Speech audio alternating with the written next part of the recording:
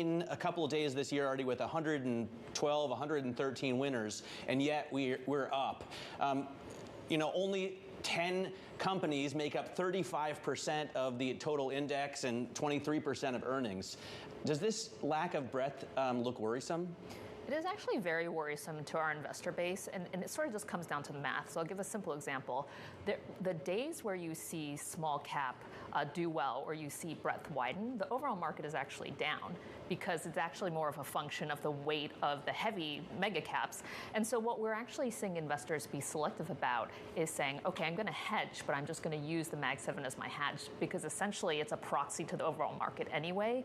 And we're at a period where implied and realized correlation has just never been this sustainably low. And what happens when correlation picks up? Volatility rises, the market goes down, and to me, it's if tech goes, the market goes. We watch sentiment on those 7 names unbelievably closely, and those have not been that great. People want to hedge those names. People are more looking for protection on those names than they were, say, 3 months ago. When is it time to rotate out of when do you take profits from the money you've made on NVIDIA and say, I'm putting it all on the Russell 2000? And the interesting thing is right now we're slowing, and slowing means you tend to want to be in the more mega cap, high quality It's kind of defensive. names. Yeah, it's sort of like a heads we win, tails we win right now with the mega. So I hate to keep putting it on the Fed or the shift in the environment, but you would need the catalyst for that.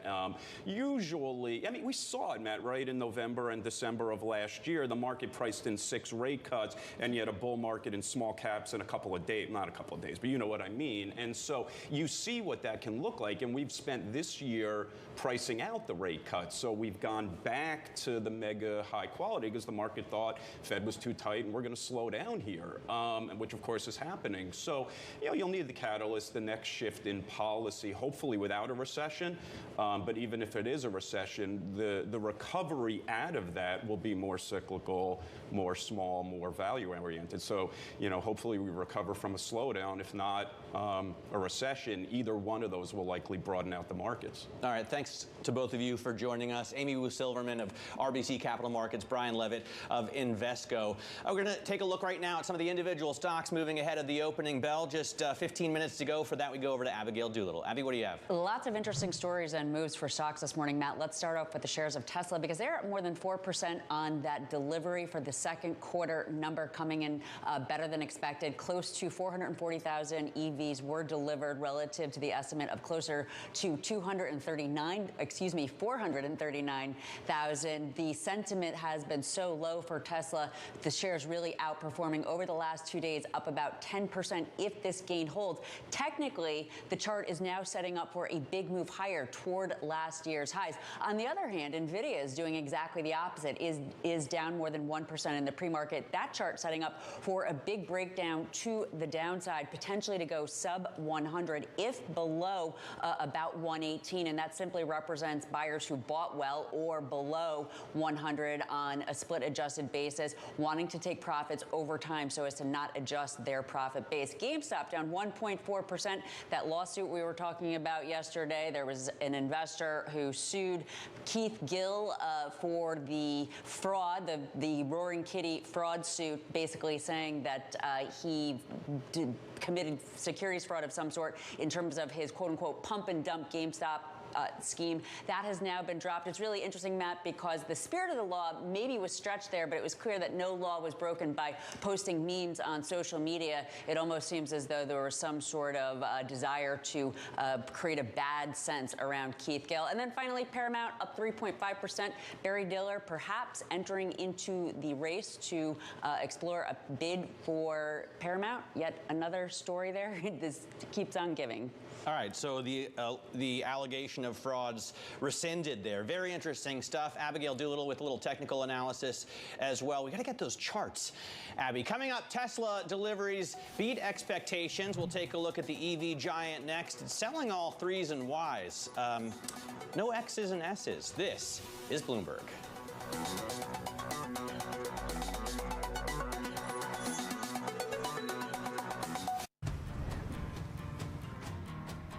Building a home for the people who are worth it. Stepping out, throwing in a line, and dropping the tailgate for a picnic. And finding far-off campsites. with the people you're closest to. Upgrade your truck, Jeep, or Bronco with over 1 million parts and accessories, and bring your truck to life. Real truck. If you listen carefully, you'll hear a rhythm in the markets. The markets compose their own tunes, and once you learn to listen for them, you'll catch yourself humming along. Almost that entire time, I was thinking about business. And I'm Jason Kelly. I've been a business journalist at Bloomberg for more than 2 decades. And across my career, I've covered everything from the Olympics to Wall Street. From Bloomberg, this is The Deal. Each week, you'll hear us in conversation with business icons. This show will explore deal-making across sports, media, and entertainment. This is very fancy for a podcast. If I knew what it was going to be, I'd put everything I had into it. I get asked more about our relationship than I do my wife. You know what I'm saying? This is a show where we talk with big-time athletes and executives about the wins, the losses, and lessons learned along the way. This show is called The Deal. The Deal? The Deal. The Deal. That deal. The Deal. Huge deal. Who dug this up? What are y'all in trouble?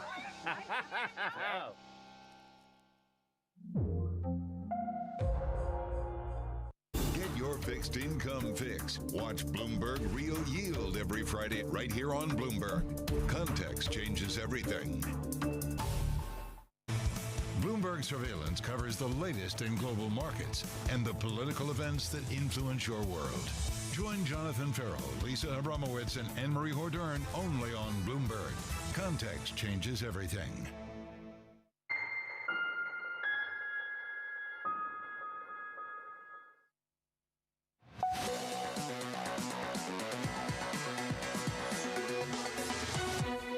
Tesla second quarter deliveries came in above expectations. The EV giant revealing the numbers just moments ago. Joining us now is Bloomberg Technology co-host Ed Ludlow out of San Francisco. So Ed, beating by what, 3, 4, 5,000 in terms of deliveries. What's the story?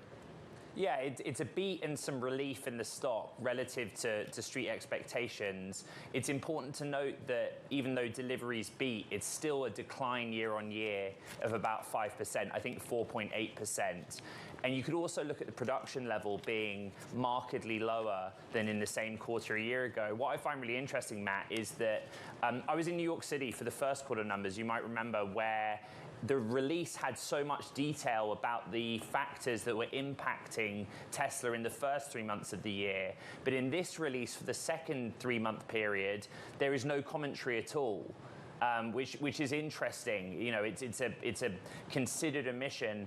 But we did hear quite a lot from Elon Musk on the last earnings call, of course, about the factors that are impacting both demand but also operationally and supply right now.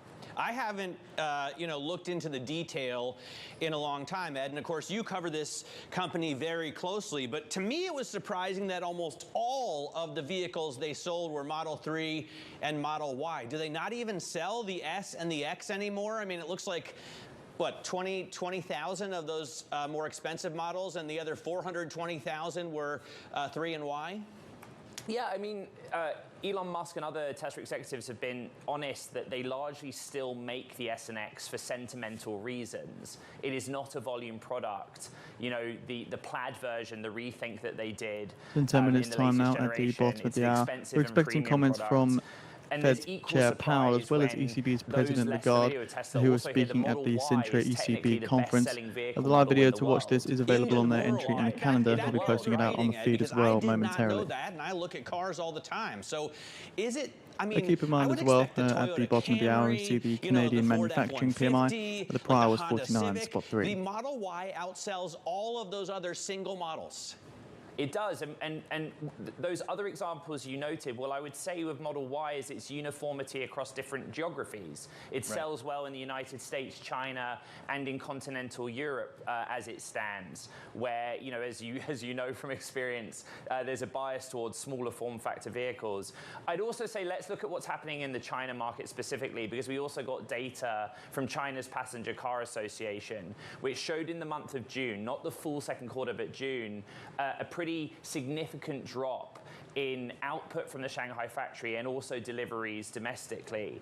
And so Tesla is not doing so well in China at this moment in time, but those domestic players, NEO, Li Auto, etc., they're pushing new records. BYD, of course, did very well. And one of those factors that Elon Musk talked about, apart from domestic competition in China, is this admission that Tesla is now directly competing with hybrids.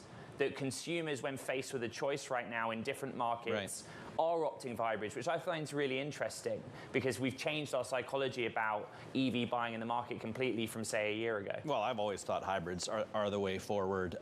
It just gives you more optionality as a driver.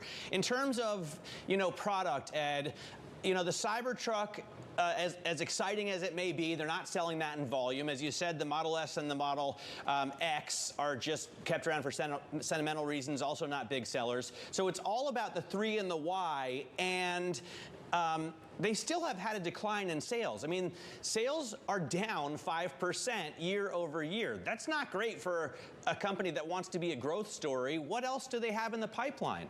And also noting, I just reiterate, the production is also, down relatively significantly to the same period a year ago. A lot of the sell-siders, for what it's worth, basically say that the lineup is stale if you strip out Cybertruck, which is still ramping. Model Y is the best-selling product model in the world, but it's now relatively old. There's not been a refresh or a new model. Of course, on August 8th, we will get a glimpse of Robotaxi, and during Investor Day, you see the PowerPoints with yet-to-be-unveiled models under canvas. So there's a belief that new models are coming. My own reporting is that they will take the work they did on a $25,000 EV and apply the R&D, the technology breakthroughs, to refreshing the Model Y and Model 3 in particular, lower spec, maybe single motor variants. But that's the argument that industry analysts make, that Tesla would do well if they introduce more models at a more regular cadence. All right, Ed, great to get your take on this company. Bloomberg Technology co-host Ed Ludlow. Catch his program coming up at 11. Next here, we're going to give you the morning calls. This is Bloomberg.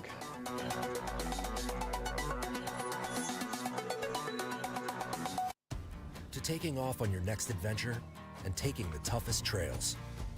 For work and play and every day. Upgrade with over 1 million parts and accessories and bring your truck to life. Real truck.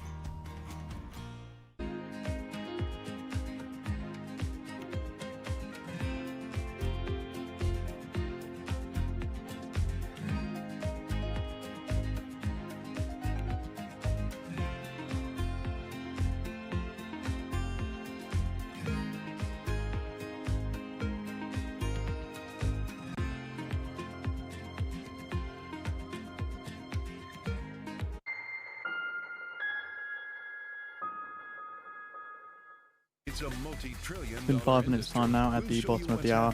Fed's Chair Powell and ECB's President Lagarde are due to be speaking at the ECB's conference in Sintra. The live video is available on the feed for anybody interested, as they're due to take part in a panel Q&A discussion in just under 5 minutes time now. Keep in mind as well at the bottom of the hour, get the Canadian manufacturing PMI. Prior read was 49.3. Asia is at the forefront of some of the world's biggest stories. I'm Chevrian in Tokyo. And I'm Heidi Stroud-Watts here in Sydney, where the trading day begins.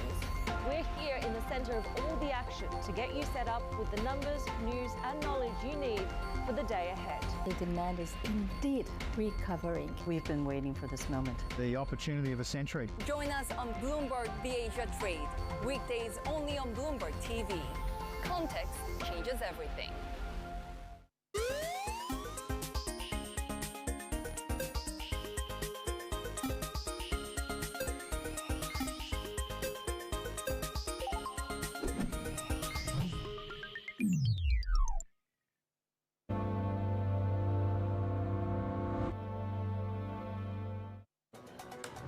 Time now for the morning calls. Look at some of the analyst recommendations on Wall Street this morning. First up, Susquehanna raising its recommendation on PayPal to positive. The analyst is confident the company will make profitable growth a top priority. Next up, Piper Sandler is downgrading CrowdStrike to a neutral. That analyst cites valuation concerns for the security software company. And finally, Citi and Raymond are downgrading Raymond James, downgrading Leonard to hold equivalence. This is Bloomberg.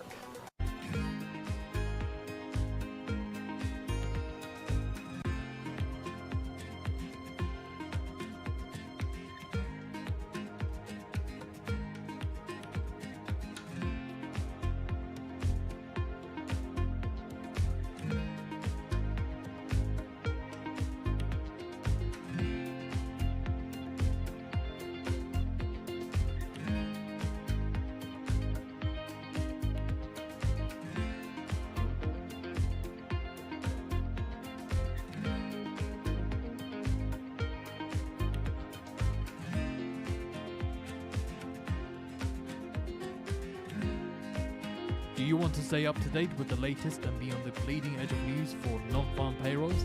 Then sign up today and get our special offer of Financial Juice Pro for a year's worth of our service for the price of 1 month and save 92%.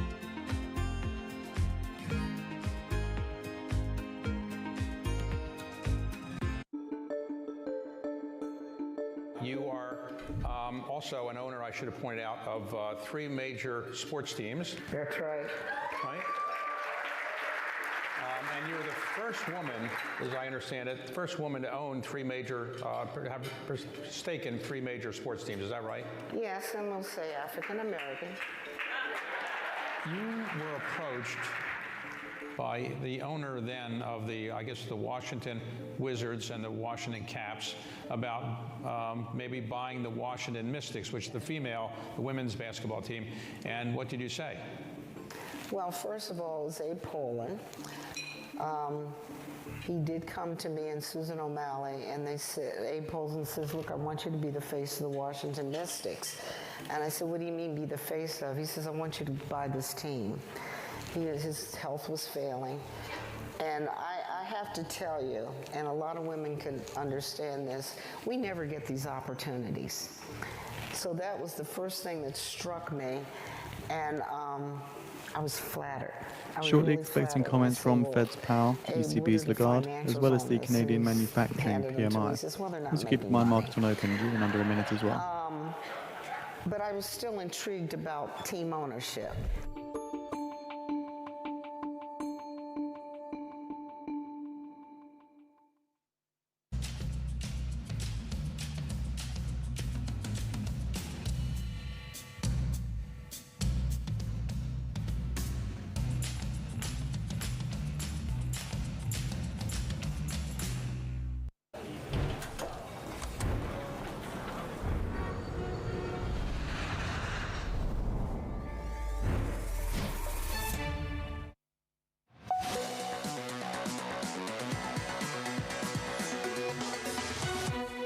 This is the countdown to the open. I'm Matt Miller. We are moments away from the start of trading. You can see futures are down on the S&P and the NASDAQ. Small caps so we're looking now to the markets on open imbalance. S&P 500, 115 million to the sell side. NASDAQ 100, 25 million to the sell side.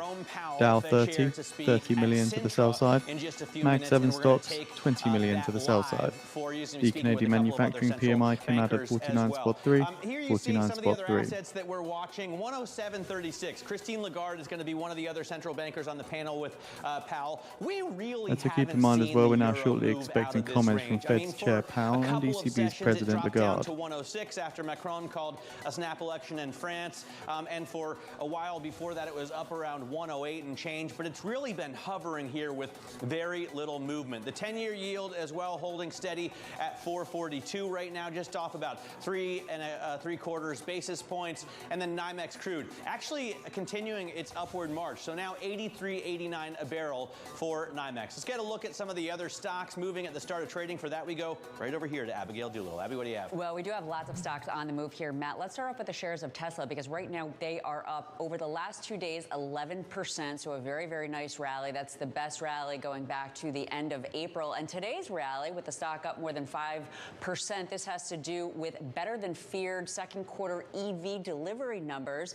That estimate, or that number, came in at 440,000 versus the estimate of a little less than 440,000. I think the sentiment was so bad, that's why we have this stock up. And on this, the shares of Tesla are very close to putting in a breakout. There's a long-term downtrend that has capped the shares of Tesla. That may happen again because the daily RSI, or momentum indicator, which is not shown in this chart, it is a little bit peaked out, Matt, but on the other hand, the stock is back above its 200-day moving average, and it seems to me as though there could be some kind of a funding rotation going on within big tech, because on the other hand, we have the shares of NVDA down deeply in a correction. In fact, actually close to a bear market today, down 2% for no particular reason. If we take a look at this chart, Matt, I would argue that it has everything to do with people who bought very well below $100 per share on a split adjusted basis, and rather than wanting to disrupt their profit, they're taking their time time. And so the sideways trend that we've had since the last quarter, that has gone, let's call it between 100 and the recent high. That is, again, some of those people who bought very well, taking some profits, but not taking it all at once. So to not disrupt their profit taking, the profit that they could make. But if below 118, Matt, we could see a pretty quick drop the Canadian manufacturing PMI June report on the Frenny. Earnings for the last quarter that was reported, and that is closer to, let's call it $90, somewhere above $90. All right, that's interesting technical. Look at the technicals there, Abigail. I would go back to the Tesla chart, and the interesting thing to me is the market cap, right? Tesla is a $700 billion company. Ford is worth $50 billion. GM is worth $50 billion. Just paring back some of these losses, still down 0.1%. This is a $700 billion company that just posted a 5% drop in sales. How does that make any sense at all? Well, I think that goes back to the question of whether or not Tesla is a technology company or a car company. So I think that it's probably a blend of both. And I think that that market cap reflects its mega cap tech status, and that they're being given a little bit of a breather for that sales drop. Wall Street's all about estimates. It's about perception. So relative to the second quarter EV numbers, what have you done for me lately?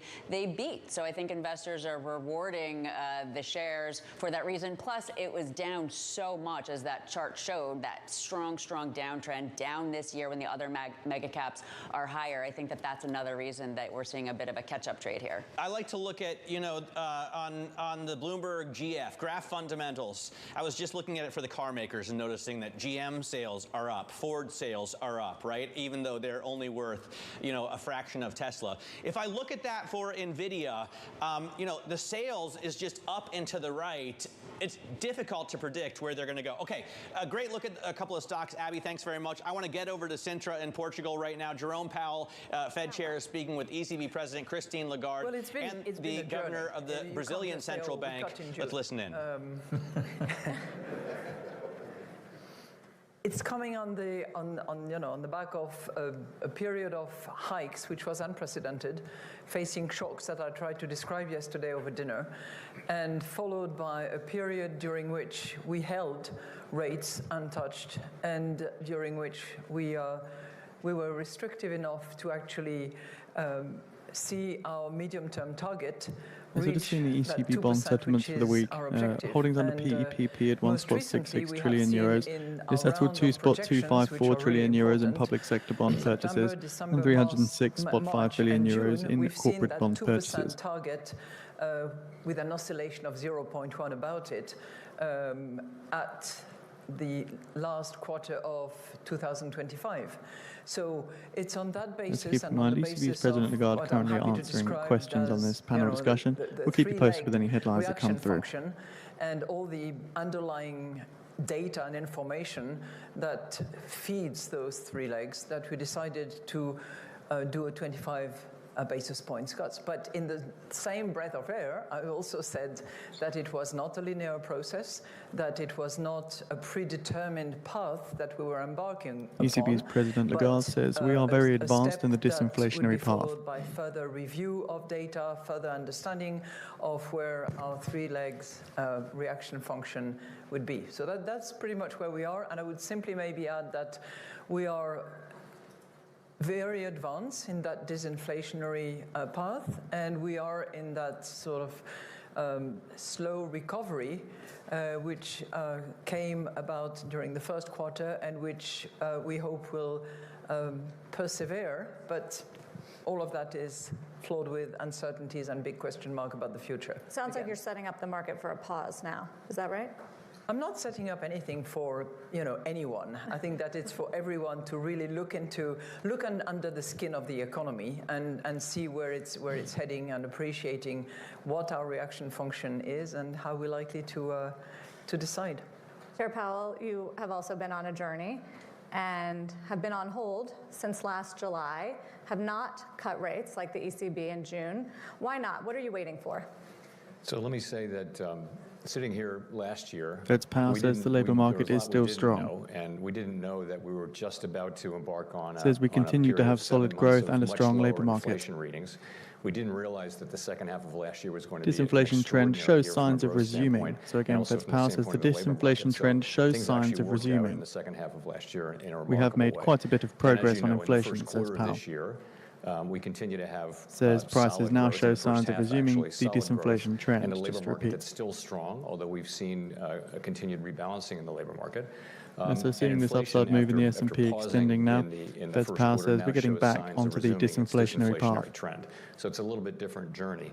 So where that leaves us is we've made quite a bit of progress in bringing Powell does add, though, that we need to be more confident before reducing policy rates. Remains strong and growth has continued. We want that process to continue. Says we need to see more data like we've been seeing recently.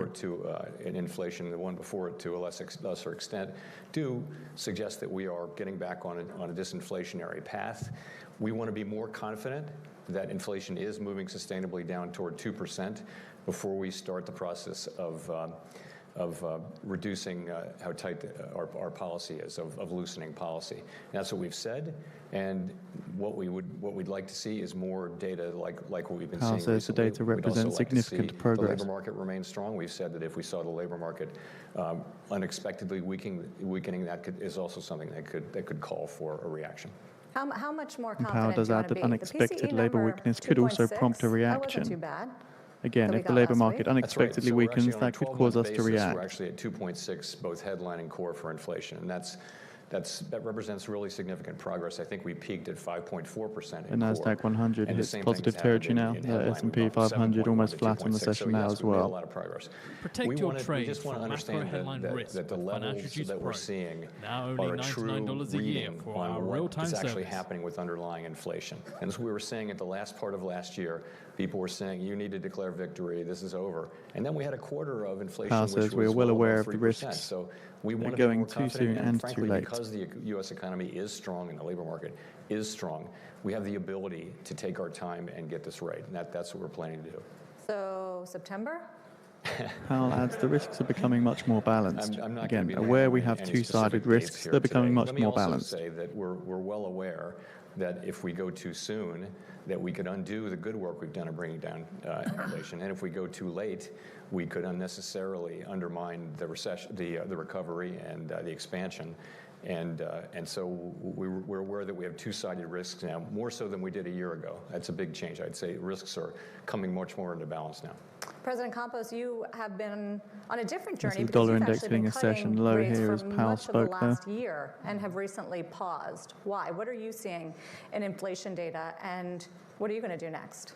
Okay, so if you go back a little bit in the history of time, so Brazil was one of the first countries to hike rates.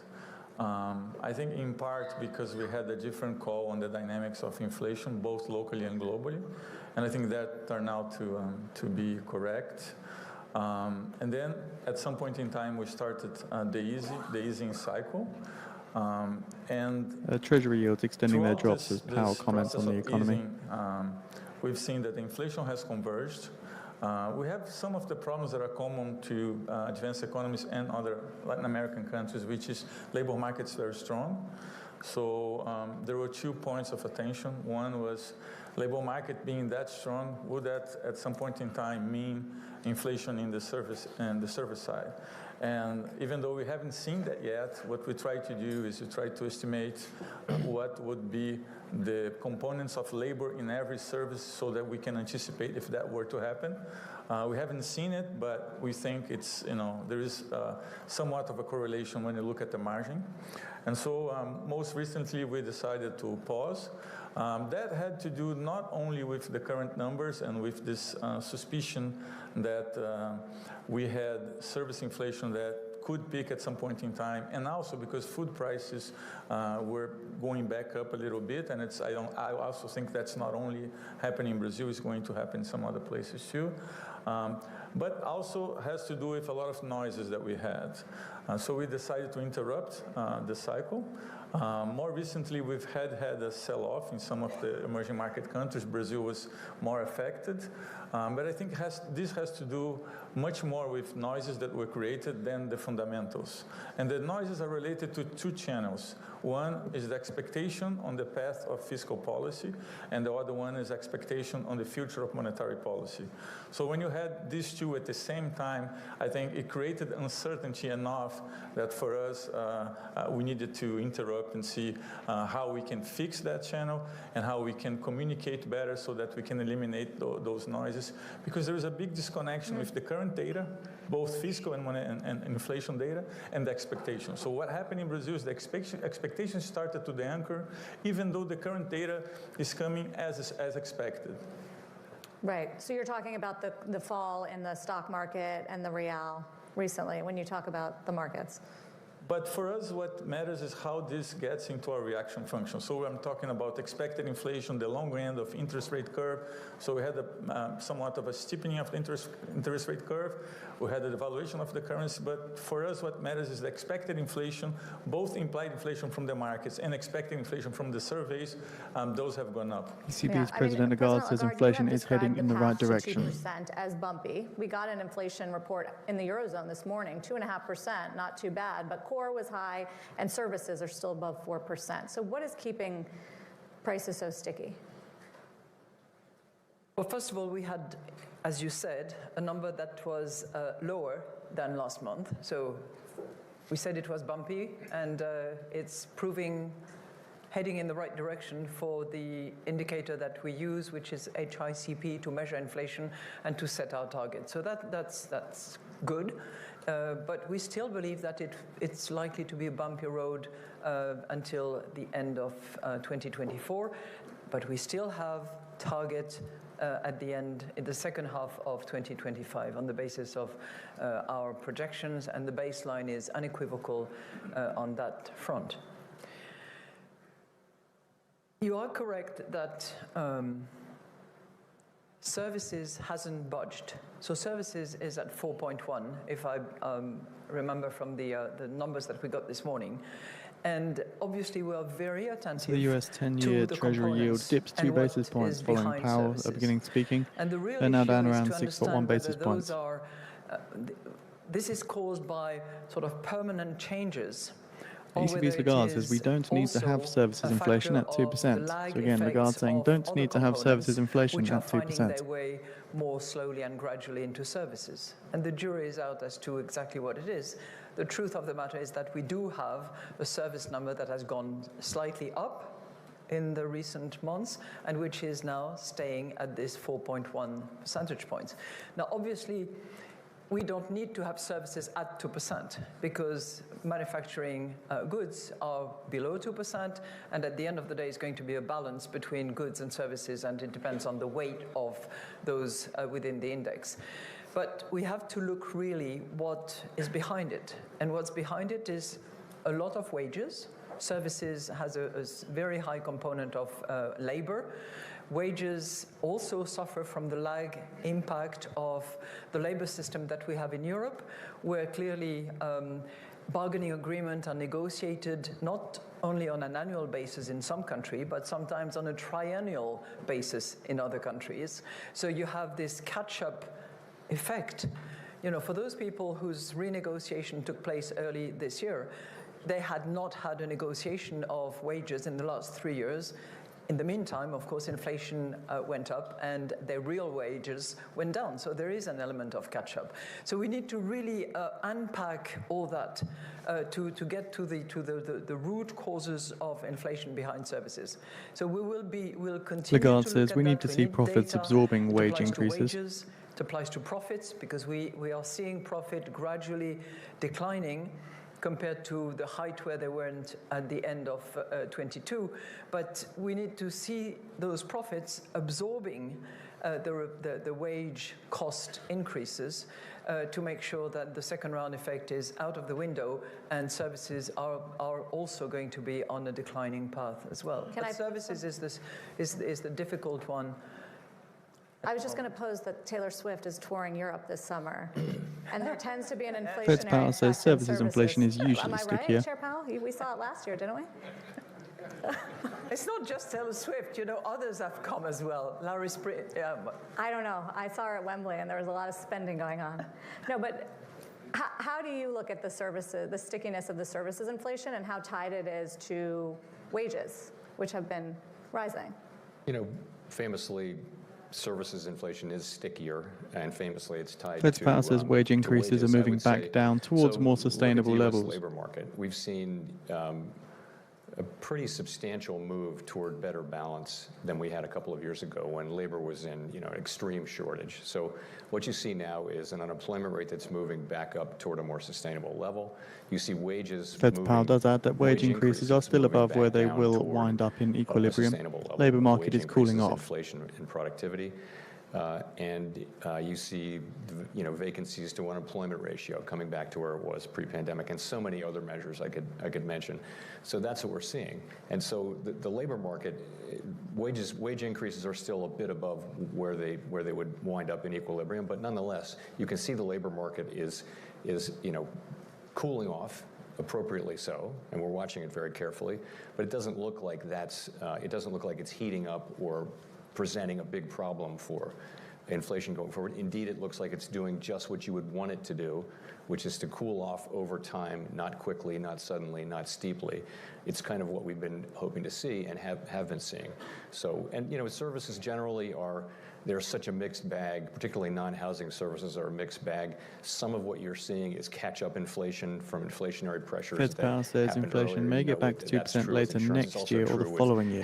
Don't see inflation getting back to 2% this year. Pent-up rent increases that have to work their way off. It turns out it takes more than 1 year for that to happen. It takes several years. So we see all that in train, and we don't see ourselves getting back to 2% inflation this year or next year, or maybe late next year, but in the year after. The main thing is we're making real progress. Can you keep cutting President Lagarde if he keeps holding? Does it make it harder? Well, look, I'm going to give you the conventional response because that's the conventional question you ask me. We do take into account the spillover impact of whatever is decided by other esteemed colleagues. And obviously, my esteemed friend, Chair Powell, is one of those. So we take that into account, but we also determine our monetary policy on the basis of what we see in our economy.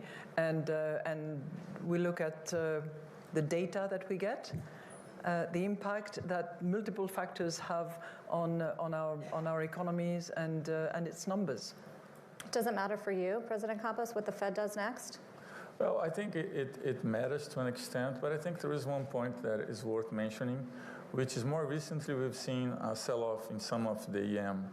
At 10 a.m. Eastern Time, we get US JOLTs job openings, forecast 7.95 million on the prior 8.059 million, with a range of 8.3 million to 7.682 million. But when you have a lot of sell-offs in different markets, and they're all explained by local news, you have to ask yourself if there is a more fundamental factor driving that. And I think there might be. It's difficult to make the case right now. But definitely what we see now is there is more risk premium in a lot of the emerging market countries. And it was very synchronized with the long end of the US curve. And that correlation broke. So we've seen the last couple of weeks that even though the 10-year yield is more or less stable, even actually going a little bit lower, we saw a bit of a sell-off in emerging market countries. And I think that has to do with the fact that as you go for longer with higher rates and much higher debt, you start extracting liquidity from the market, and eventually you are. The German coalition nears a budget deal as the debt break limits options. In EM, or it could be the beginning of a more profound movement. We need to wait and see. But I think the correlation between the U.S. Treasury and some of the EM has been broken in the last couple of weeks. And I think we should pay attention to that. What about the fundamentals in emerging markets? Because the economies seem to do better during this hiking cycle than they have previously. Why do you think that is, and does it continue? I think most EMs did a better job in terms of, or at least an equal job in terms of anticipating the process and starting the hiking So process. Germany Chancellor Scholz's coalition will deliver a draft. Do you want to stay up to date with the latest and be on the bleeding edge of news for non-farm payrolls? Then sign up today and get our special offer of Financial Use Pro for a year's worth of our service for the price of 1 month. Which is, by and large, emerging markets were able to deal with the pandemic spending less. And actually, when you look at the fiscal post-pandemic, emerging market continues. It's not the case of every country, but continues to do a little bit better. So I think that also change the dynamics. And one other thing is, I think, the independence of the central bank and the maturity that a lot of the central banks have gained in emerging market proved to be very useful during this process of the pandemic.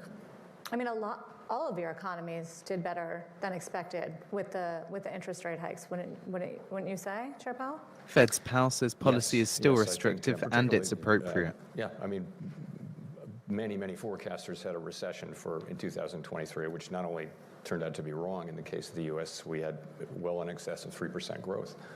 So. But you still see policy as restrictive? Yes, we do. How restrictive? Well, so that's kind of an empirical question. So I guess I would say, if you look at, we do think policy is restrictive, and we think that's appropriate. I think if you look at the labor market in particular, you're seeing Powell says we are seeing the effects of high rates in the housing market. In the form of job openings, and now a slight softening in unemployment. In the form of wages, you see demand coming down, not just the supply that we're getting, but also demand coming down. You also see the effects of high interest rates in the housing market and in some other interest rate sensitive. Powell says restrictive policy is working hand in hand with supply. I do think that restrictive policy is working hand in hand with this broad supply side recovery we've had, where we've seen the unwinding of the shortages and bottlenecks from the pandemic. We've also seen a recovery in labor force participation among prime age individuals in the U.S., and then some immigration, which has also been a positive supply shock. So we've seen all those things work together to give us, really significant declines in inflation. At the same time, we've got a strong labor market and growth. This was it's a great outcome for the people that we serve, and it's one that we want to do everything we can to foster. So why not just cut rates to protect it? It's what I said earlier. Is it a bigger risk? Sorry, I'll rephrase. Is it a bigger risk that you cut prematurely and inflation stays sticky, or that you wait too long and the economy loses more momentum? That is the question, and our answer to the question is we serve a dual mandate, right? And these two things are embodied in that mandate. The risk on the inflation side is that you move too quickly, inflation comes back, and we didn't really solve the problem. And then we have to go back in, and that would be very disruptive to the economy. So the other risk is that we wait too long. We understand that, and the labor market softens too much. Perhaps we lose the expansion. So at 10 a.m. Eastern Time, we get U.S. JOLTs job openings, forecast 7.95 million, on the prior 8.059 million, with a range of 8.3 million to 7.682 million. A year or so ago, we were talking about inflation, and our framework called for us to focus on the variable, the mandate that is further from its goal. That's not. They've come back much closer into balance, and a good way to see it is the beverage curve analysis that everybody talks about and looks at. We've come straight down the beverage curve, which you're really getting to that place relative to job openings and hiring rates, where traditionally the beverage curve is flattened out, which would mean higher unemployment as a result of further declines in job openings. So you can't know that with precision, but it's very much understood by us that we have two-sided risks and we have to manage them. So what about the recovery in the Eurozone, President Lagarde? It's also been pretty resilient, especially on the unemployment front. How confident do you feel in sticking this soft landing? Well, we reached a level of confidence back in June when we decided to actually cut rates by 25 basis points. But as I said in the opening remarks, it's not something that is taken for granted, that is a given, and we're going to re-examine each and every step of the way whether that confidence is actually continuously reinforced in order to continue on that path. And the remarks by Chair Powell made me really reinforce my points about data. Because we are navigating in this universe of one risk versus the other, but where data is so important. And data is so important because we proceed always with the burden of the lag of time. Whether it's the impact of our policy decisions, whether it's the impact of wages, whether it's the sort of on-time data or not, all of that has to be taken into account and analyzed in details so that we can feel really confident that we can go forward. At the same time, there are also political risks. Certainly they're front and center. It was nice of all the authorities to make elections all happen this week, certainly in France and in England. President Lagarde, is there anything the ECB can do to shield the rest of the Eurozone from feeling any negative impact from a divided government in France or from whatever the result is of the French election in a negative way? I thank you so much for your question. It can't be a surprise. Because I'm not going to comment on the political situation of any of the member states, particularly those that are facing elections at the moment. But, you know, obviously, the European Central Bank has to do what it has to do. Our mandate is price stability. Price stability is obviously relying on financial stability, and we are attentive to that because this is part of our job, and we will continue to do so. Does the rise in French bond yields look worrisome at all? You know, these are the things that we monitor. This is part of the job. It's you know, it's not particularly at this point in time. We do that all the time, and we are very attentive. You have fought hard for the central bank's independence in Brazil, and yet now you are the subject of many attacks from President Lula, and so I'm wondering how you're dealing with that. Attacks from me? No, no. No, President Campos. Attacks from President Lula. I think he called you an adversary and an enemy. Yes, well, I think as a 1 minute remaining. As a central bank, we have to get away from the political arena and try to go on with the technical job. And I think what we did... The US dollar hits session lows versus the yen as Fed's Powell's comments viewed as dovish. Last down 0.1% at 161.4. President, in his last year of mandate, we increased rates in a cycle that went from 2% to 13.75%. That's the biggest increase in rates in an election year in the history of any emerging markets. So if that is not a proof that you are independent and you acted autonomously, it's difficult to find another example like that. 10 so seconds. I think all this narrative that the central bank has been political, I think we have to get away from that and explain what we're doing. And I think what we're doing has been very technical. The last decision was unanimous, and we now have 4 members in the board. 8.14 million, 8.14 million higher than forecast, 7.95 million. What we need to separate it was what is the political narrative. Seeing and some what upside in the US dollar. That we need to do. And I think history will tell and time will tell that the job was done in the best we could do with the data that we had at hand, and that was in the most technical way, and it was done speaking on a panel in Sintra, Portugal. I'm Katie Greifeld, and of See course, US JOLTs job openings prior revised 7.919 million. But the Fed needs more confidence to cut. Meanwhile, we do have more data crossing the terminal right now in the form of JOLTs. Let's get right to Bloomberg's Mike McKee. Well, we are looking at a disappointing number, a surprising number for the JOLTs. A lot of economists thought we would see a decline in job openings. Instead, we see an increase. The April number revised down to 7,919,000, but then we come in with 8,140,000 during the current month, or during May, because these numbers are delayed by a month. I'm trying to pull up the overall numbers numbers here. The other number that people care about a lot is the quit rate. The quit rate, a little change, 2.2%. That's the 7th month in a row, so no improvement there. There was some thought that we would see that going down because there were fewer job openings and people would get worried.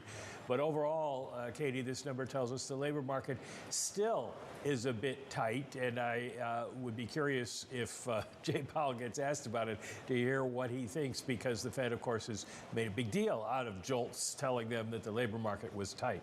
Well, Mike McKee, to that point, let's get right back now to that Fed chair, Jerome Powell, ECB President Christine Lagarde, and Brazil's central bank governor speaking right now on a panel in Portugal. It doesn't seem like President Lula is going to reappoint you. So do you worry about the independence of the central bank? So first, I was never up for reappointment, regardless of who won the elections, and I've said that from the very beginning. When I helped design the independence law, I actually tried not to have the reappointment possibility in the law. And for me, the reason was I didn't want that the president of the central bank, at any circumstance, would have any incentives to bend his knee in order to have any kind of re-election. So that we need to make that very clear. Secondly, there is actually a risk premium down in the curve, and I think it has been elevated in the last couple of weeks as to an uncertainty of what happens when the next leadership or the next team takes place. But this in Brazil is done very slowly because the president can change 2 directors every year, and we have 8 directors plus the president. So right now we have 4 directors that were appointed by the current government. And the last monetary decision, was unanimous. So I think what we did in the last decisions proved that the group is very cohesive in trying to find a technical solution for the country. So I understand there is a risk premium and there is always this uncertainty, but I think the group that we have— Treasury's pairing gains after the JOLTs data. 8 directors plus a governor. We have posted the US job openings and labor turnover in the May report on the feed for all those interested. And so I understand that there is a risk premium, but I think with time that risk premium will tend to decrease. There are concerns in the United States about Fed independence if President Trump gets elected. There have been reports that he's looking at that issue. Obviously, you've been subject of attacks before. What is your level of concern about that? I am not focused on that at all. And that's not just a talking point. I really think that we just keep doing our jobs. I mean, the U.S. economy, we have 4% unemployment. It's growing at 2%. Inflation's at 2.6%. Let's keep that going. Let's do our jobs. History will judge.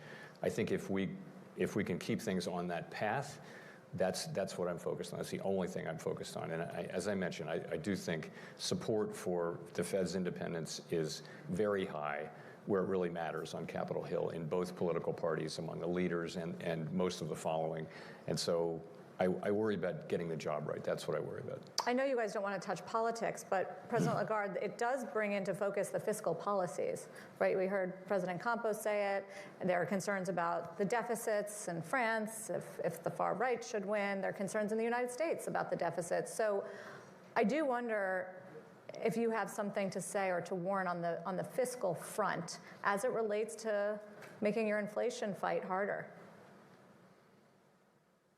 Well, fiscal matters enormously, true, and it matters in 2 different ways from my perspective. It matters from a sort of conjunctural type of way, and thank goodness the European authorities have agreed on the fiscal governance that will take over after the Growth and Stability Pact has been has been suspended and now completely replaced. So there is a framework within which members of the European Union have to operate, have to control the direction of their debt, have to make sure that it is sustainable going forward through the efforts that they deploy, and have to keep their deficit on watch with enough flexibility, and that's the second part of fiscal spending that I'm concerned about, with sufficient of an impact of a focus on productivity, on growth of investment that will be conducive to both.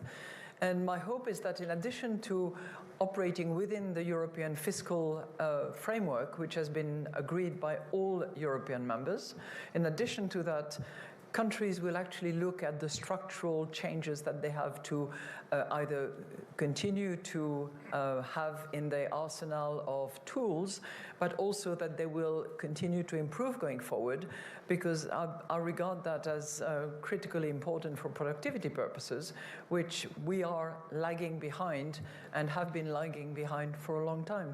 So we're not so worried about fiscal expectations, as Roberto was saying, for Brazil or emerging market economies, but we're very concerned about the fiscal rules that have to be respected within the European Union and the structural reforms that will be conducive, hopefully, to productivity improvement going forward, because that's the only way for Europe to actually remain strong and thrive in those changing circumstances and transformations that we have talked about.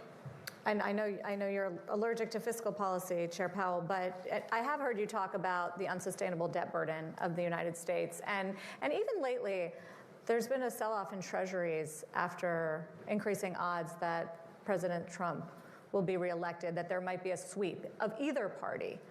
Doesn't that make you nervous when it comes to the progress you've had on inflation? If we do see more expansionary fiscal policy, more deficit, bigger deficits, bigger debt loads? So I'm going to give you the traditional Fed's answer. Powell notes that the budget deficit is very large. You know, we just know fiscal policy is a job for elected people. As well as We're the not path elected being people, unsustainable. So we don't comment on it, and particularly in advance of a presidential election, we're not commenting on anyone's particular policies one way or the other. I will say more broadly, though, the United States is running a very large deficit at a time when we're at full employment, and it just is, the level of debt that we have is not unsustainable. The path that we're on is unsustainable. That's completely non-controversial.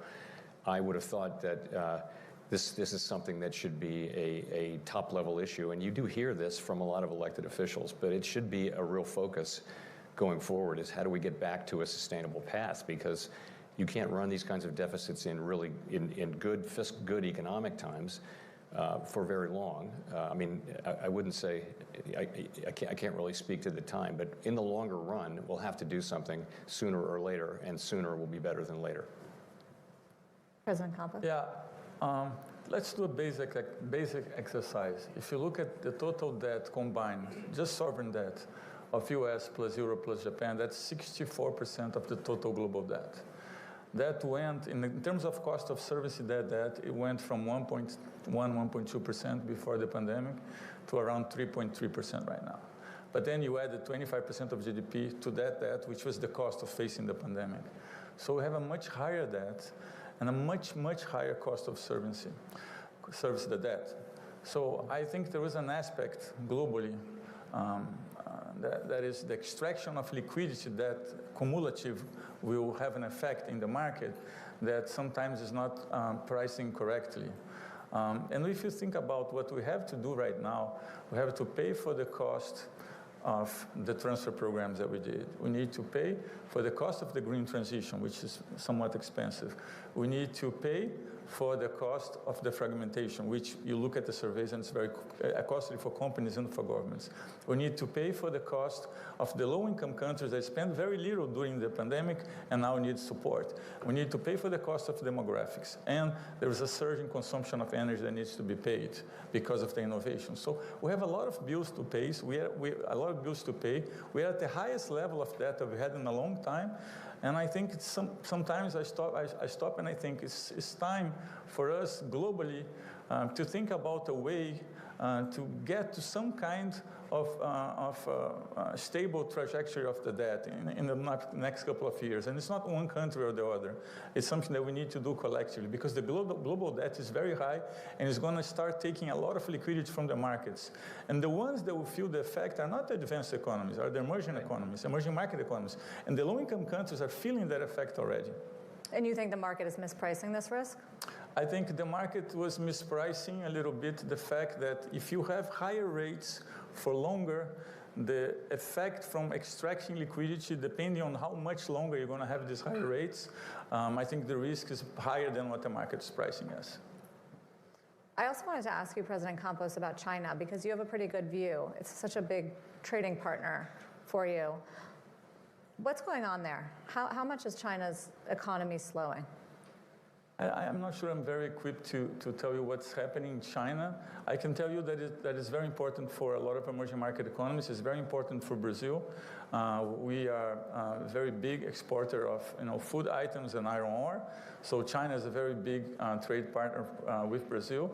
And it has been for a while. And regardless of the government, it's important to understand that is a very important tie to Brazil. The one thing that we look looking from far away is we're trying to see what are the policies that China is doing, what is the focus, and what is the impact that this new policy will have for us. But because we export mainly food items and iron ore, we don't see that as a big threat. I think some other countries will have a different understanding of what this impact will be. Yeah, I mean, there's also trade barriers that are going up. President Lagarde, tariffs. I mean, in our election, we're talking about potentially more tariffs. Are you seeing that in terms of growth and inflationary impact? Well, we're not seeing yet more tariffs than what had been decided back, 8 years ago, and which was consistently maintained later on in relation to certain products. So that for the moment is stable. What is not stable at all is the number of protective measures. Occasionally, non-compliance with WTO rules, the level of disputes that are brought before the WTO, which is not in a position to resolve them because they are not equipped with the dispute resolution mechanism, and magistrates have not been appointed to that effect. We've had more than 3,000 trade protective measures decided in the last 2 years.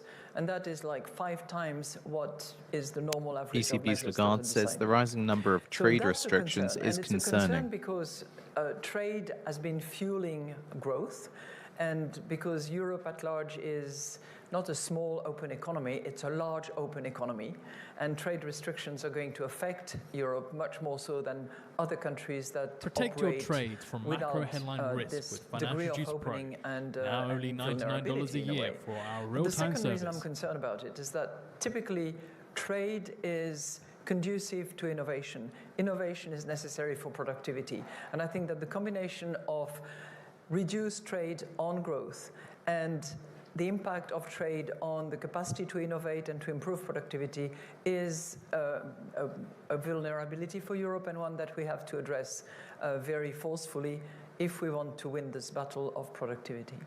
So and it's not independent from inflation. I'm not getting away from my topic, but it's one that is clearly a concern on the horizon. But and it could be inflationary. I mean, 10% across the board tariffs, Chair Powell, inflationary? Of course, I'm not going to be scoring any potential political proposals which have been talked about. It's just not our job to do that. Also, almost anything affects the economy. Trade affects the economy, immigration, energy policy. Those are not our jobs. There are other agencies that do those jobs. We do maximum employment, price stability. So in our political economy, we stay out of that. Right. But it has implications for price stability, surely, and maximum employment. Again, we're not looking to be, this is exactly what we're not looking to do, which is to become players on issues like tariffs. I mean, because it affects, literally everything. All these things affect inflation and jobs. But notwithstanding that, there are others in the elected government who are responsible for trade policy. We don't comment, that's all. Understood. So back to your job then. There is this debate among the Fed and other central bankers about where policy rates are going, R-starred, the neutral rate, what that rate should look like, and whether it's different after COVID. What do you think? Can we go back to trade? Yeah, no. Sure. Please.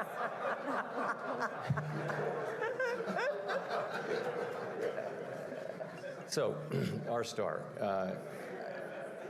I guess I would start by saying that the thing that we write down as part of our summary of economic projections, and the thing that economists mean by R-stars, is a longer-run concept. It's the rate of interest that would hold the economy at equilibrium at a time when we're at stable prices and maximum employment, and there are no shocks hitting the economy. So this is not the economy today. So the first thing to say is that when we're sitting in the boardroom in Washington thinking about whether our policy rate is the appropriate rate for this economy right now, we're not battling over what long-run R-star is, because this is a different economy. This is an economy that's still recovering from the pandemic.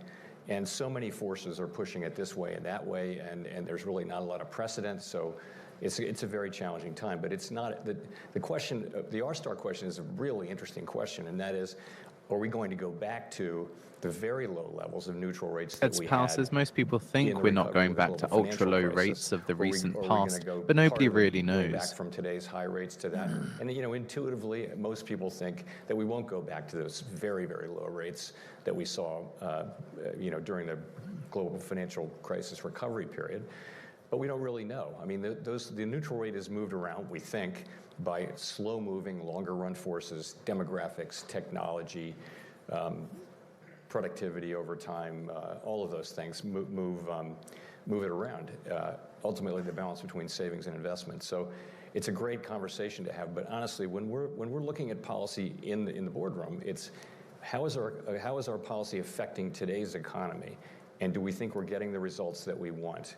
And by and large, in a world where this isn't a world of precision, we think we are. We're getting a gradually cooling economy, a gradually cooling labor market, progress on inflation, 4% unemployment, 2% growth. We're getting kind of what we would want to have. And so that's, I worry that some people, no one in this room, but some people think that the R-star debate is the thing that dictates our assessment of how restrictive policy is. It's really Taking a look at the Fear and Greed Index, 49 out of 100 equaling neutral, and the Crypto Fear and Greed Index, 51 out of 100 also equaling neutral, and looking at the VIX, currently up 1.06% at 12.36. No, I agree. It does. It's what will we discover to be.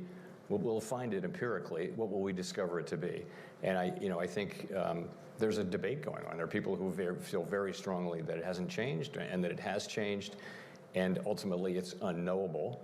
It does matter for the longer run. It matters for where rates will settle out, but it doesn't matter much for policy decisions today, which are the ones we're actually making. I guess we want to know if they're like 10 cuts coming or 15 cuts. I mean, do you think, President Campos, it's changed post-COVID? Are you dealing with a different economy? So the R-star story for emerging market countries is a little bit different. So for example, if you had a table of countries of Latin America, you would find that at least the models internally used by their own central banks, in some cases you had R-star going higher, like Brazil, from 3 to 4.5, but in some cases you actually had R-star going lower. So the question is, what is the short-term view and what is the long-term view, as Chairman Jay described? And I think for us it's more like trying to understand what is the structural reason for the neutral rate in Brazil to be so high, 4.5% real time. It's really high. And I think a lot of it has a lot of structural elements from the past, but it has intensified during the pandemic. And you could go and talk about the amount of subsidized credit. You can talk about the trajectory of the debt. You can talk about productivity. For example, when you look at productivity, there is one thing that not a lot of people talk about, which is in the need for raising money, sometimes the adjustment is done on the revenue side.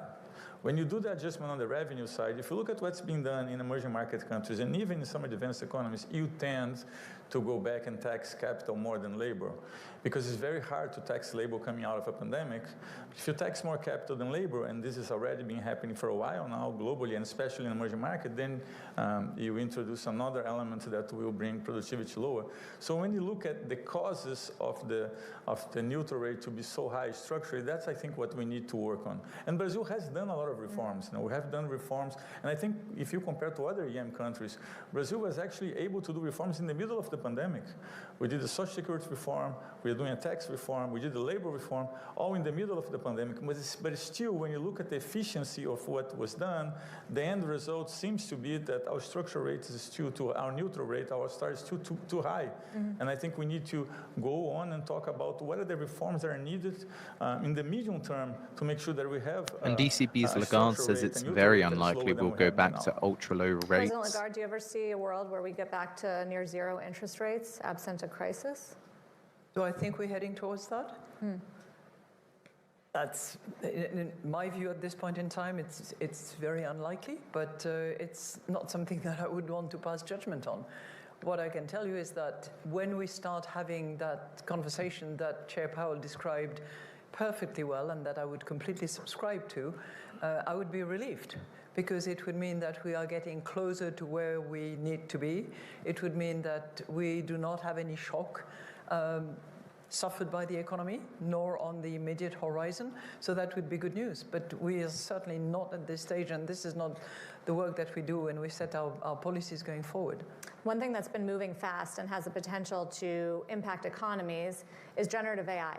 And I know we started talking about it a little bit here on stage last year. It was early, but things have moved, President Lagarde. So how are you thinking about any impact on growth or productivity or inflation of what's happening in technology? Well, Sarah, that's a subject for which we need another hour, because there's so many questions about it.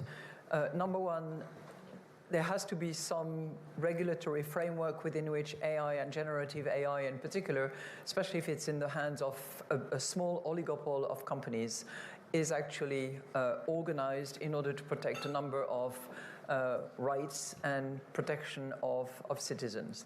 I would start from that, which is not where we are for the moment, although there are attempts to organize in a better way, as was the case with internet, on a global basis, the use of generative AI. So point number one. Point number two, and I will let Roberto talk to that point because he's more of an expert than I am, the question of how much energy is used in order to test large language models is really something that is not often in discussion, and yet it matters enormously. Third, the impact that AI will have on growth, on inflation, on productivity, I think is yet to be determined. I think most people would agree that it will have an impact throughout the ladder of jobs in most segments of the economy, in areas where mechanical developments have not historically affected jobs in particular. And it will require significant amount of training and constant upskilling of people so that they can adjust to artificial intelligence, use it, and not be victims of it. I would add to that I think we at the ECB are using artificial intelligence, try to do it in a safe environment without being hostage to those companies that would like to have access to the most private of our data. So it does require a cautious management and enough control without preventing the innovation and the creativity that people can apply in the use of these tools. You use it in models? How do you use it? We use it in models. We use it in, whenever we need a lot of language mining, and whether it's structured or unstructured data, for that matter, we use it, and we are constantly pushing the frontiers of that. But as I said, cautiously, because we need to protect data, and we need to make sure that there is enough human judgment involved in the process of this use of artificial intelligence, so that we are not either hostage to the mechanics itself. Do you think that fears over generative AI, Chair Powell, rendering certain jobs or industries absolute are legit? And is there anything a central bank can do? I don't think we know. So you see this massive investment boom. You see, serious people in the private sector and the public sector. There's a sense of something big coming here. And it feels like what that will be is it will eliminate some jobs, it will create some new jobs. And the question really is for many people who will it augment their labor and make them more productive, or will it eliminate their job? And I don't think we know that. It's too early to say. There's not a lot a central bank can do about that. This is really a job for. We can supervise our financial institutions and things like that to make sure that that they understand what they're doing with all different kinds of technology, but also like everybody else, we're meeting with all the experts and asking ourselves what will be the effects on productivity, on inflation, on growth, and will it be enormously displacing, and if so, of whom? One thought is that it'll be more people doing white-collar jobs who are, writing press releases and things like that. So we just don't know. It's something we're investing a lot of time and effort. We're not using generative AI. We're very carefully looking at that. Other earlier forms of AI are in fairly common use in American business, and I believe we use some of that. What about you, President Campos? I know you're focused on the energy needs as well. Well, first, I think when you look at the surveys that we have, and we have plenty now on the use of AI on companies, what you have in terms of empirical evidence up to date is that the companies that use AI to enhance existing labor have had better results than companies that have replaced labor for AI. So that's something that we know. It doesn't mean that some jobs won't be replaced by others, as it was said. But I think what we need to understand is what we are seeing basically is an increase in the ability of processing data and storing data. So it's basically computer power and the ability to store data. And that's very energy consuming. You have a couple of dimensions that you need to look in. You look to privacy, where is the limit, and what is the taxonomy of using this once it becomes a global instrument? What is the taxonomy of using this? Because you could be talking about data centers being placed in countries that have cheap energy to produce services for countries that have more expensive energy. So once you start crossing the frontiers, thinking about how you're going to do this movement globally, I think there's a lot of consequences, and one of which I think is you're going to have very unequal growth between the countries that are more on the edge of producing this technology and the countries that are not, and the energy consumption also will be very unequal. So I think globally we need to look at how we're going to connect the dots and create more or less a taxonomy for this development to be sustainable. In the minutes that we have left, want to do sort of a quick lightning round of questions. Mainly, we talked about opportunities, we talked about economies. What about the biggest risk facing your economies? And I do wonder if they're the same or different. Chair Powell, what's the biggest risk facing the U.S. economy right now? Yeah, I mean, I traditionally have said cyber risk to that because we know how to deal with credit risk. We know how to deal with lots of kinds of risk, market dysfunction, things like that. But we haven't really had a big successful cyber attack on a financial market utility or a bank. And that's the kind of thing which I think is, the stuff of lying awake at night. I would also, today though, honestly, really it is just the balance that we talked about, getting the balance on monetary policy right during this critical period. That's really what I think about in the wee hours. President Lagarde? Same thing. Really? Really? Cyber risk? Mm-hmm. I think, I'm saying that touching wood, actually, and I wish, because it's one, if you ask the financial sector, if you ask banks with which we interact a lot, sometimes much to their chagrin, but eventually to their satisfaction in the long run, I'm sure, because we supervise them carefully. But typically, that's a risk that they flag as one of their top priority risk, and on which I think we need to constantly improve the level of coordination, first, second, third line of defense, and best way to respond to those. Now, clearly, I'm concerned as a person more than as president of the ECB about the backlash that there is against the fight against climate change. And some would argue that it has nothing to do with central banking, but I would contend that this is actually not the case. It does have a ramification impact that we should be mindful about, but it's a risk that is there and that will come to haunt us if we don't do much about it. I thought you were going to say geopolitical risk. Well, that's there too, right? Facing Europe? Geopolitical risks as defined by Maurizio earlier on? No, who was it? Yeah, Moritz. We heard a lot about geopolitical risk.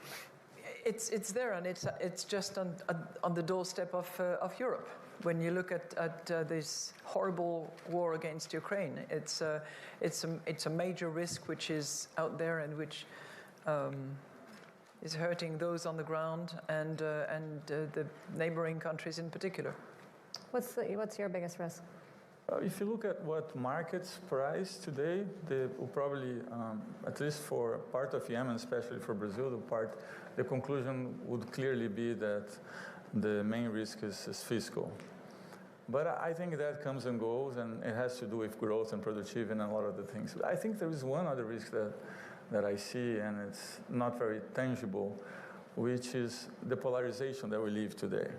If we think about the amount of time that we spent on some social issues that are connected to polarization and that are not that meaningful to produce well-being of the society, I worry a lot about that. Yeah. So if we're sitting here on stage in 1 year Fed's from pal now, says inflation a year from now should be in the mid to low inflation twos. rate in the U.S. will be, mid to low twos. that's kind of, we're mid twos now. Yeah. Well, we have 1 month at 2.6, and we had a brief visit to the low twos at the end of. But I mean, sustainably, durably underlying inflation between 2 and 2.5 is what I would say. That would be a great outcome. ECB's Lagarde also saying inflation a year from now should be in the low twos. 1 year from now? 1 year from now, I would say low twos. We are at 2.5 latest reading, and as I said, bumpy on the way ahead, but yeah, low twos. You've been closer to 4%, President Campos, right, lately? So where do you think you are in a year from now? Well, I won't be in the central bank a year from now. We already established that, yeah. But I think that the work that's being done is very technical. I'm confident that we'll continue to be that way. And I think when you look at expected inflation today, I think it has a disconnect with the current inflation, and it has a disconnect with the fundamentals that we have in Brazil. So I'm confident that the future inflation will be lower than the expected inflation. In other words, I think what the market's pricing today is not in sync with Fed's the reality. pal says, I would be happy if unemployment stays right where it is. Full dot plot here. Yeah. I'd be happy if it were just right where it is now. That would be a good outcome. Plus or minus a couple of tenths would be good. Is that likely? Yeah, I think it's reasonable. It's starting to rise. It's moved up from 3.4. We touched 3.4, so we're up to 4. But 4 is still a very low level. It's been a long time since. The last time we were at 4 or below for this long is, I was a teenager, a long time ago. Also, unemployment rate in Europe, it's been, what, healthy, 6.5%? Historical low, yeah. And I hope it stays there a year from now. What's the unemployment rate in Brazil? Well, it's close to 7% now, which is very low when you look at our history. I think probably we'll go up a little bit, but not too much. But I think what we need to look at is the participation rate. So we just published a study that shows that the transfer programs have an impact in the participation rate. Our participation rate was down, and then it's recovering a little bit at the margin. And I think it would be very important to understand what is the dynamics of the participation rate going further. And finally, Chair Powell, were you a 2-cut dot or a 1-cut dot for 2024? No comment. Thank you very much, all of you, Thank for you. participating. I tried. And that, of course, Fed's was pal and Fed Chair ECB's Jerome Powell, Lagarde's ECB event President is now Christine over. Lagarde and Brazil's central bank governor speaking on a panel in Sintra, Portugal. And let's digest some of what we learned over the past hour with Bloomberg's Mike McKee back with us now. Mike, what were your biggest takeaways? Well, there wasn't a lot new in this, Katie, but basically it's the inferences that Wall Street is drawing from what they said that really matter. Jay Powell did talk about disinflation being back on track and that we've made a lot of progress on inflation. And that is obviously suggesting to some on the street that the Fed is looking Do you want to more stay up to date favorably with the on latest idea and be on the of rate bleeding edge cuts. of news Doesn't for change the non-farm timing payrolls? yet, Then but sign it, up today and get our continues the special narrative. offer Same of story story sort of with the years ECB, worth although of yesterday service Christine for the Lagarde price of was 1 month. pretty forward in saying 92%. they're not going to be cutting in July. I don't think the Fed is either. The question now becomes, can you draw that inference from the inference that we're going to maybe see cuts in September? Powell seemed to leave that open, which maybe gives people some hope. On the political side, everybody was asked about fiscal policy, and they all agreed that fiscal policy in the U.S. and in the Eurozone and in Brazil is not good. Campos Neto, the Brazilian central bank governor, said that was his biggest concern, but nobody wanted to touch the idea of what should be done about it. They say that's up to the elected officials. And interestingly, Katie, when asked what his biggest worry is, Jay Powell said cyber crime. Somebody could attack one of the major banks. That was perhaps something that was not expected by people, but that is his worry at the moment. He seems to be relatively happy with the overall U.S. economy. Yeah, I guess just add that to the list of things that could keep us up at night. Bloomberg's Mike McKee, thank you so much. And here with some more market analysis, let's welcome in Kate Moore. She is head of thematic strategy for BlackRock's Global Allocation Investment Team. And Kate, it's great to have you with me. This is a Fed that's made it clear that it would like to cut rates. It doesn't have the data to do that yet, but it would certainly like to. What does an investor do with that? Well, Katie, we all want to see the Fed be in a place where we can start easing policy. Look, here's what I will say. We've seen a huge number of changes in terms of expectations in Fed rate cuts, and see that priced out in all the different asset markets over the course of this year. But I think we've all settled on this understanding that the path of policy is lower. But the speed of the rate cuts and the magnitude of rate cuts is still very much up in the air and very data dependent. I think that's what we were hearing all the policymakers talk about on that panel. So much is going to depend on the path of disinflation, the strength of the labor market, perhaps geopolitical stresses, political decisions, fiscal policy. So it's really hard, I think, to say, in this cutting cycle, which we are now expecting will start in September, albeit at a slow pace. It's hard for us to say how long it will be and how large it will be. And so I think investors have to get comfortable with that uncertainty for the near term.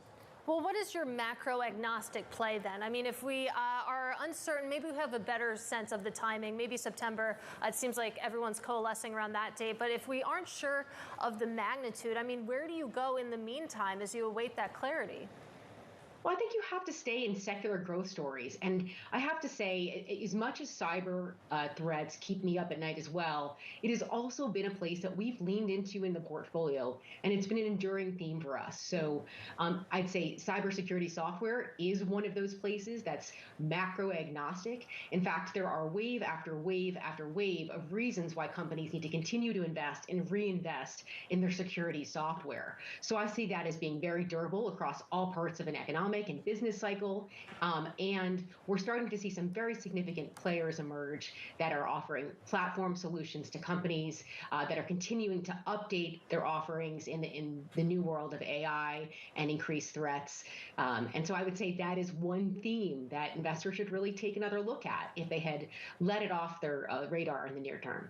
Yeah, it's going to be interesting, I mean, to see the reaction, especially in some of these thematic ETFs. Interesting to see Powell highlight that specific theme, cybersecurity. But let's talk about the state of this rally overall, because as you point out in your notes, this hasn't been a low-quality rally by any measure, but it's been a very, very narrow one, Kate. And I mean, in terms of where we go from here, can that narrow breadth continue, or at what point do we see some sort of broadening out? Yeah, I mean, Katie, I'm thinking back to the beginning of this year where so many strategists and so many investors on the street kept on saying over and over again, we're going to have a broadening out. This is time to rotate into small caps. It's time to rotate into these other sectors. And I kept thinking to myself, fundamentals matter in this market at this point in the economic cycle. And so rotating into underperformers just for the sake of rotating into them doesn't make any sense to me. So we've really focused on where the quality is, where the earnings growth is, and frankly, where we're continuing to see positive revisions in terms of expectations on both revenues and on earnings over the course of 24 and 25. So look, I get it. It's uncomfortable to have these big names contribute more than 50%, by some measures, 2/3 of the returns of the index over the course of the first half of 2024. And yet these are companies that are growing their market, that are producing a huge amount of free cash flow.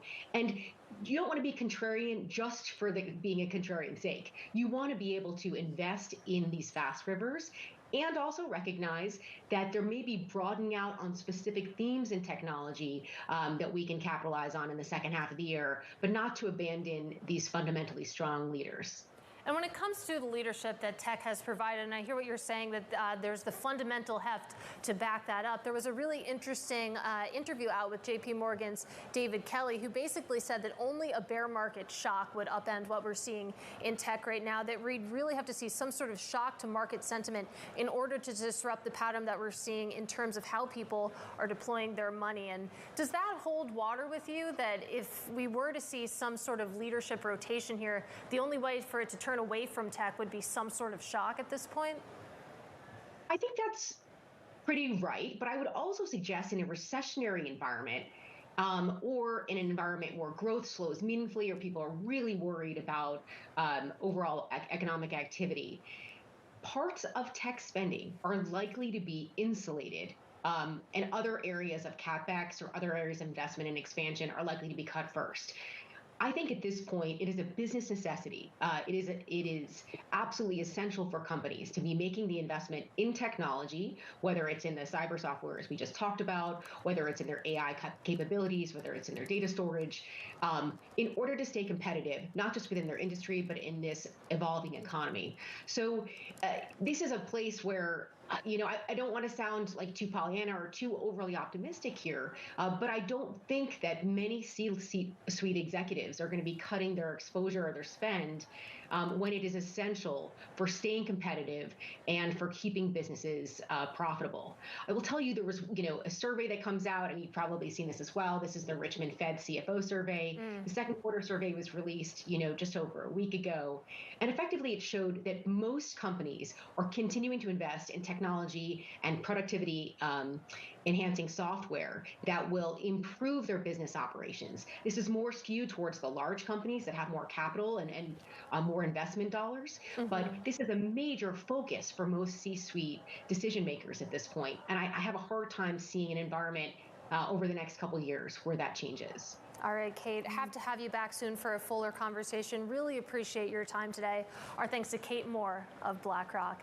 Let's get some insight now on how the macroeconomic environment is being digested in the C-suite. John Gagliardi, he is Kane Footwear CEO, joins us now. And Kane Footwear makes sustainably designed shoes with a focus on recovery. John, it's great to see you in person. Thank you for having me. Let's start with recovery footwear. How are you defining that? What does that mean? Well, I grew up working at my dad's store since I was 10 years old, selling sneakers. And then I played lacrosse at Johns Hopkins and Team USA, and I've been around active people my whole life. I saw what people were wearing, slides, after being active, so we wanted to create something better for your feet. Better for your feet. And how do you actually do that? I mean, what puts the recovery in recovery footwear? Because, I think recovery, compression, for example, but that's not exactly what you're doing. So we pulled in a podiatrist to help us design the shoe, and we're a two-piece mold, so we're able to play with the densities. We have a firmer base. We secure your heel, and so there's attributes in this shoe that help you recover after being in cleats, being in sneakers. And so, pulling in a podiatrist, great designers, we're able to, put a functional shoe on people's feet after they perform sports or just being active. I'm sure you hear this multiple times a day, but they look a lot like Crocs. Crocs, of course, with that heel that you talk about, I have to imagine that helps them stay on your feet. But is that who you're trying to take market share from, the Crocs of the world? Yeah, I think we created an elevated EVA shoe that athletes, NFL players, NBA players, MLB players are gravitating towards. And we saw obviously what was going on, what they were doing, and we just created a much more thoughtful shoe. And in addition to athletes, you also had Drake recently step out in a pair of the bubblegum pink Revives, I believe. And I think about Justin Bieber and Crocs, for example. That was a fruitful partnership, I imagine. How important are these celebrity endorsements, basically, to get eyeballs on the shoe? Yeah. Well, we've never paid a pro athlete or a musician to wear our shoes. They naturally, organically gravitated to the shoe. And so we're very proud of that. But it's important, obviously, they have huge brand awareness. And, you know, we're just fortunate, you know, top quarterbacks, Josh Allen, CJ Stroud, musicians like Drake and other top musicians are wearing them in public. And that's just, I feel like they see the benefits of wearing them. And we work with over 21 NFL teams. So we're just happy to be on their feet. I have to imagine that's a happy phone call to get that Josh Allen was just spotted in a pair of your shoes. And it's interesting. You take a look at your business. You only launched in June 2021. And I think back to how the world felt in June 2021. I don't know if I would have been the first to launch a new business. So talk to us about that, how navigating in and then out of the pandemic felt for a startup. We were fortunate to launch direct to consumer, which gave us, you know, some time to figure out production, figure out our marketing and route to market, and properly partner with the right, you know, retail partners. And you know, I think it was actually an advantage for us to launch D2C, and now we're fortunate to work with some great partners like Nordstrom's, Shields in the Midwest, and we're launching this summer at Dick's House of Sports, their premium locations throughout the U.S. Interesting, that migration from DTC to actually being in some of these stores, these physical stores. And I'm curious, I mean, obviously you have these sneakers that, I don't know, I wouldn't exactly go for a run in them, but have you considered branching out and making a more athletic type of sneaker that you could actually do sports in? Well, we're a product-first company. We're a lot of athletes like myself, played college sports. You know, we focus on before and after working out. So that's our core, is before and after training.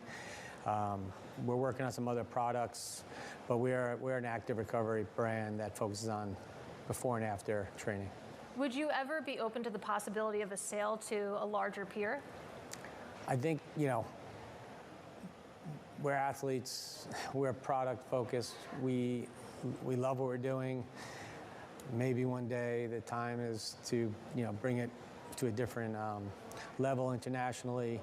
But right now we're just focusing on creating great products, great designs for future collaborations, and maybe in the future. But right now we're just, you know, focused on growing our brand and getting on many feet as possible.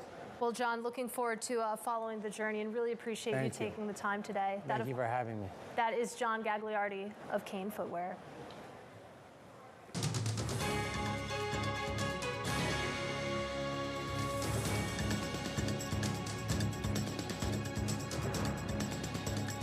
It's time now for our Wall Street Week conversation, and today we're focusing on the uptick of Houthi attacks in the Red Sea.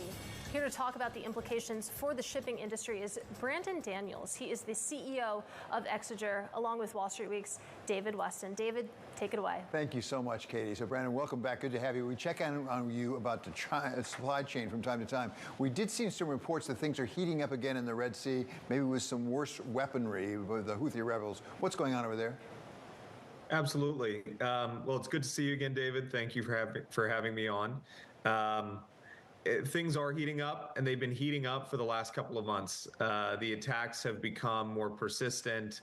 The danger that had gone through some period of lull has peaked again. And what you're seeing is like you're seeing across the world. You're seeing it in the Russia-Ukraine war. You're seeing it in some of the activity that's going on in the Middle East today. You're seeing increased use of unmanned aerial vehicles, drones, being used in attacks. That is the state of modern warfare. We're seeing increased EW, and that also means that terrorist groups, that smaller rebel groups, that that traditional attacks would be planned with technology which was more expensive, harder to come by. It can now be done utilizing commodity drones, commodity materials, and so it's making it much more dangerous for us. And that's increasing pressure on the Red Sea. That's increasing pressure on prices. It's increasing pressure on other ports, and it's starting to actually impact our global commodity prices. So, Brandon, talk about that pressure in the Red Sea. What effect is it having on shipping? To what extent can you quantify how much less shipping is going through the Red Sea, and if not through the Red Sea, how's it going around? Well, the Red Sea, that core artery of our global shipping backbone, it accounts for about 30% of our global shipping and commerce. And so when you think about the amount that it's decreased decreased by almost 80% in terms of total volumes. That means our global shipping capacity has reduced by 20%.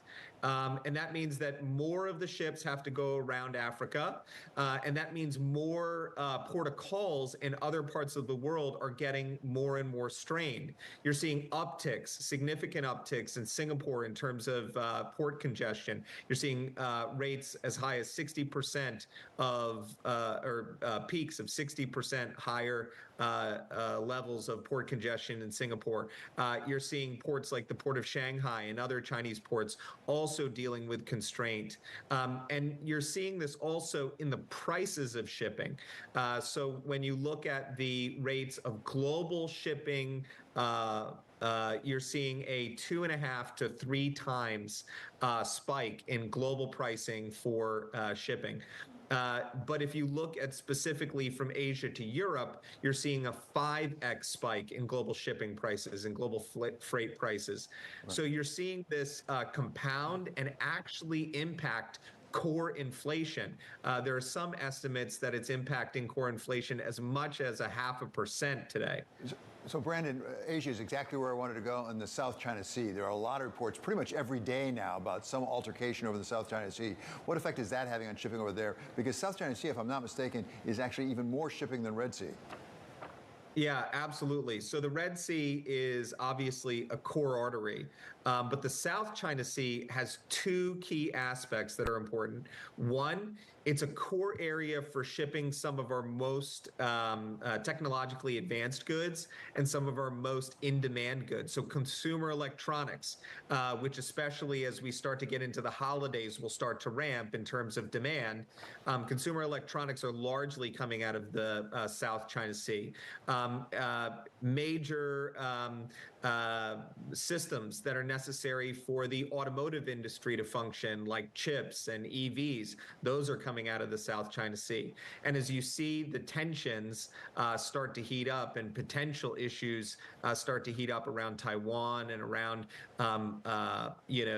China's potential incursion into Taiwan, there are growing concerns that a shut-off to that area could cripple the global supply chain, not just increase prices, but literally stop commerce and trade for long periods of time and force us to reform and remap our supply chains globally. Also, as we've seen, as the Red Sea ports have come offline, as those shipping lines have come offline, it has increased strain in those ports in the South China Sea. We're also seeing Malaysia, in addition to Singapore and China, we're seeing Malaysia taking on higher port congestion, higher volumes of goods sitting and waiting. You're seeing large-scale transshipment lines, essentially dumping goods at these big ports, and then those sitting in holding vessels or in warehouses for longer periods of time. And so overall, this is having a much more systemic and much more concerning impact on our global supply chains and on our global prices. Brandon, last one. You've identified problems in the Red Sea and the South China Sea. Is there anything we, and by we I mean the United States with our allies, should be doing to relieve some of the pressure?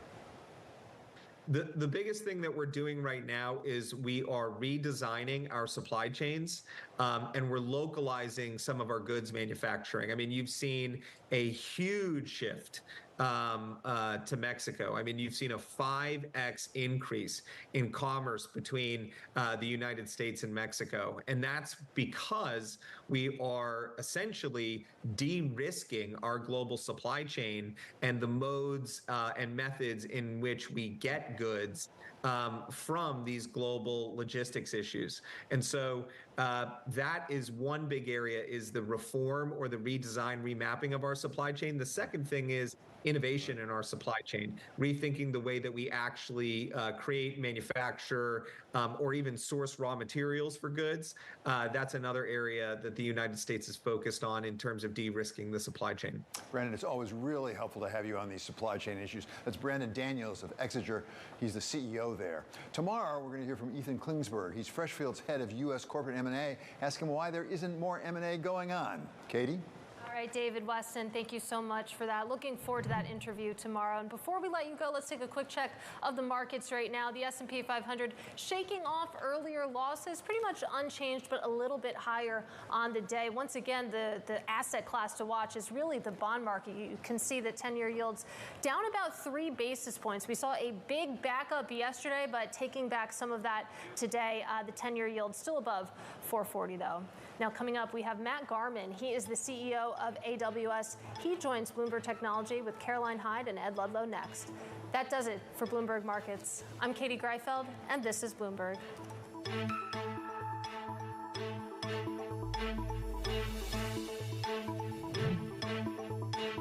New factory construction in the U.S. nearly doubled in 2023 with the Next Level network from AT&T Business. Manufacturing leaders are using reliable and secure connectivity to create the assembly line of tomorrow so we can all drive toward a sustainable future.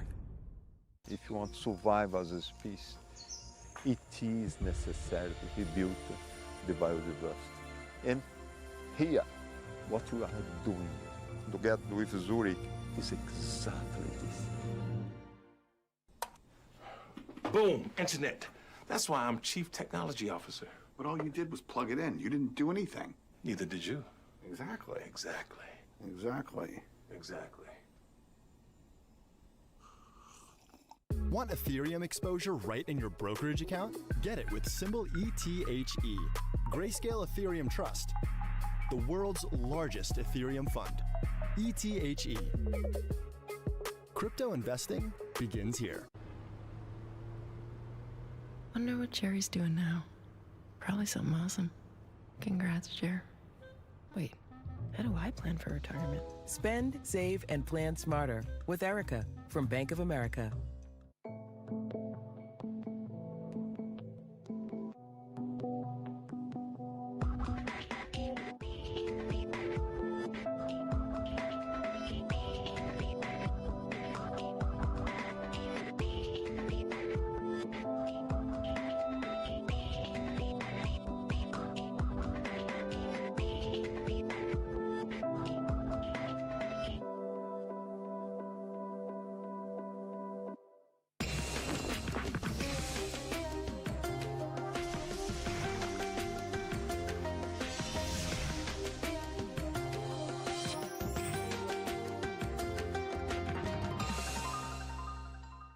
When we think about where we are today in the energy transition, it's all about electrification.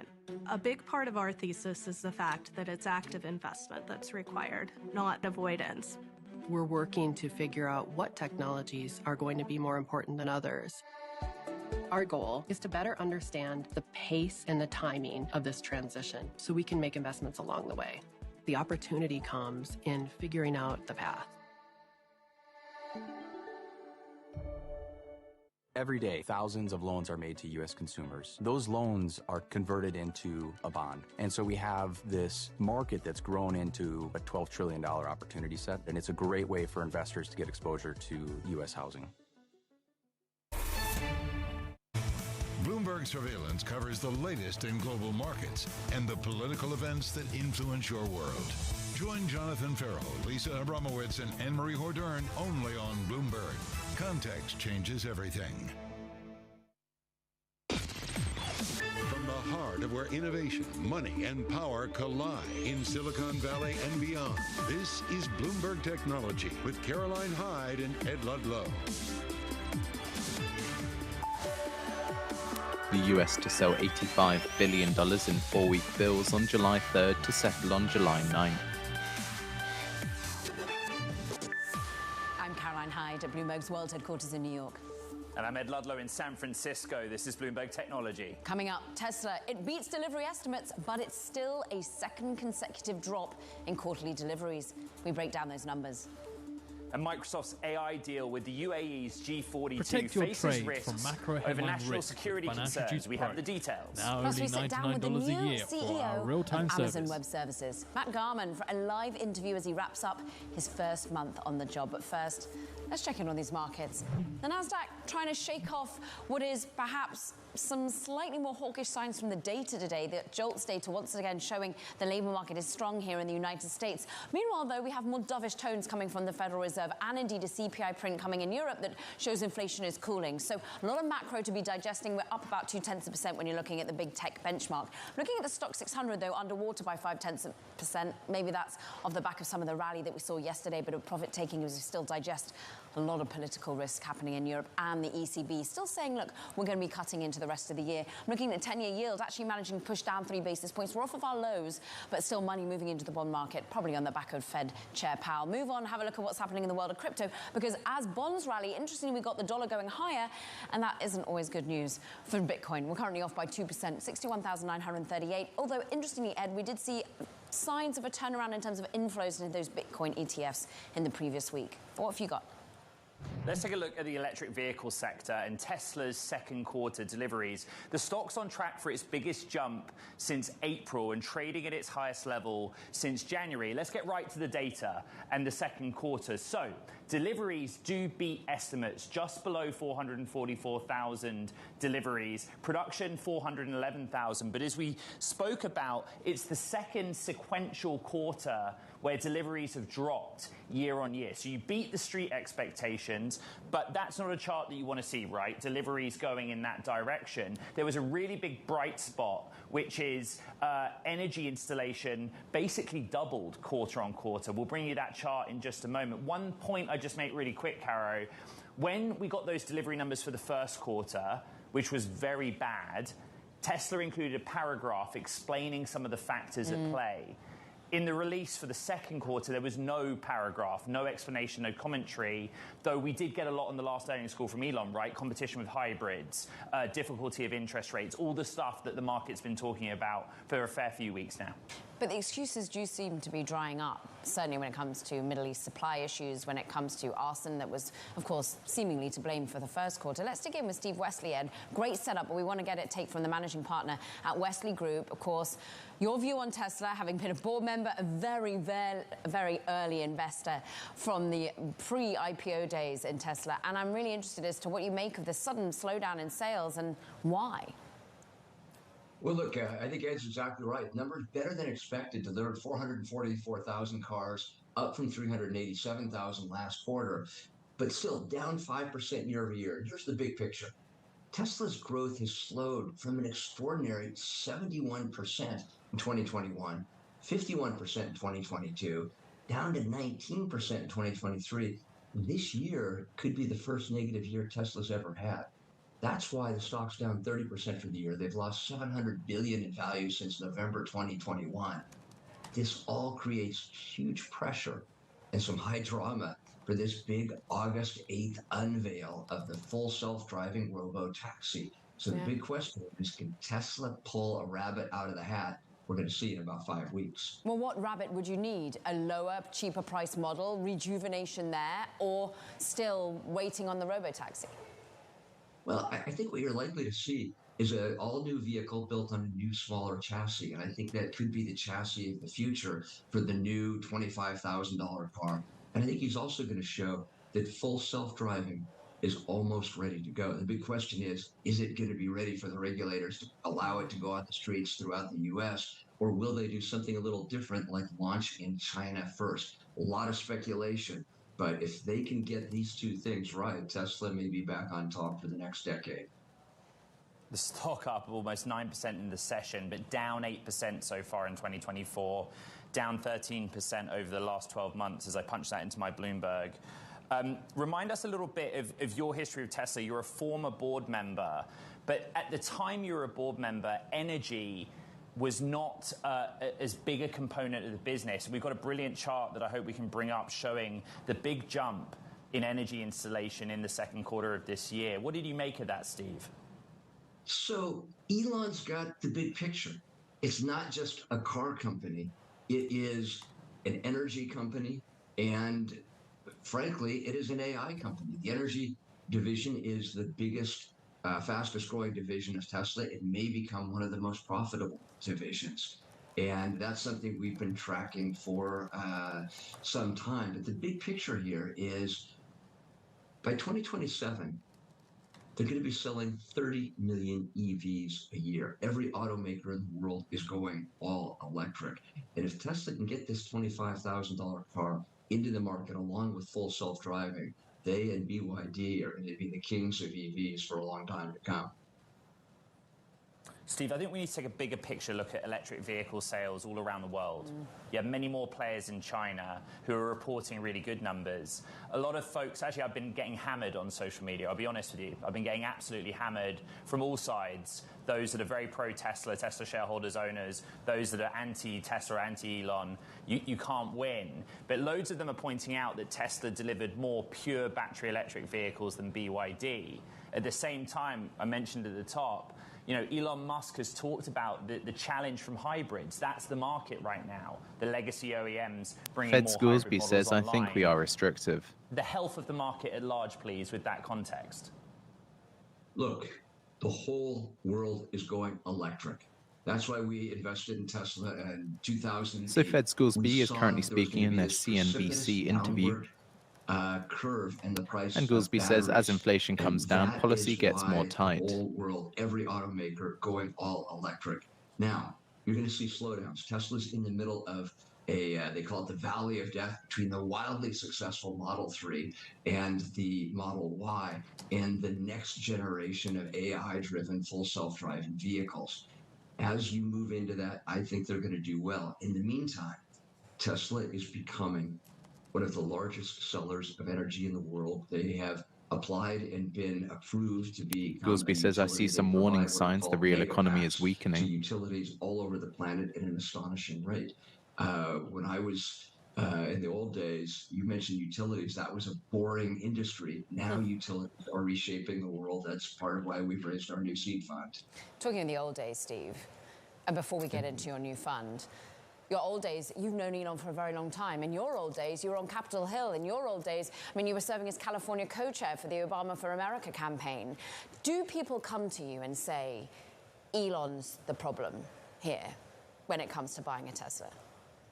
Elon is, without a doubt, one of the most polarizing figures of the age, and then some.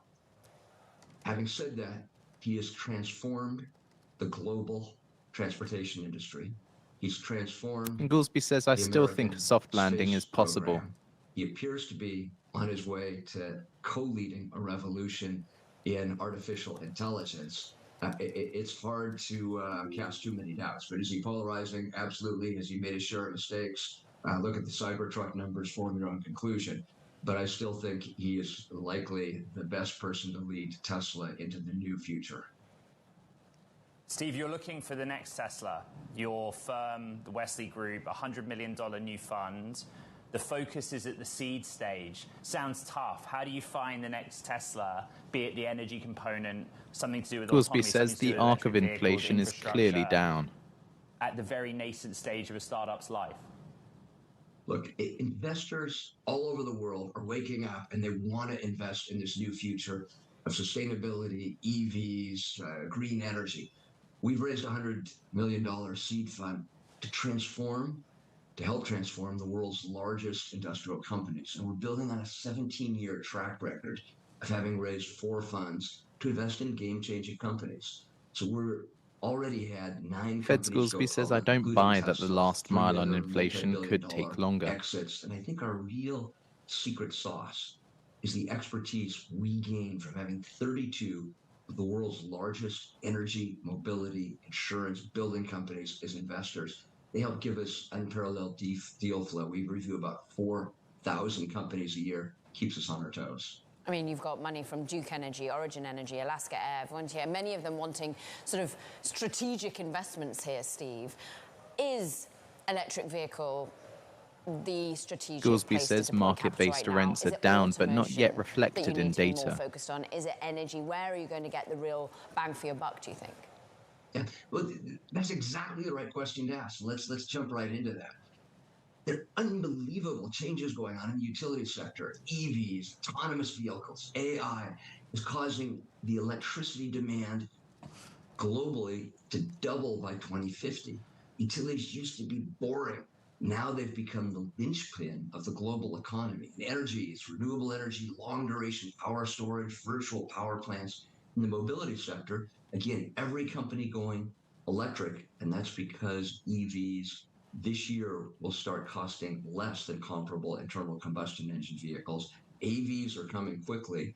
In the world of industrials, it's all about AI, robotics, making everything happen faster. We're in the center of those dramatic industrial changes. It's the most exciting time in the world to be an investor. For what it's worth, Caroline, Musk has just posted on X that the delivery of electric vehicles is a very small part, big picture, relative to what he's expecting for Optimus, robotics, and autonomy. So we'll see whether he's right or not. Steve Wesley, managing partner at Wesley Group, former Tesla board member. Terrific start to the program. Thank you. All right, coming up on Bloomberg Technology, Microsoft's AI deal with the UAE company G42 is raising some concerns in Washington. We'll have those details coming up next. This is Bloomberg Technology.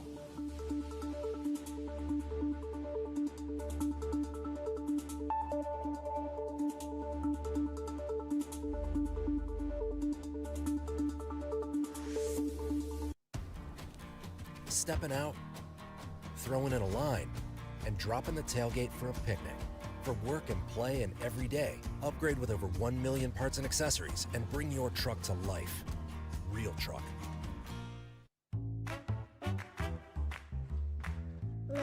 We may hear them say it in different ways, but no matter how they say it, it's always just as sweet. Because with Beech Nut, it's easy to give them more. Purposeful ingredients, always delicious. Beech Nut snacks. Find more in a grocery store near you. If you look around, everything is inspiration. My best friends and I own Pirate Worldwide. We're on a mission to discover as many ideas as possible. Adobe Acrobat AI Assistant is super helpful. So I use it to get to the main points of a document. AI Assistant gets to the answers that I actually need literally in minutes. What type of sustainable things? And it's asking it certain questions, and then you have something that you can build on, and it come out with like completely new ideas. It's all art, it's all expression. That'll be my fulfillment as an artist, to seeing how far we can take it. NWSL, from an investor perspective, over 2 years is the equivalent of what it took other leagues 25 to 30 years to achieve. You've got to have a business that's sustainable. The only way it's sustainable, it's got to make money. There's only one word: winning. You win on the court, you win off the court. And as you do that, you bring people along. Good morning from our world headquarters in New York. I'm Manus Crenny. And I'm Danny Berger. Let's set your agenda. Bloomberg Brief delivers the market news, data, and analysis you need live every weekday at 5 a.m. Eastern. Bloomberg. Context changes everything. Get your fixed income fix. Watch Bloomberg Real Yield every Friday right here on Bloomberg. Context changes everything.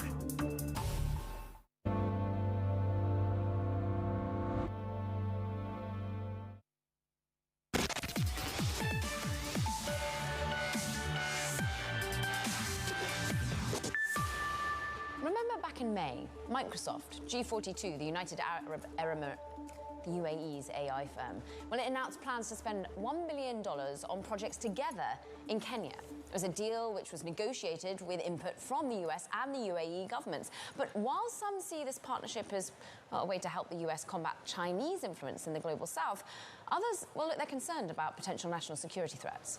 Bloomberg's Mackenzie Hawkins has a story out today, absolute deep dive with some of your colleagues, Mark Bergen being one of them. And really the key issue here is what? A transfer of AI knowledge to the Middle East and beyond. Right. So Microsoft earlier this year announced that it would invest $1.5 billion in G42. This was this landmark deal that was blessed by the United States and UAE governments at the time. But since then, there have been concerns cropping up in all corners of Washington, everything ranging from human rights concerns about, do we really want to be shipping advanced AI to Gulf states that have questionable surveillance measures on their constituencies, to cybersecurity risks related to Microsoft. Commerce Secretary Gina Raimondo's email was hacked last year on a Microsoft server. And the most fundamental question facing U.S. officials right now is whether to approve shipments of the advanced AI chips that Microsoft and G42 need to actually make these data centers a success. There's going to be loads of people watching Bloomberg Technology going, I hear G42 all the time. G42, big numbers. Mackenzie, what is G42?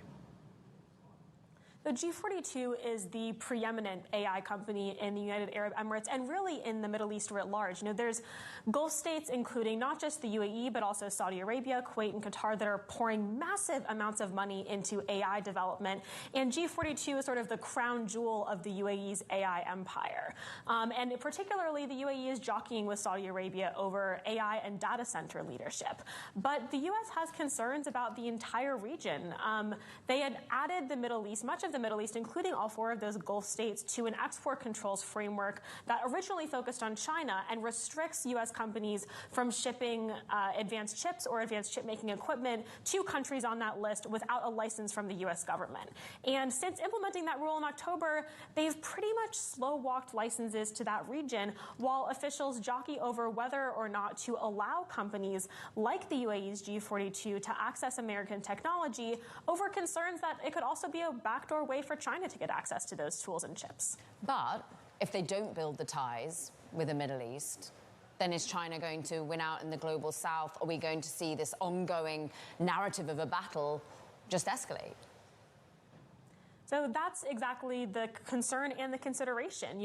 There is so much money going around that the calculation on the part of the Biden administration is if Middle Eastern companies are not spending that money on American companies and American equipment and chips, they will spend that money with China. Part of the deal with Microsoft and with G42 is that G42 would strip Chinese company Huawei out of its supply chains. Now, there are concerns at the Pentagon that maybe they're actually not going to make good on those commitments, and G42 has hired a third-party auditor to say, no, we actually will, and we're going to have an independent party that's going to show you that. There are concerns about how much money they're paying the auditor. You could go down a million rabbit holes here. But the reality is China has decades worth of investment in the Middle East and in the global south writ large. A large part of our story today focuses on Kenya, where China's made inroads for a generation. As part of the broader Belt and Road Initiative, they have this quote-unquote digital Silk Road, where Huawei and the Chinese telecom giant ZTE have invested massive amounts of capital across Africa and Central Asia. And this Microsoft G42 partnership might be the United States' best chance at hitting back a little bit. Mac, in the same competitive spirit, the White House has started writing checks. We finally see the flow of capital from the CHIPS Act in the workforce context. There's also this award for tech hubs on the East Coast, New York and Florida. Explain those developments to us. So we saw a couple of workforce and tech-related developments out of the CHIPS Act in the past 24 hours or so. One of them is that we have the first application process for CHIPS Act funding dedicated specifically to workforce development. Now, the CHIPS and Science Act is much bigger than just grants to companies like Intel and TSMC to build factories here. There's also an $11 billion fund for research and development, which houses this new center called the National Semiconductor Technology Center, and this workforce funding is coming out of that. And it's basically calling for everybody from community colleges to apprenticeship programs to companies partnering with those types of entities to apply for relatively small amounts of money, but still starting to see that application process opening up for programs specifically around workforce development. The U.S. could be short as many as 90,000 semiconductor technicians by the end of the decade, and that's the same time frame that we want to be making more than a fifth of the world's most advanced chips. labor shortages are one of the most oft-cited headwinds to a successful U.S. semiconductor build-out. So we have that on one side. Yeah. And then we also have this announcement of a dozen, what the Biden administration is calling tech hubs. And that comes from the quote-unquote and science portion of the CHIPS and Science Act. It was authorized as a $10 billion program, basically trying to use federal money to marshal in private capital outside of traditional tech hubs, like where you both sit. And the administration announced a dozen of those yesterday, spanning everywhere from Florida to upstate New York to Tulsa. Mackenzie Hawkins, across the labor issues, the geopolitical issues, so much when it comes to chips and talent. We thank you. This is Bloomberg Technology.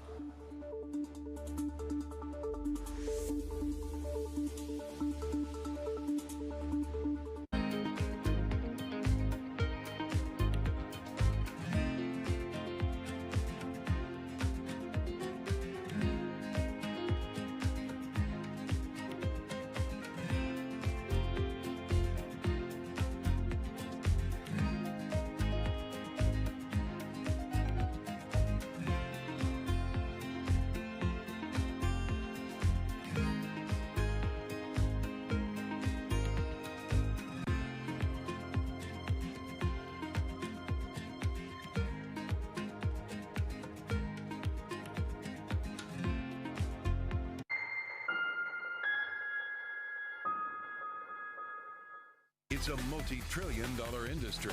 We'll show you what's happening in ETFs like no one else. Bloomberg ETF IQ, Monday on Bloomberg.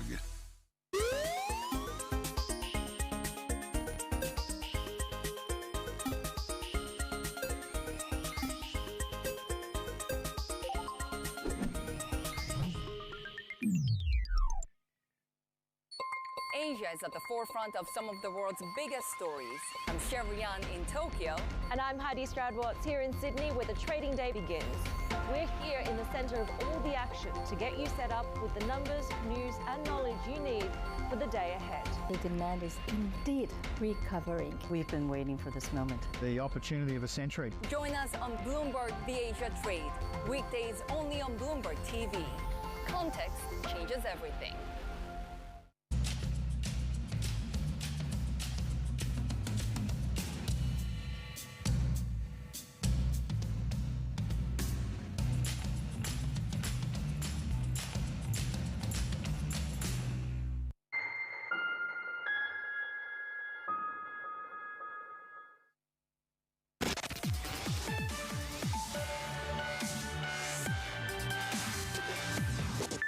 Time now for Talking Tech. First up, U.S. auto sales may see a slowdown. According to market researchers, vehicle sales are expected to slow to an annualized rate of 15.8 million in June. That's down from 16.1 million a year ago. The slowdown comes as buyers face high prices, steep borrowing costs, cyber attacks that impacted dealerships, and of course deliveries across the entire country.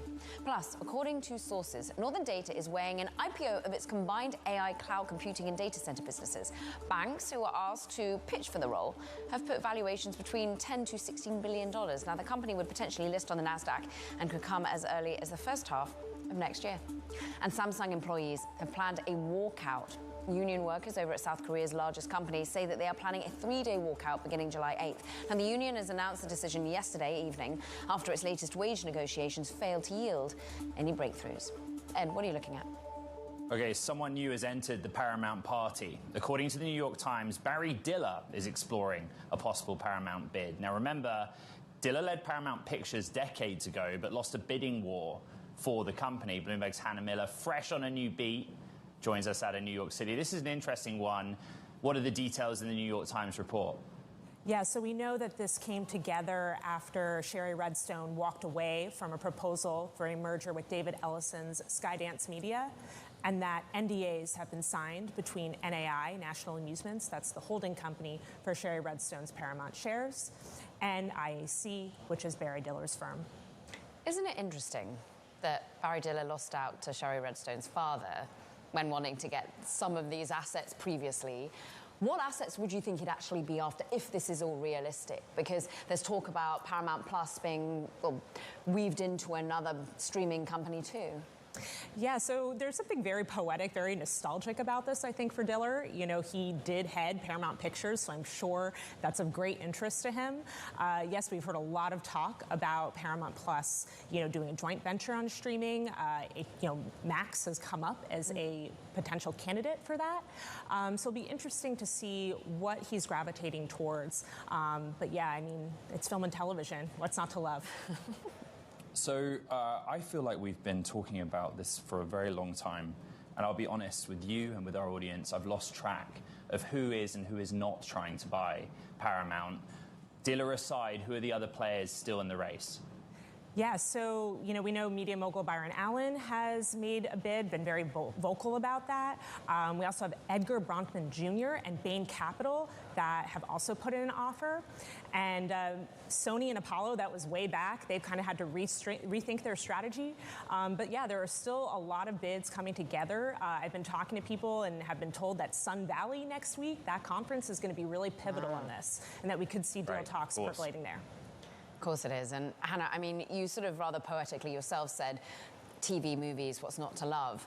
The margins are what people don't love. I mean, how much ultimately has this become a difficult to sell asset?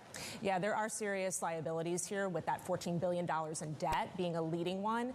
We know Paramount is racing to cut costs, that they're looking to cut $500 million in costs. So, you know, there are some strings attached here. This isn't going to be, you know, an easy road, whoever takes this over. But yeah, they're still appealing assets. I mean, as streaming strengthens and, you know, deal talks circulate around Paramount Plus. Oh, everyone's going to be there watching who's shaking hands with who and walking with who over in Sun Valley. Hannah Miller with it all. When it comes to entertainment, we thank her. Meanwhile, coming up, well, we're going to be joined by AWS's new CEO, Matt Garman, to talk about his vision for the company. Where's the growth? This is Bloomberg Technology.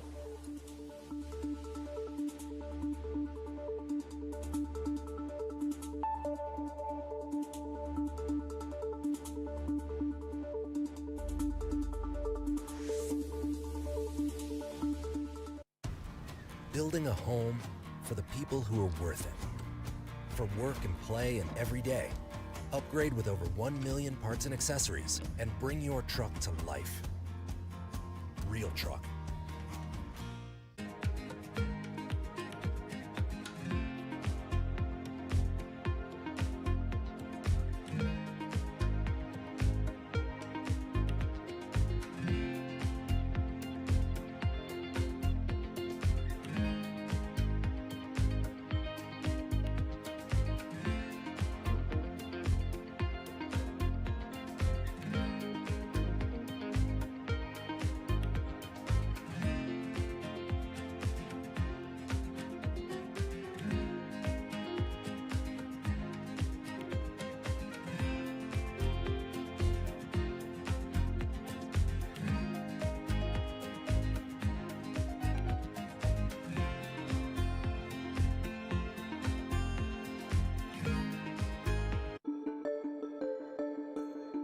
You are also an owner, I should have pointed out, of 3 major sports teams. That's right.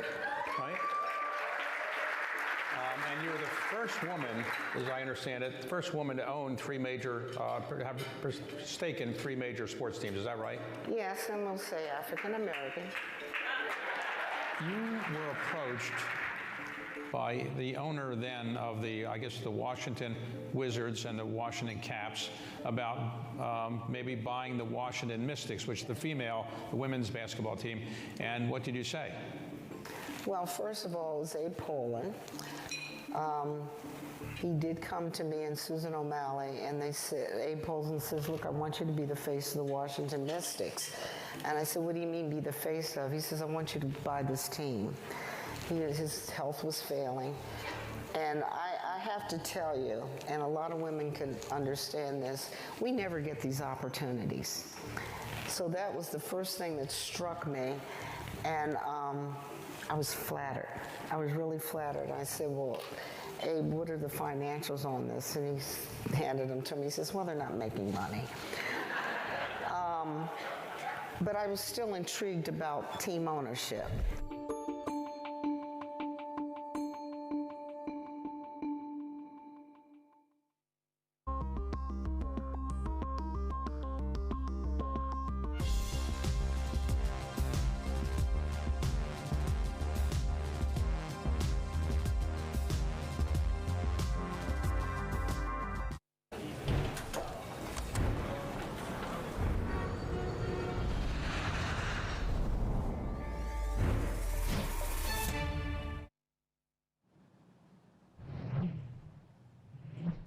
Welcome to our Bloomberg TV and radio audiences worldwide. It's been 1 month since the changing of the guard at the top of Amazon Web Services, with Matt Garman becoming CEO.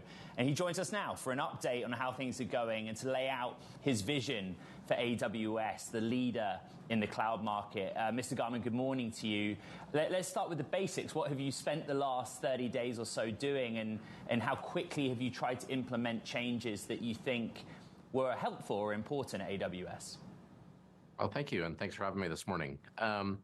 It's been a great first month. I've been diving into various teams and understanding where all the teams are working on, and in particular, I'm excited about the opportunity in front of us. I've spent some time sitting down with customers and understanding what's important to them. Spent a bunch of time last week in Silicon Valley talking to some small startups to understand what's going on in the generative AI space. And there's a lot of excitement about new technologies that are coming and the potential for where businesses go. So I'm incredibly excited and looking forward to the business. Matt, we will talk about generative AI, but your background's so interesting because you've held pretty long periods of both engineering and sales responsibilities in the cloud market at AWS. You know, before we were talking about AI, the story with cloud was really clear. There was this massive total addressable market where companies all around the world had not yet transitioned workloads and storage to the cloud. And increasingly, we're actually talking about on-prem being back a little bit. Just talk to me about your strategy for going after that addressable market, the basics of cloud computing. Yeah, the opportunity ahead is really enormous for the business. If you look out there and you actually talk to most customers, the vast majority of their workloads aren't yet in the cloud. Some estimates are only 10 to 15% of workloads have actually transitioned to the cloud. And actually, we hear from customers that, if anything, they're looking to accelerate that transition to the cloud. If you think about generative AI or other technologies, most customers are finding that it's hard to actually take real advantage of some of these new technologies that are out there if their data is not out in the cloud. And so when we talk to a lot of customers, they see this new era of generative AI as a accelerator for reasons to get their data in the cloud, to put it in a data lake, and to be organized in a secure and safe environment where they can actually go and innovate and deliver value for their business. And so we're actually seeing this as an accelerator. Actually, when I talk to most customers, they're trying to find ways that they can migrate more of their workloads and more of their data into the cloud faster than they ever have before.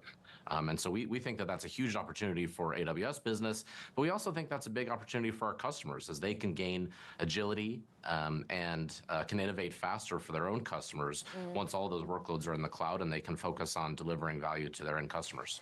Alphabet and Microsoft and IBM and all the others might also see this as their opportunity too, Matt. And I'm interested, as someone who basically helped build cloud as a business model back from 2005 when you're interning, how you think Amazon and AWS is different at this moment.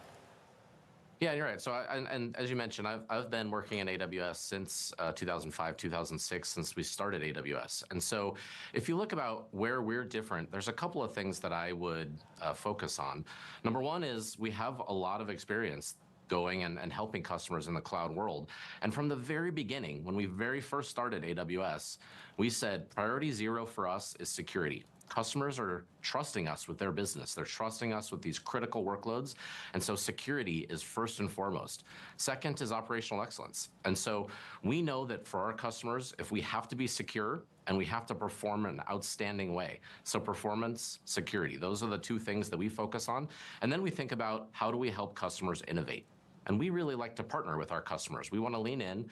We want to understand where their struggles are, where they're having problems with their on-prem environments, or where they're slowing down because they're doing too much of the muck, we call it, instead of actually innovating for their customers. And then we deliver a really rich set of services. And if you go look at AWS, we have by far the widest set of services and capabilities that allow customers of all sizes, whether they're startups or enterprises or governments, to go and innovate out there for customers. And so when you have that baseline of security and operational excellence, and then you have the broadest set of capabilities, it's, for many customers and most customers out there, it's a no-brainer as to what's the optimal platform to go from. And so, yeah. So is that no-brainer, meaning you're still accelerating for AWS growth as we see that pivot point in the previous quarter? Are you still accelerating profits too? Absolutely. AWS is still growing faster than any other cloud provider out there on an absolute basis. And we see customers leaning in. And so we see, again, this is such early days for the cloud. It really is early days. And so we see massive growth and acceleration ahead of us and huge opportunity for the business. Matt, since you've been in the job for 30 days, what's your understanding of what a run rate in the billions of dollars tied to generative AI actually meaning? What have you come to see across your desk as that being a business of? Yeah, and as you mentioned, generative AI, look, is already a multi-billion-dollar business for AWS. And so it is a big business for us today. And when you sit down with customers, I think you look at kind of where this transition has gone. It started out, call it a year and a half ago, with ChatGPT. And everybody thought this was a fantastic technology, and it is, and it was. And then so the first thing that everybody did is they basically built chatbots for their website, right? And so as customers, though, are transitioning, they're trying to say, where's the real enterprise value for me? How am I delivering value to my customers? And so when they think about AWS, they say, I have a platform that I can build on. It's secure at the baseline. It has a bunch of capabilities that I can actually go and build value for my customers. And so we increasingly are seeing customers say, how do they get real value for their business? How are they delivering revenue growth? How are they delivering real cost savings? How are they completely transforming their business that's just different than how anyone has done their industry before? And I think that's the real potential. Even though today it is a multi-billion-dollar business, I think it really is the nascent part of this technology, because what it's capable of doing is progressing so quickly that I think a year, 2 years from now, you're going to see many industries out there have completely changed how they think about work, how they think about delivering value to their customers, and it's a super exciting time for innovation and for technology as a whole. For our Bloomberg television and radio audiences around the world, we're speaking with the AWS CEO, Matt Garman, 30 days into the job. You know, Matt, an important development of your predecessor was the Anthropic investment. Most recently, the acqui-hire, so to speak, of Adept Labs, which is more focused on non-AWS Amazon. How much do those deals indicate that Amazon's had to bring in engineering talent to work on large language models? How we think about it is the potential is massive. And we think that if you look at the AI space, there's not going to be one solution for everyone. There's not going to be one model that's perfect for all use cases. Our view is that customers are going to need a variety of capabilities. They're going to need large models to do reasoning. And the Anthropic models, by the way, are fantastic. And the new Claude 3.5 Sonnet model is by far the best in the world right now. And that's fantastic, and we love working with that team. But a lot of customers we find are combining those large models with small models, and then they also need capabilities. And one of the areas that we're really excited about is agentic workloads, where models are actually going to be able to call out and do things out there in the real world, not just summarize data or give you information, but actually go and perform actions. And that's part of where we're really excited about the technology from Adept. And so we think that there's a lot of these different components. Many of them are going to be built in-house and have been built in-house with AWS. Many of them come from external capabilities, and we think that there's going to be a really rich ecosystem of capabilities that customers are going to want to build from, and many of them are partners with us, and many of them will provide as first-party offerings.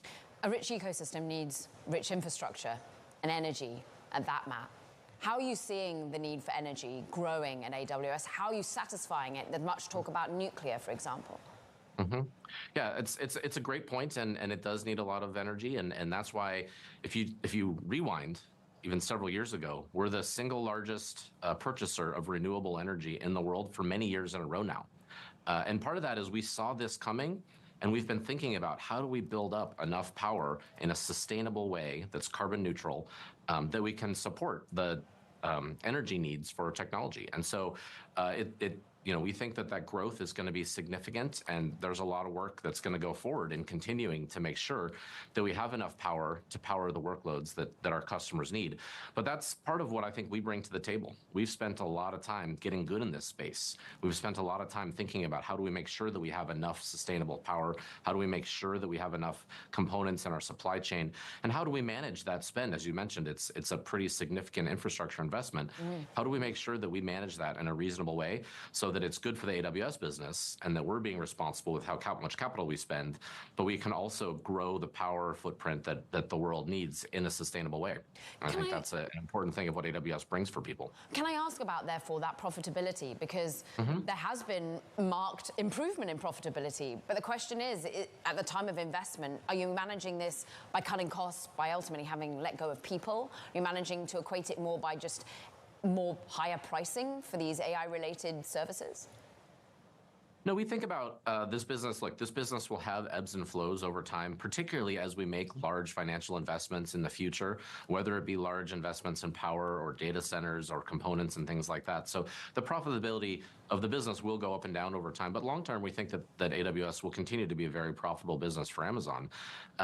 But for us, it's all about investing in the future and making sure that we have the right team, that we have the right setup in place, and we have a long-term vision of what this business is going to be. So we're not thinking about particularly short-term, but we're thinking about how do we really go after that long-term potential so that AWS continues to grow at a rapid rate for many, many years. And we want to make sure that we have that right team in place, we have the right infrastructure in place, and we have the right investments in place so that we can be there for customers when they need us.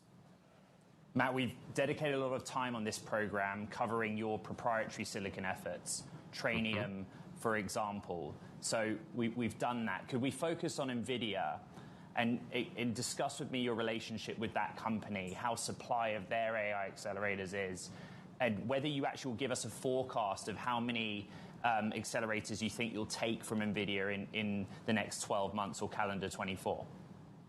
It's a great question, and NVIDIA is an incredibly important partner of ours. They make a fantastic processor. They have executed incredibly well and have by far the world's best technology in this space, and have for the last couple of years. And we believe that AI technologies are going to rely on NVIDIA and GPUs for many years to come. So we think that they're a super important long-term partner of ours.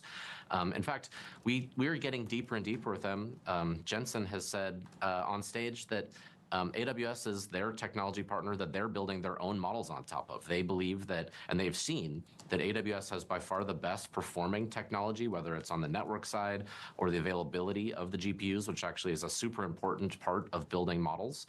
And so NVIDIA trusts AWS to go and build their long-term models, and we lean in on NVIDIA for that too, and learn about what's working well, what in the next generation of technology will they need from our data centers and networking, and we really have a great collaboration there to ensure that our AI customers can jointly take advantage of the best technology that NVIDIA has to offer and AWS has to offer in a combination so that they can really deliver the best technology for the world. Partnerships being built. Matt Garman, thank you so much for joining us today. AWS. Thank you for having me. CEO. Ed, what have you got coming up? Let's take a look at the markets. It's a Fed story this morning. Fed Chair Jerome Powell saying that the US is basically on a disinflationary path, progress on inflation. You look at how that's reflected in equities, modest gains S&P 500, outperformance in tech, and US 10-year yield pulling back a bit. Semiconductors up slightly, but there's been pressure in NVIDIA, which we were just talking about with the AWS CEO. And another quick look at Tesla. Sales down, or deliveries, I should say, down 5% year on year, and yet the stock up 9%, on track for its biggest jump since April, trading at a January high. Musk posting on X in the last 30 minutes or so that the delivery of electric vehicles, just a very small part carrier of the big picture, which is robotics and autonomy. August the 8th, all eyes on that robo-taxi event. Meanwhile, coming up, we're going to be joined by Vanessa Larco, Ed, from NEA, talking AI, SaaS, investing in the private markets. This is Bloomberg Technology.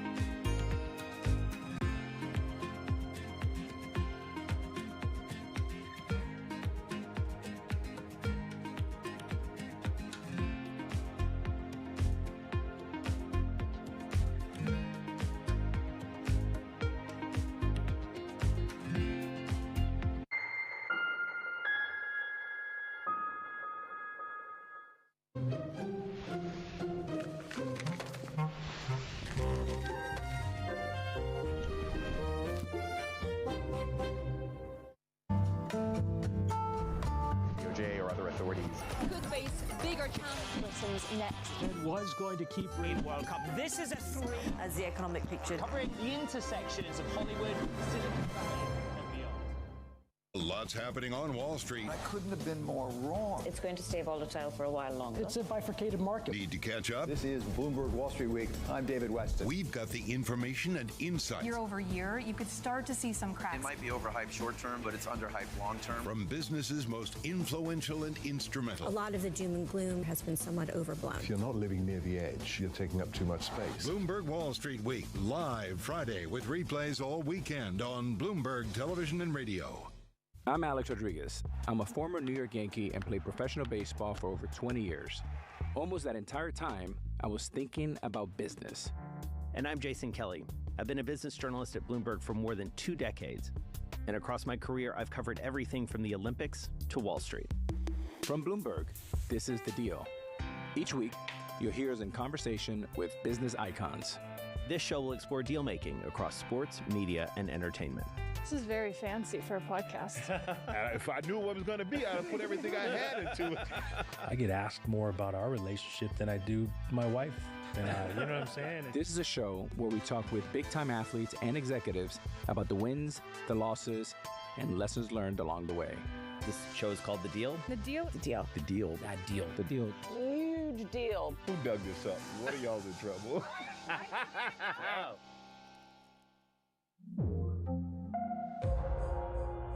Today's CFOs are reshaping the C-suite. Bloomberg's chief future officer shines a spotlight on these dynamic leaders. From breakfast cereals to pet foods, General Mills has an iconic array of brands. But future success depends on efficiency, innovation, and insight. CFO Kofi Bruce does much more than crunch numbers. Our first job is to intimately understand and anticipate the consumer's needs. Watch Chief Future Officer. New season starts July 10th on Bloomberg Television.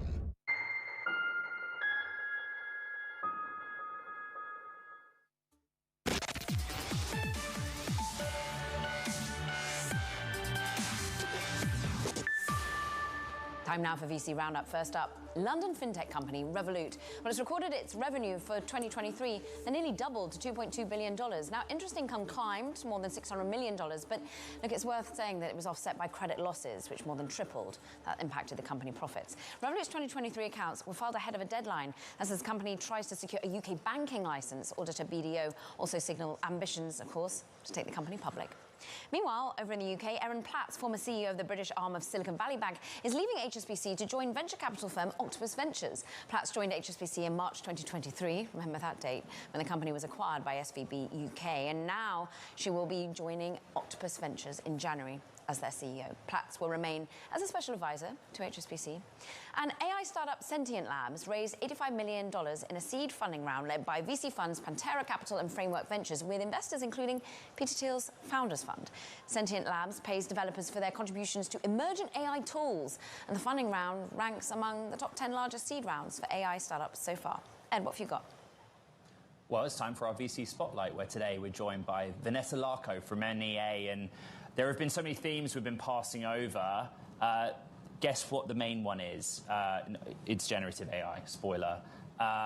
Everyone has a different approach. They're either at the application layer where they're saying that's the untapped market, or they're saying you have to be in at the large language model level. As the parameters get smaller, there is just a higher volume of individual models being built.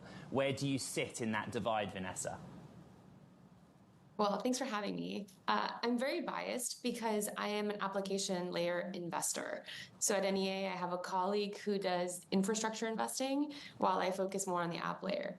I think there's a lot of value at the application layer, but if you actually look at the funding, and I think report that came out by CB Insights last year showed that the majority of the funding was actually going to infrastructure, and the bulk of that was going to these large language model company, and a very small fraction of it was going to AI applications. And I think there's a lot of reasons for that. One being it's still such early innings of how people are going to adopt it and which applications are going to be the ones that emerge and beat some of the incumbents. Whereas at the infrastructure level, it seems a lot more clear as to where those large language models are going. This is where NEA's experience, your experience, where having done IPOs and spotted winners before, comes into bear. So which of the applications, Vanessa, should be the area of growth? Where do you think the value will eventually align that you're making the bets on?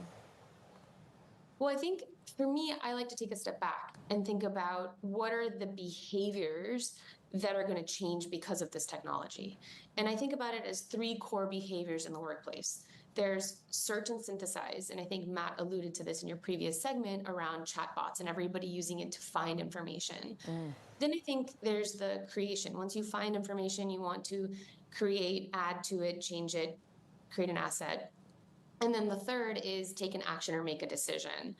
And I think generative AI is going to affect all three of these things. Where I feel like most people are comfortable using generative AI is in these low-value, repeatable tasks. Think of customer support, customer success, and some strategic analysis. So looking at your data and trying to figure out what's happening. So taking that first step, but maybe not completely trusting it to do everything and have access to all of your data today. Hence some of your bets in the likes of Forethought AI, one of the companies you've had on the show.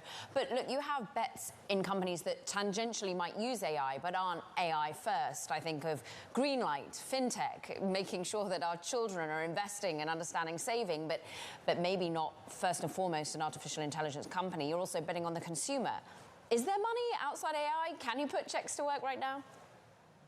Absolutely. I have never been more excited about consumer. I think every time the economic environment shifts one way or the other, whether it's booms or bust times, consumers change their purchasing behavior. And that's an exciting time for startups because that means that behaviors are changing and the incumbents may or may not serve the next generation of consumers whose behaviors are changing based on the environment. So I'm really excited because I'm seeing purchasing behaviors for consumers shift, incumbents not rising to the occasion, and startups getting a really good shot at acquiring entirely new customer bases. So I think now is the time. And to be honest, the consumer doesn't care if it's generative AI or not generative AI. They have something they're trying to accomplish.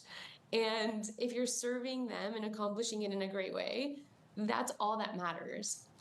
Now, on the back end, a lot of companies do want to use generative AI to improve their margins or an efficiency and all of that. But for the consumer, at the end of the day, they have a need, and you have to meet that need. And that doesn't change, no matter how much technology we throw at it. Vanessa, earlier we talked about the tech hubs that the Biden admin's backing. That includes areas like South Carolina and Georgia, where you've been active. Why is that an interesting place for you?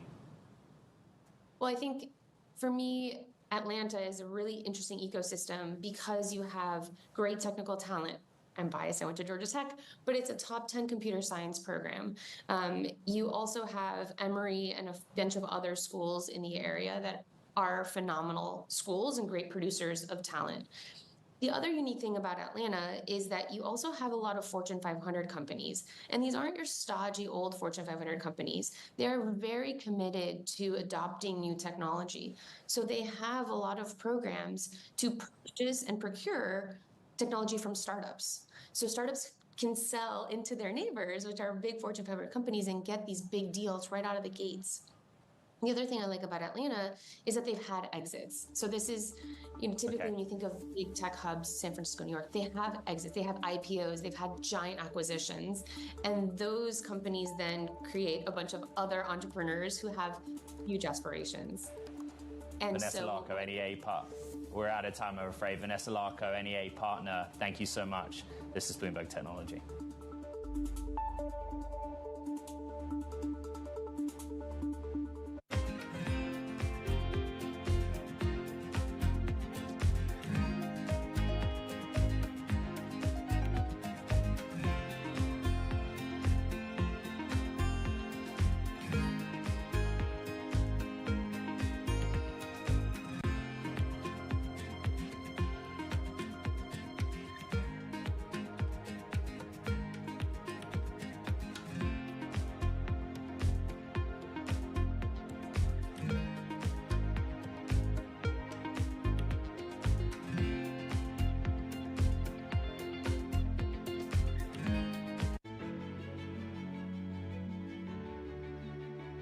Every single thing I've done It's almost as if somebody has said it can't be done. I mean, I remember I was in a factory and I said, I want to go in the night shift. And they said, no, we don't put women in the night shift. I said, how will I be a successful production manager or personal manager of a factory if I never went into a night shift and knew how a third of my people worked? So in some ways it has fueled some of my determination. It's fueled some of my, okay, I'm going to show this is possible, a sense of, I'm going to go get on and do it. It also gives me courage because I feel sometimes I'm not just doing it for me, I'm doing it for everyone else who comes after me. And I always tell women who ask me for advice saying, put your hand up for the most difficult job. Put your hand up for things that are challenging. You know, go in there and lean into things that are difficult, that are challenging, because that's what gives you the greatest credibility, respect, reputation.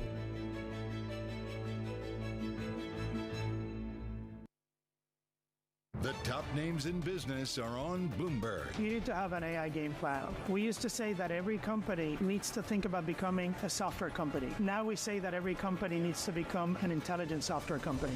Context changes everything.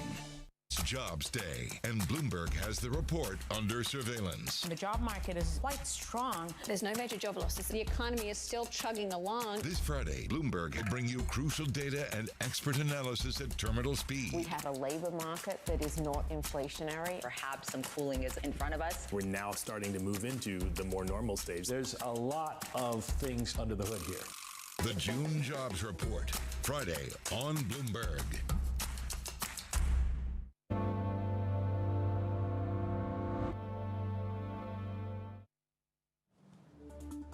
A first for Microsoft billionaires. Former Microsoft CEO Steve Ballmer has passed the company's co-founder Bill Gates to become the 6th richest person in the world. The move came as Microsoft shares rose to a fresh record, bringing their total gain this year to 21%. More than 90% of Ballmer's $157.2 billion net worth is in Microsoft shares, according to the Bloomberg Billionaires Index. Gates, meanwhile, has diversified his fortune and dedicated quite a lot of it to philanthropic causes. Caro. An interesting changing of the guard and the Billionaire Index. Meanwhile, look, that does it for this edition of Bloomberg Technology. You do not want to forget about our podcast too. If you listen carefully, you'll hear a rhythm in the markets. The markets compose their own tunes, and once you learn to listen for them, you'll catch yourself humming along.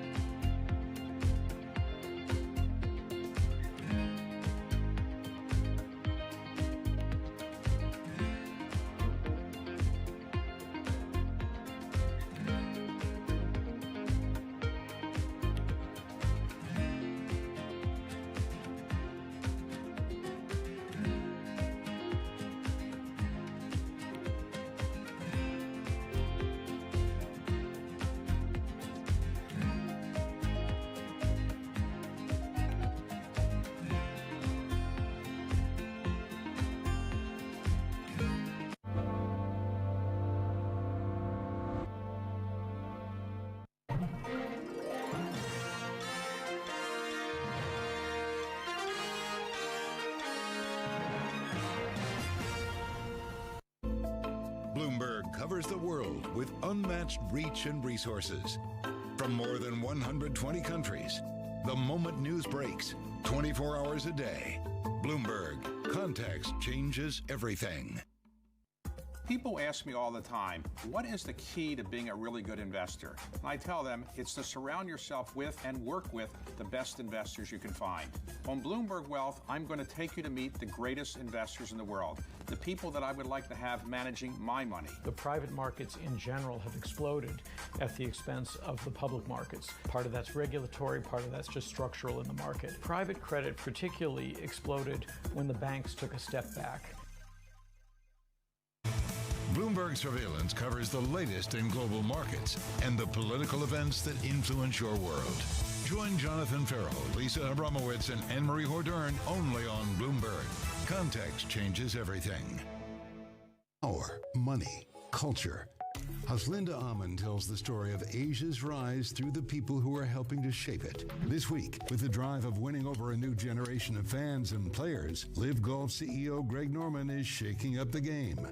The best players in the world, on the best golf courses in the world, in the best cities in the world. It's very easy to get that multiplying factor to move out. Latitude, encore presentation this weekend, only on Bloomberg.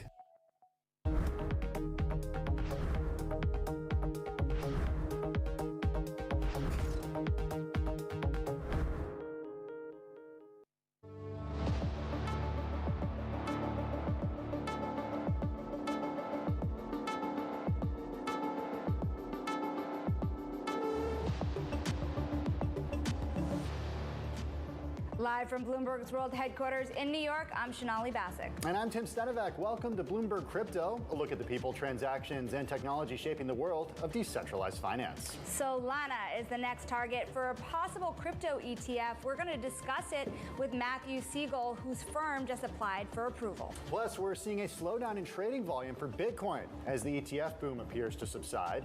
We discuss with Galaxy's Steve Kurz. And the SEC is suing Consensus, the company behind MetaMask. We're going to explain how the Supreme Court decision on SEC judges affects the case. That's all ahead on Bloomberg Crypto. First, though, here's a snapshot of the market. Bitcoin over the last 7 days, well, kind of doing a whole lot of nothing. It's pretty much flat over the last week. It did rebound about 4% from those June lows, still down about 15% from those all-time highs back in March after the launch of those spot Bitcoin ETFs.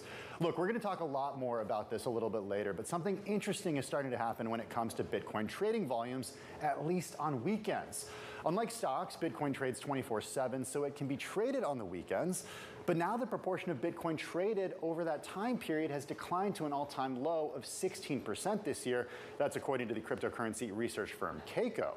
So maybe those wild weekends that Bitcoin was previously known for are now a thing of the past, Shonali. We're going to talk more about this in the context of ETF flows in particular. Let's talk about those flows because investors in the second quarter poured far less money into digital asset products tied to the token. When the price of Bitcoin dropped roughly 13% through that period, the previous 2 quarters saw surges of Bitcoin of at least 50%. Remember, you're talking about the difference in the first quarter of about $12.8 billion versus $2.6 billion into those ETF products, Tim. And remember, into that first quarter approval, you saw just a ton of excitement around Bitcoin, and some of that obviously is moderated. You're talking Bitcoin, I'm talking Solana, because Van Eck and 21 Shares have sent separate applications for the approval of a Solana crypto ETF, the likelihood of which could hinge on the outcome of the presidential election. Solana and the SOL token was championed by SBF, but after FTX and Alameda Research exploded back in 2022, Solana's very survival was in question. That's when the crypto fell to around $8. Now, Shonali, it's at around 150. Now, we're going to discuss this more with Bloomberg intelligence analyst James Seyfarth, who, of course, watches this market very closely. And from Solana to Ethereum, with Ethereum potentially right around the corner, what do you expect for a spot Ethereum ETF approval, and how will it compare to what you saw out of Bitcoin? Yeah, so when do we think it's going to happen is a good question. Honestly, if you asked me 2 weeks ago, I would have said, I think the SEC is going to push it off their plate before the July 4th holiday. They obviously haven't done that. So it's not happening this week. I seriously doubt it. It might happen the following week, so July 8th, the week of July 8th. But it remains to be seen how many comments the SEC needs to give back to these issuers, how much conversation needs to happen between the SEC and these issuers. So it's possible that it might take into the week of July 15th. That said, I'm pretty confident these things should launch in July. I don't know why they wouldn't. That said, the SEC is obviously in no rush. How is demand looking? It's hard to tell, right? There's no way to know. There was virtually no demand for the Ethereum futures ETFs, but there's good reason for that. There's an inefficient product. Our view overall is roughly that my base case is I think they could see 20% of the flows that the Bitcoin ETFs saw on a net basis over like a similar time frame. So if you look at the first 6 months, as you talked about at the top, Bitcoin ETFs have taken almost 15 billion since they launched, or just about 6 months. I think if you see 20% of those flows, that'd be a pretty good success. That's my base case for these Ethereum ETFs once they do launch. But that'll depend what's going on with the actual underlying market of crypto and Ethereum itself. So James, it raises the question of who these products are for. In your view, Who are they supposed to appeal to? Yeah, I mean, they appeal to one. It's hard to write. So like Bitcoin is very easy to like pitch. It's the digital gold, digital store of value. It's very simple. That's easy for investors and advisors to understand. They're going to add it as a diversifier to their portfolio. It's an alternative asset. What is Ethereum? A lot of them just think of crypto and they think Bitcoin first, but there's a lot more education that needs to happen around exactly what Ethereum is. Is it a decentralized web application for Web3? Who knows, right? Who knows exactly what it's going to look like, but they need to narrow down on that pitch. That said, if you just talk to most advisors, they like to diversify their exposures. They like index funds. They like diversified funds. So if you already have 2% of your client's portfolio in Bitcoin, why not add another percent or put a little bit on to get diversified crypto exposure? Will people sell some of the Bitcoin ETFs and use some of those proceeds to buy Ethereum to get some of that diversified exposure? Who knows? That will remain to be seen. But I think there's going to be a lot of people out there that are interested because if you look at Ethereum, there's revenue tied to the way that protocol works and the way that it operates. All great points. James Safer over at Bloomberg Intelligence. This is why we love checking in with you. Thanks so much. Do appreciate it. And when it comes to an Ether ETF in particular, we asked SEC Chair Gary Gensler about the chances of an approval last week at Bloomberg Invest. Take a listen. It's really about the asset managers making the full disclosure so that those registration statements can go effective and those lawyers know what that is. It's something our Division of Corporation Finance handles hundreds or if not thousands of times over anybody's career. It's smoothly functioning. It's really up to the asset managers to make the proper disclosures. For more, let's bring in Van Heck, head of digital assets research, Matthew Siegel, who joins us now to discuss his filing of the Solana ETF. Matthew, good to have you with us. It's not even the top 5 biggest cryptocurrencies that are out there right now. Bitcoin has more than 50% of the market. Why is Solana and Sol so exciting to you? Why is the opportunity there?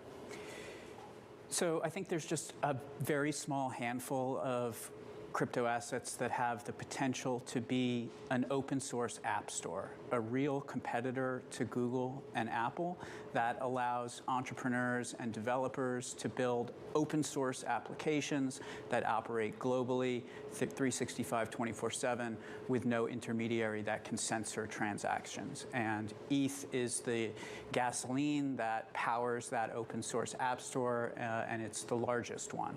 But when you look at the characteristics of the Solana blockchain, it shares a lot in common with Ethereum in terms of the decentralization, but it offers much faster transaction speeds and much lower fees. So over time, we look at this market as a winner-take-all or a winner-take-most environment. You may recall that Apple had 100% of smartphone profits even when they only had 40% of market share. It's possible that the crypto market develops like that, and with Solana about 20% of the size of ETH, the upside, if they can become that dominant open source app store, is much higher. Big elephant in the room here is how regulators would treat Ethereum versus Solana versus Bitcoin. How much concern do you have about the regulatory disapproval of Solana versus how they treat Ethereum? Well, one thing that Gary Gensler said at your conference last week, which was not in that soundbite, it was that the Ethereum applications are going smoothly. And this might be the only time in 3 years that I've agreed with Gary Gensler about something. But if these products are allowed to trade, then that confirms that Ethereum is a commodity. And the same thing will be true of Solana as well. So, there's some focus that there's no regulated futures market for Solana, and that might be holding back the ETF. We think that is a Gensler psyop. He has created that condition since taking power. There are a number of ETFs that trade where the futures market is irrelevant to the price formation. I'm talking about shipping ETFs, uranium ETFs, power ETFs. So with the slight change in the regulatory environment in Washington, we think these will get approved. But do you think if Biden wins in November, there's no way they get approved? I wouldn't say no way. We could still have a new SEC chair even if Biden wins. So it all depends on the SEC chair? Yes. And if Gensler is still the SEC chair, it's not going to happen? unless he's been given instructions to treat this asset class differently. There's a good chance that crypto voters are going to make the difference in this election, and we're already seeing a change in the regulatory environment at the elected official level, right? Multiple Democrats voting for pro-crypto legislation. I also want to kind of double down here on the question between Ethereum and Solana, because if you were one of the few issuers that may be offering both ETFs, how do you talk to clients about it? They are direct competitors. Well, I mean, fiduciaries want to pick the asset that they think is going to go up the most and then take a bet. So this is the largest capital markets in the world. We're in the business of designing intelligent investment products and letting our clients choose. We've put out a lot of research on why we think that Solana may end up as the blockchain with the largest market share, but let's let the clients decide. And I would note that the SEC, all of these Ethereum ETF applicants are, have filed now. They have live filings, but it is not too late for the SEC to do the right thing and revert to its traditional first come, first serve process towards approving these ETFs. And under that framework, Van Eck would go first. Hey, Matthew, I just want to go back to something that you said earlier about this being a competitor to Google and Apple. What's that vision? Lay that out for us. Google and Apple take up to 30% of the top line of any app that is listed on their marketplace. And it is a huge hurdle if you're operating with low profit margins to give 30% off the top to Google and Apple. It's like Mr. Wonderful and Shark Tank, right? No one wants the royalty deals because they're very dilutive for the entrepreneur. So in the case of Ethereum, if you code an app store on the decentralized Ethereum app store, you are generally paying between 10 and 15% take rate, well lower than the Google Play and Apple model. And for simple payments transfers, that take rate is less than a fraction of 1%. I think this is really important as well because you have been progressive enough to look at Solana in the form of an ETF already. What else are you considering to package into ETF form? What's on the lineup that could be right? Well, without giving specific plans, you could look at our ETF lineup in Europe, where we have multiple spot products, more than 10, including baskets. So I think as the regulatory environment changes, that will also, those products may also come to market. Van Eck, head of digital assets research, Matthew Siegel here on Bloomberg Crypto. And coming up, Galaxy's head of asset management discusses the slowdown in momentum for Bitcoin and what he thinks is the next catalyst. And Consensus is the latest target for the SEC. We're going to discuss why the regulator is suing the company behind MetaMask. And to access all of the latest data and news on crypto, check out CRYP Go on the terminal. This is Bloomberg.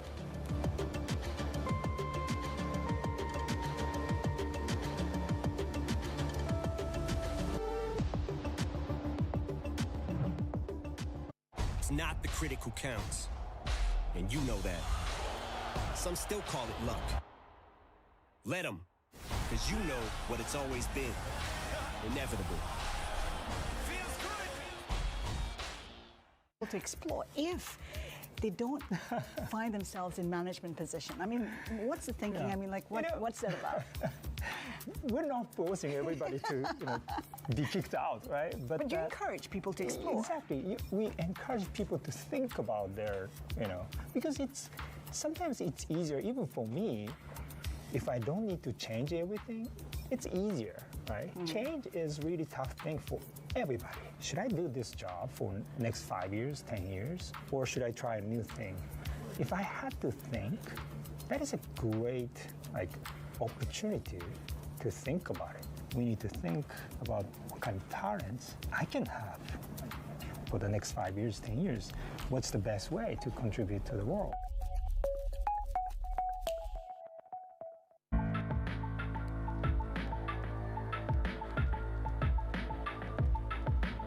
This is Bloomberg. It's the world's second largest economy with a growing influence in global affairs. But geopolitical uncertainties, deflationary pressures, and questions about foreign investment linger. Bloomberg, the China Show, brings you the unmatched expertise you need to keep track of breaking news, in-depth market analysis, and the most influential newsmakers in and around China. Bloomberg, the China Show. Weekdays at 9 a.m. Hong Kong time, right here on Bloomberg. Context changes everything. Morning from our world headquarters in New York. I'm Menace Credit. And I'm Danny Berger. Let's set your agenda. Bloomberg Brief delivers the market news, data, and analysis you need live every weekday at 5 a.m. Eastern. Bloomberg. Context changes everything.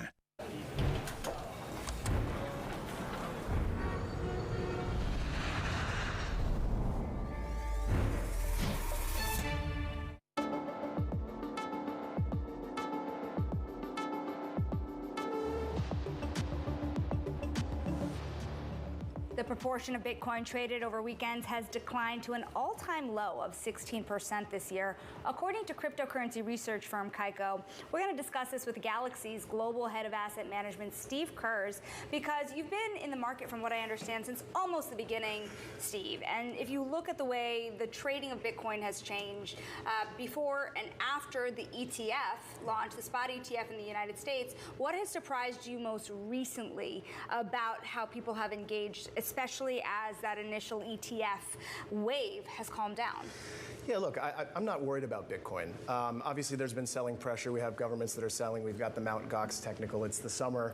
We've had a very, very impactful 6 months for Bitcoin, so I think this range-bound trading is natural. What we're most focused on is really the institutional wealth market kicking in, and that's starting to happen. That's going to be slowly and then all at once. And so in the next 2 months, you'll see some of the platforms switch into proactive selling versus reactive, taking orders from clients. Obviously, when you look at the presidential debate, there's a reason for Bitcoin to exist. So I'm not worried about Bitcoin, but I think it's just a bit of a lull right now. But you look at the lull, and even you look at Ethereum prices, the initial excitement around the idea of an ETF has kind of tapered off. Yeah. And Ethereum prices have wavered, and they're lower than their highs. So how do you expect the excitement into the Ethereum ETF to play out? Will it be meaningfully less than what you saw for Bitcoin? Yeah, I think you have to zoom out. I mean, prices move at the margin, and the fact that a structure like an ETF is existing for Ethereum is massively positive in the big picture in the long run. I think for the next couple of months, you'll have a different situation than Bitcoin. You'll have an overhang from products like ETH from Grayscale. You'll have that summer dynamic continuing to happen. But importantly, you do have 10 issuers or 9 issuers that are going to be telling that Ethereum story. That's the first time that's ever happening. And the story for Ethereum is really the story for crypto. So all of this noise about crypto is going to come into this Ethereum story, and maybe not out of the gates, but in 2, 3, 4 months, I think you're going to be surprised. You said that watching the presidential debate, you saw a need for Bitcoin. It was sort of proof that Bitcoin needs to be there. Explain that. What do you mean by that? What did you see? Well, I saw chaos for the country in a way, right? You'd like to have candidates that can speak to AI. You'd like to have them speak to crypto. And ironically, when you don't see that happening, the use case of Bitcoin as a report card on the system becomes a more natural thesis for investors. Maybe you need to hedge a little more than you did before. Does the use case for Bitcoin as actually a tool for spending, is that case made at all? I think the younger generation feels that way. That's TBD. It's possible. We haven't seen evidence of that in the U.S., but globally, for sure, we've seen that, and it's both of those things. So yes is the answer, but not yet. Steve, how do you see this all playing out? We heard from Van Eck a little earlier, this idea that if there wasn't a change in administration, that many of these future ETFs might not make it through the pipe. Do you agree with that? Well, I do and I don't. I think the future ETFs beyond Ethereum really have to do with legislation being passed in the U.S. We've talked about this ad nauseum.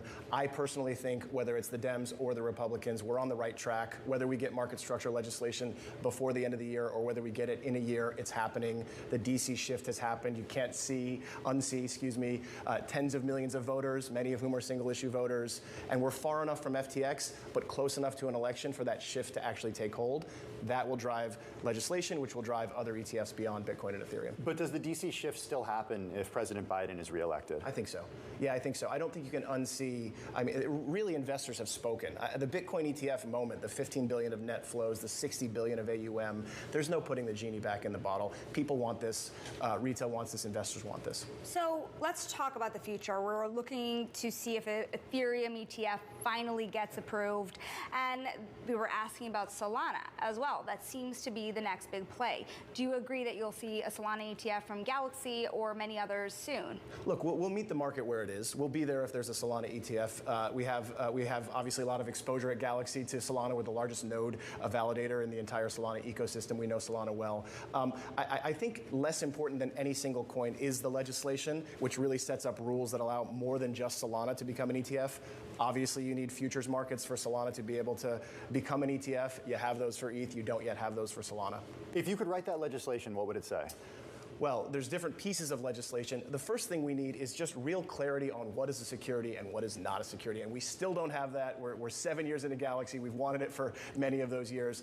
The rest of it is nice to have, but that's the most important piece. Explain why you think a futures market is so important for the success of a Solana ETF, because others don't agree. Well, I think, look, if you go to the courts have been really important in all of this absent legislation, and the courts have been very clear that that is the test. And that's why we were so confident that an Ethereum ETF would happen. And that's, I think, why you're seeing an Ethereum ETF happen, because you do have that reference point for the underlying spot market. Okay, what's the date that it happens? For which? For Ethereum. I think Ethereum is weeks, not days. But within July? Within July. Yeah, look, we've done this before. This is methodical. This is window dressing. The SEC is engaged. Obviously, Invesco Galaxy has a filing. I can't speak to the specifics of it, but we've been doing this for months now. We did it with the Bitcoin ETF. The products are substantially similar. We know the plumbing. We know the process. You made this comment earlier about how you're seeing more interest from the individual investor, from their financial advisors. What proof do you have of that, given that we've seen a tapering of flows? Well, I think, just to be clear, I don't think the flows that have driven the Bitcoin ETF have come as much from the intermediaries and the RIAs as we would have expected, or as many would have expected. I think the process takes 6, 9, 12 months. You need a track record, who has the best total cost of ownership. These are the questions that the large gatekeepers need to see the answers to.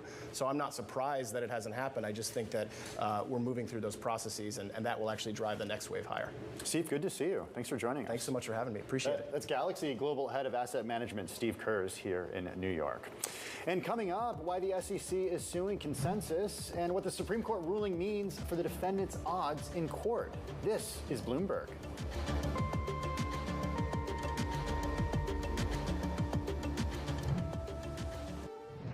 It's not the critic who counts, and you know that. Some still call it luck.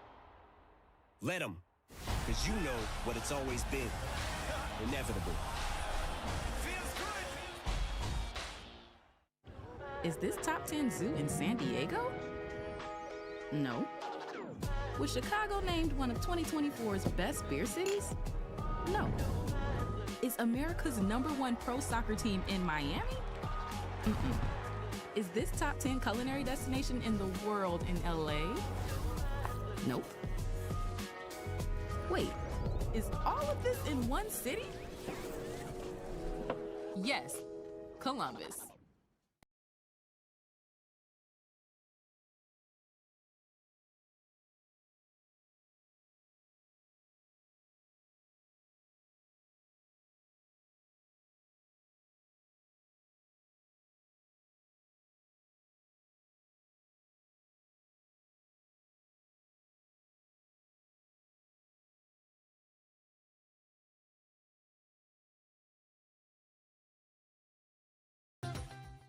Biggest power players. The president has been clear that is non-negotiable. I mean, this is going to be an ugly, ugly year. Balance of Power, live around the world twice a day at 1 and 5 Eastern. Only on Bloomberg TV and radio.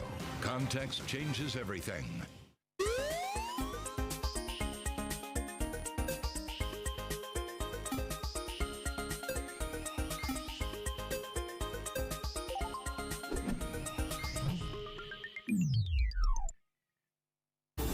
Fixed income fix. Watch Bloomberg Real Yield every Friday right here on Bloomberg.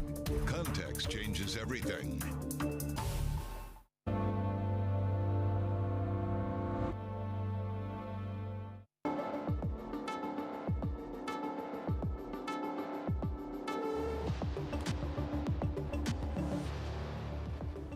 The company behind MetaMask recently reported that the SEC is winding down its investigation into Ethereum's status. Now the SEC is suing Consensus, which owns MetaMask, alleging the crypto firm broke the rules by failing to register as a brokerage and improperly collecting millions of dollars in fees. Bloomberg's Ben Bain joins us now from Washington to discuss. Ben, what exactly is at issue here? Alleging, like it has with many other firms in the crypto industry, that they should have been registered with the SEC as a brokerage or really a firm conducting transactions on behalf of clients in the digital asset space. This is pretty consistent with many of the other enforcement actions that the SEC's brought really over the past few years. It's interesting, your last guest was talking about the way there hasn't been clarity. I would just say kind of the SEC has been pretty clear. I don't think the industry necessarily agrees with the SEC here, but this is just the latest example of the SEC doubling and tripling down on the idea that many crypto assets are unregistered securities. And if you're acting as a brokerage, you should be registered as a brokerage with the SEC, according to the agency. Ben, how much is the SEC going after the infrastructure here? The exchanges, Coinbase, Kraken, Consensus, MetaMask. How much are they going after them versus the tokens themselves? So the infrastructure, like most places in kind of the financial regulation in general, are where the intermediaries are. And that's where the SEC and other regulators really have their hooks. So from the very beginning, the SEC Chair Gensler has really focused on exchanges. He said that they're conflicted in many cases. They have conflicts of interest. Their business models are different than how other exchanges act in other asset classes. So he's really gone after them. And in terms of brokerages as well, as we're talking about, in this instance, when we're talking about a wallet, the SEC has really focused on the infrastructure here because that is where the SEC has its hooks. Brokerages, if they are trading securities, need to be registered. And exchanges, if they're providing a platform for the trading of securities, also need to be registered. And that's what the SEC has said pretty consistently here. So this is a pretty consistent case with what the SEC has been doing over the course of several years. Okay, we know what the SEC has said. I want to read what Consensus has said. Quote, "We are confident in our position that the SEC has not been granted authority to regulate software interfaces like MetaMask. We will continue to vigorously pursue our case in Texas for ruling on these issues." And Ben, when you think about the way that the industry has been fighting back, you even have Coinbase telling us on the record that they would see this all the way to the Supreme Court if they need to. How do you think that the recent Supreme Court decisions really impact the SEC's path forward here when it comes to crypto? So I think on a very broad level, there's certainly an impact, as there is across the board for many of the things that the SEC does in terms of enforcement and regulation. Specific to crypto, I don't know that this is unique. I don't know that this asset class is particular in the sense of the impact it will feel, but there's certainly going to continue to be challenges, and I think that only gives more wind to the sails here. Ben Bain from Bloomberg News, we thank you so very much for all of your coverage, and that does it for Bloomberg Crypto today. Join us again next week. Of course, it's a busy time in crypto. From New York, I'm Shonali Bassick with Tim Stinovec, and this is Bloomberg.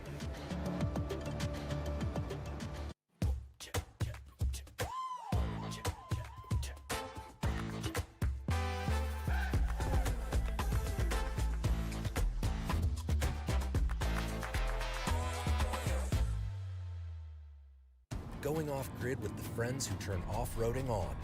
For work and play and every day, upgrade your truck, Jeep, or Bronco with over 1 million parts and accessories and bring your truck to life. Real truck. Our year-long, don't have a season.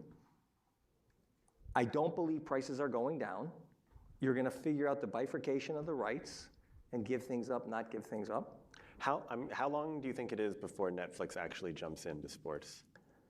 They're in sports right now, but they just do the shoulder programming. Yeah. I think their point of view, and you'll ask Ted tomorrow, is we build up we don't want to be in the bidding of rights and then not have any long tail. So I'm not sure. They did bid on Formula One, but ESPN got it.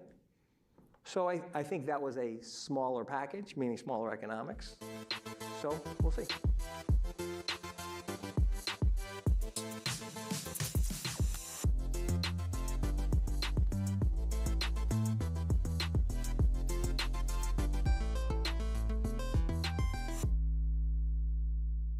I'm Alex Rodriguez. I'm a former New York Yankee and played professional baseball for over 20 years.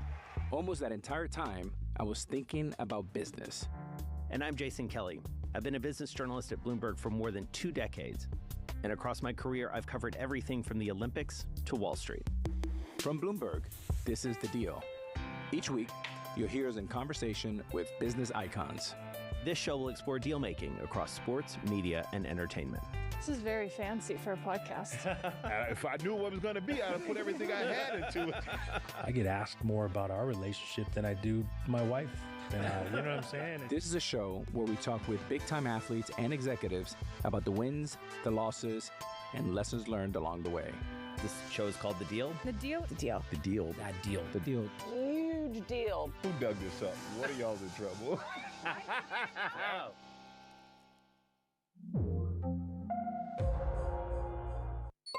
Asia is at the forefront of some of the world's biggest stories. I'm Sherrian in Tokyo. And I'm Heidi Stroud-Watts here in Sydney, where the trading day begins. We're here in the center of all the action to get you set up with the numbers, news, and knowledge you need for the day ahead. The demand is indeed recovering. We've been waiting for this moment. The opportunity of a century. Join us on Bloomberg The Asia Trade. Weekdays only on Bloomberg TV.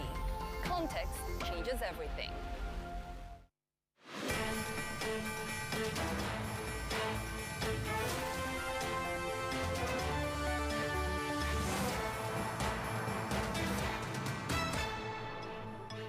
Welcome to Bloomberg Markets. I'm Shanali Bassick. Let's get a check on these markets here. Taking a look first at the S&P 500, sticking into the green, but barely. You have it roughly flat on the day. NASDAQ 100 up 0.2% still. Of course, coinciding with a move lower in yields, the 2-year and the 10-year as well. But the 2-year is where you're seeing a little more of a bid here, with about a 2 basis point move lower to 473. And you had New York crude today at 83.45 on the day, now only a 0.07% move higher. But remember, we saw levels that we have not seen in crude in 2 months. Now, looking at some midday movers here on the equity side, drug makers Novo Nordisk and Eli Lilly shares under pressure after the Biden administration demanded price cuts on their blockbuster drugs for diabetes and weight loss. The president says if companies don't lower prices, quote, we will do everything within our power to end it for them.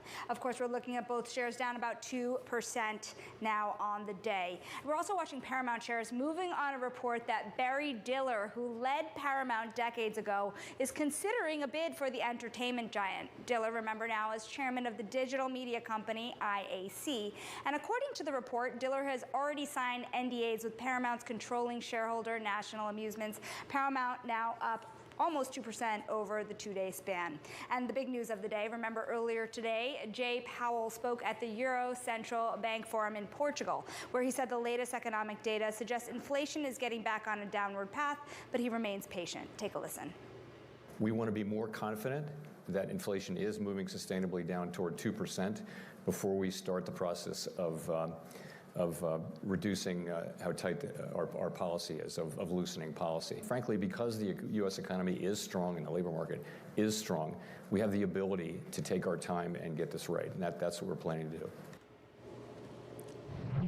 We're going to discuss these comments with Bloomberg's Michael McKee, because even if you have a Chair Powell also saying still that he remains patient, the market is less so. You do have a little bit in the bond market. What are the tea leaves that the market is trying to read?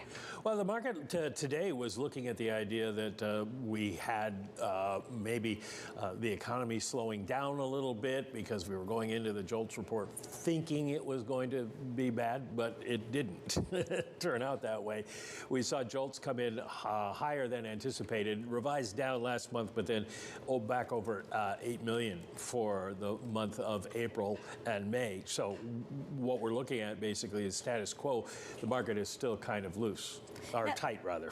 How do you pair what Chair Powell had said versus, for example, what Chicago Fed President here, Austin Goolsbee, said, this idea that policymakers should prepare for rate cuts? Well, that's one of the debates that's underway here. That's the big debate underway, is when do they need to cut rates? Goolsbee a little more dovish, shall we say, than the chairman at this point. we know the economy is slowing. The question is, how fast is it slowing, and is it going to slow so quickly that then we have a problem in the economy and we slide into recession?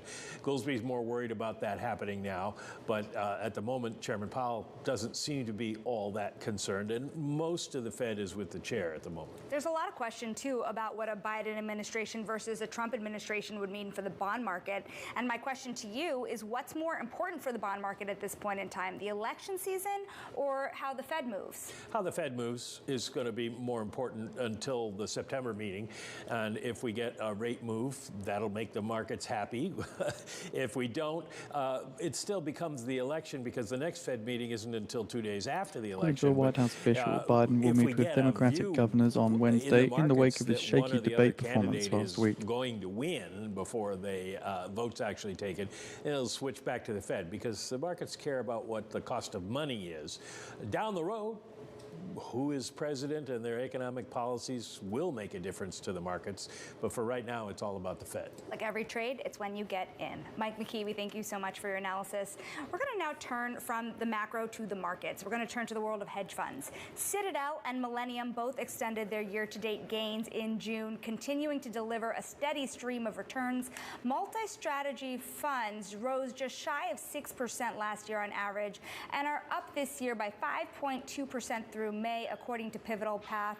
And of course, Citadel on its main hedge fund posted an 8.1% return in the first half of the year. Millennium Management gained 6.9% in the same period, according to people familiar with the matter. But Bloomberg opinion columnist Nir Kaysar says there are only so many opportunities in markets for outsized gains that hedge funds are bound to disappoint investors. We are joined now by Nir, who wrote this column for Bloomberg Opinion just this morning. It is fascinating because you see such a massive divergence between these massive multi-strats and, let's say, everybody else. Are they delivering on their value proposition? Hi, Sonali. I mean, I think some of them are, and some of them will continue to. But as a group, multi-strat hedge funds and the hedge fund space in particular are not. And I'm struck by what's not making news this week, which is, I know that you follow the space closely. Jane Global, which is one of the biggest hedge fund launches ever, starts to trade this week, reportedly with just over $5 billion. And in the heyday of hedge funds in the 1990s and 2000s, this would have been tremendous news. And you hardly hear anything about it. And I think you have to ask yourself, why aren't you hearing more about it? And I think the answer is that the hedge fund performance has steadily declined over rolling, say, medium-term periods, almost from the beginning of the industry.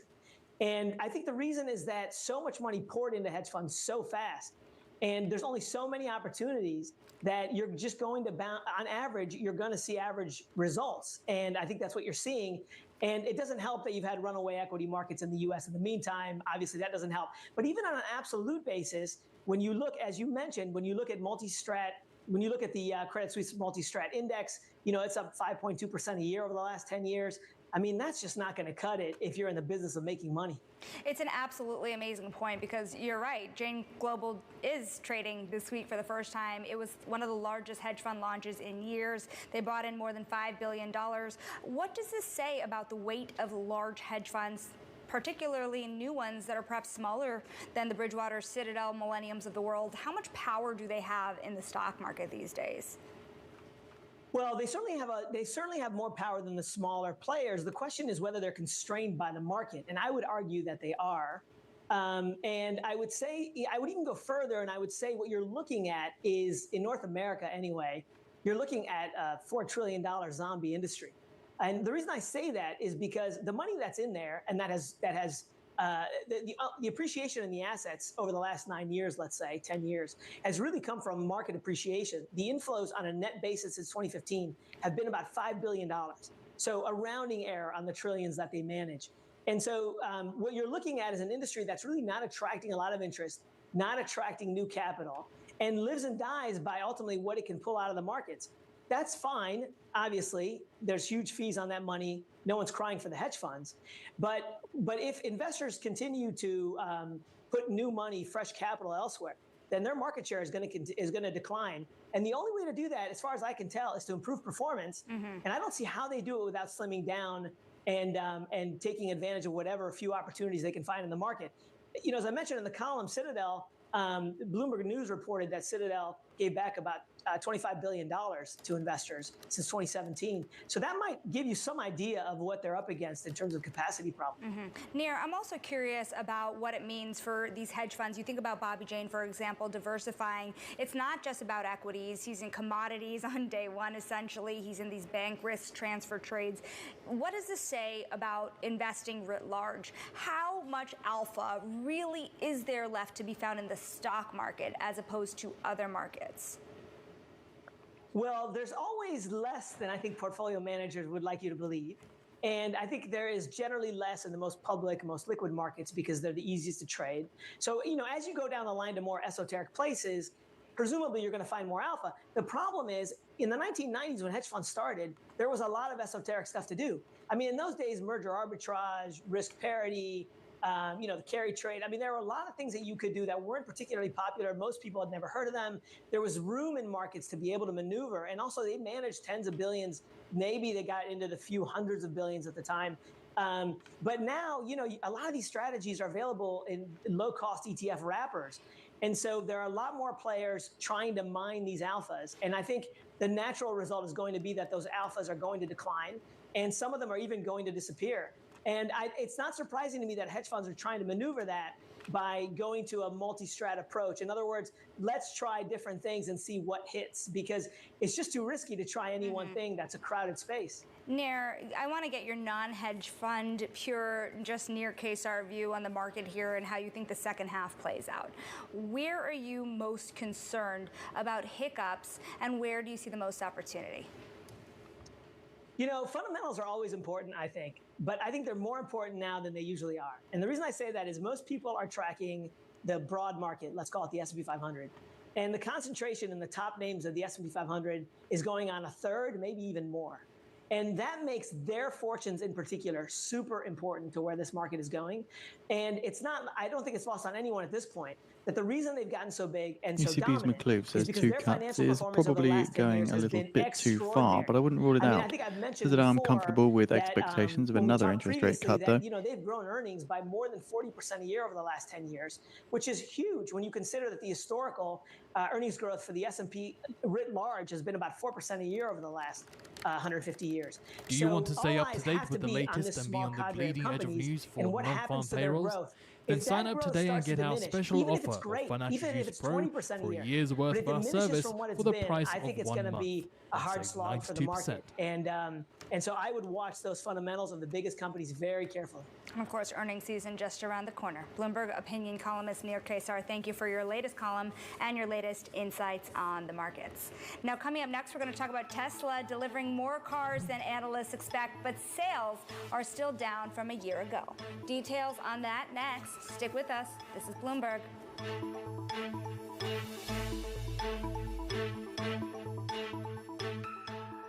It's 104 years in the making. Reverend Solomon Kinlock Jr. and Triumph Church invite you and your family to join us in worship as we celebrate 104 years of service to Christ in the community. Triumph Church offers 9 worship services at 5 different locations in the Detroit area.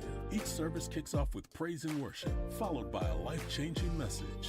For service times and locations or to live stream, just visit triumphch.org.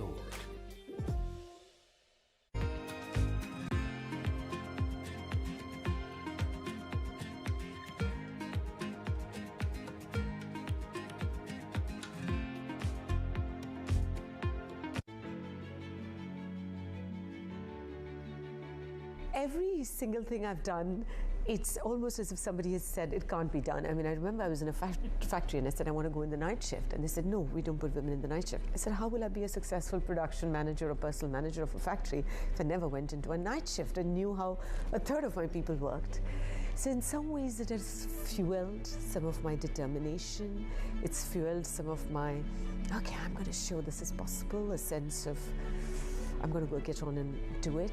It also gives me courage because I feel sometimes I'm not just doing it for me, I'm doing it for everyone else who comes after me. And I always tell women who ask me for advice saying, put your hand up for the most difficult job. Put your hand up for things that are challenging.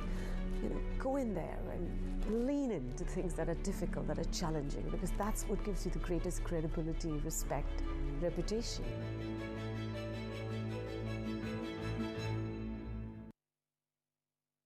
what's happening on Wall Street. I couldn't have been more wrong. It's going to stay volatile for a while longer. It's a bifurcated market. Need to catch up? This is Bloomberg Wall Street Week. I'm David Weston. We've got the information and insight. Year over year, you could start to see some cracks. It might be overhyped short term, but it's underhyped long term. From businesses most influential and instrumental. A lot of the doom and gloom has been somewhat overblown. If you're not living near the edge, you're taking up too much space. Bloomberg Wall Street Week, live Friday with replays all weekend on Bloomberg Television and Radio. It's a multi-trillion-dollar industry. We'll show you what's happening in ETFs like no one else. Bloomberg ETF IQ, Monday on Bloomberg.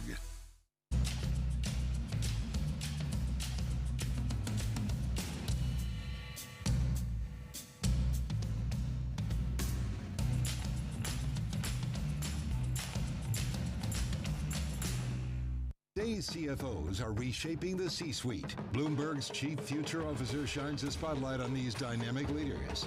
From breakfast cereals to pet foods, General Mills has an iconic array of brands. But future success depends on efficiency, innovation, and insight. CFO Kofi Bruce does much more than crunch numbers. Our first job is to intimately understand and anticipate the consumer's needs. Watch Chief Future Officer. New season starts July 10th on Bloomberg Television.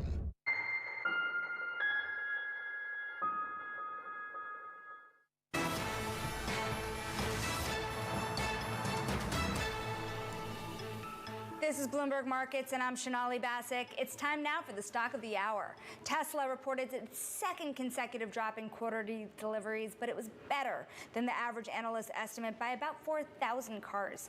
While sales were down 4.8% from a year ago, Tesla improved on deliveries from the first quarter. We're going to discuss this with Bloomberg's Ed Ludlow in San Francisco. Tesla shares just flying past 9% on the day. Of course, Ed, when volatility in Tesla stock is not unusual, but explain how these deliveries are put into context for the Tesla story that we've seen so far this year. That things didn't continue to get worse. You know, the first quarter's delivery numbers were very difficult. And at the time, Tesla gave us a number of factors behind what was happening. You know, the tension and problem in the Red Sea impacting supply chains, the arson incident at Berlin facility. Elon Musk talked on the earnings call about the impact that hybrid sales have had on EV sales. So there are different ways of looking at it. It's a drop of 4.8% year on year, less than feared, exceeding street estimates for deliveries. But remember that in all street estimates, there's a range. You know, some saw deliveries being as low as 420,000. Some saw them being much higher.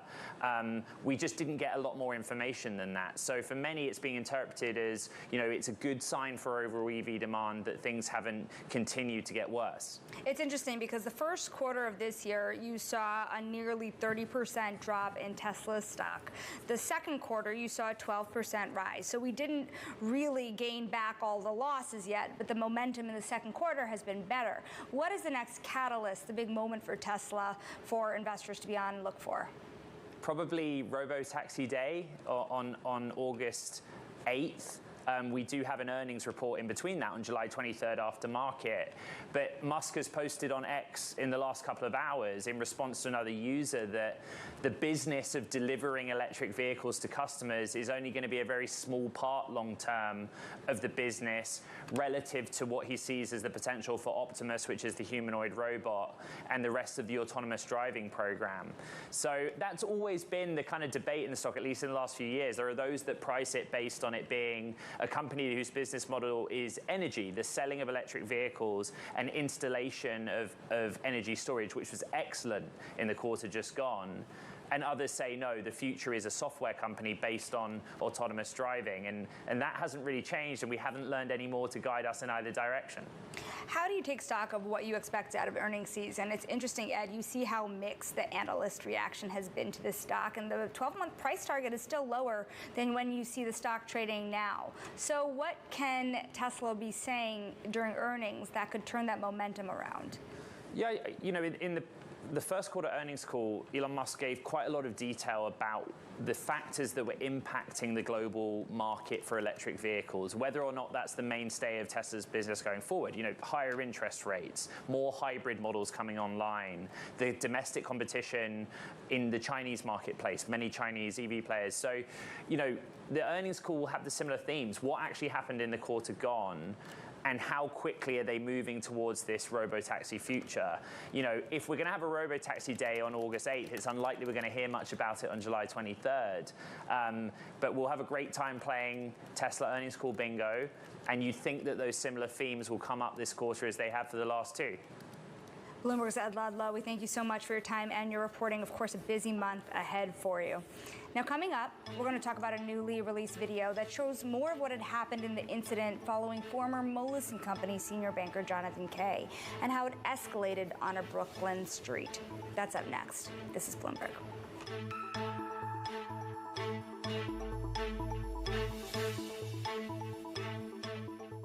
It's 104 years in the making. Reverend Solomon Kinloch Jr. and Triumph Church invite you and your family to join us in worship as we celebrate 104 years of service to Christ in the community. Triumph Church offers 9 worship services at 5 different locations in the Detroit area. Each service kicks off with praise and worship, followed by a life-changing message. For service times and locations or to live stream, just visit triumphch.org. Stepping out, throwing in a line, and dropping the tailgate for a picnic. For work and play and every day, upgrade with over 1 million parts and accessories and bring your truck to life. Real truck.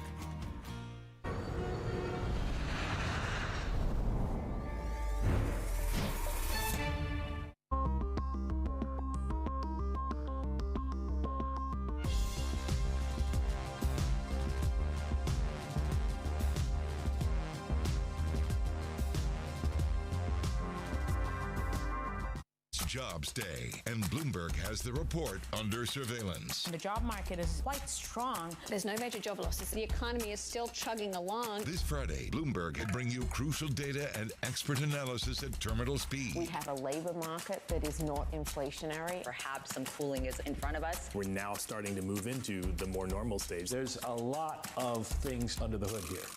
The June Jobs Report, Friday on Bloomberg. DOJ or other authorities could face bigger challenges next. It was going to keep rain World Cup. This is a threat as the economic picture. Covering the intersections of Hollywood, Silicon Valley, and beyond.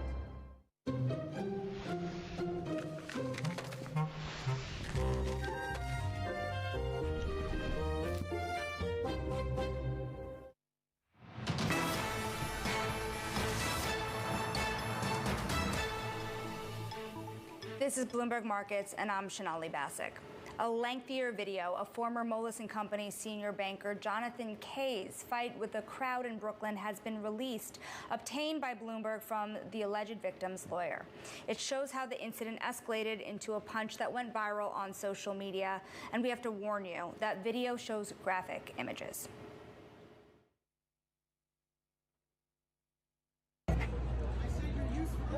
Great. Oh. What does that mean? Oh! Oh! Really? Yeah, you just pushed me. Yeah, water. No more. Sir, stop. Yo! Hey! Good. Serves you right. Why would you do that? Why would you go? Now you're we're gonna go. Oh!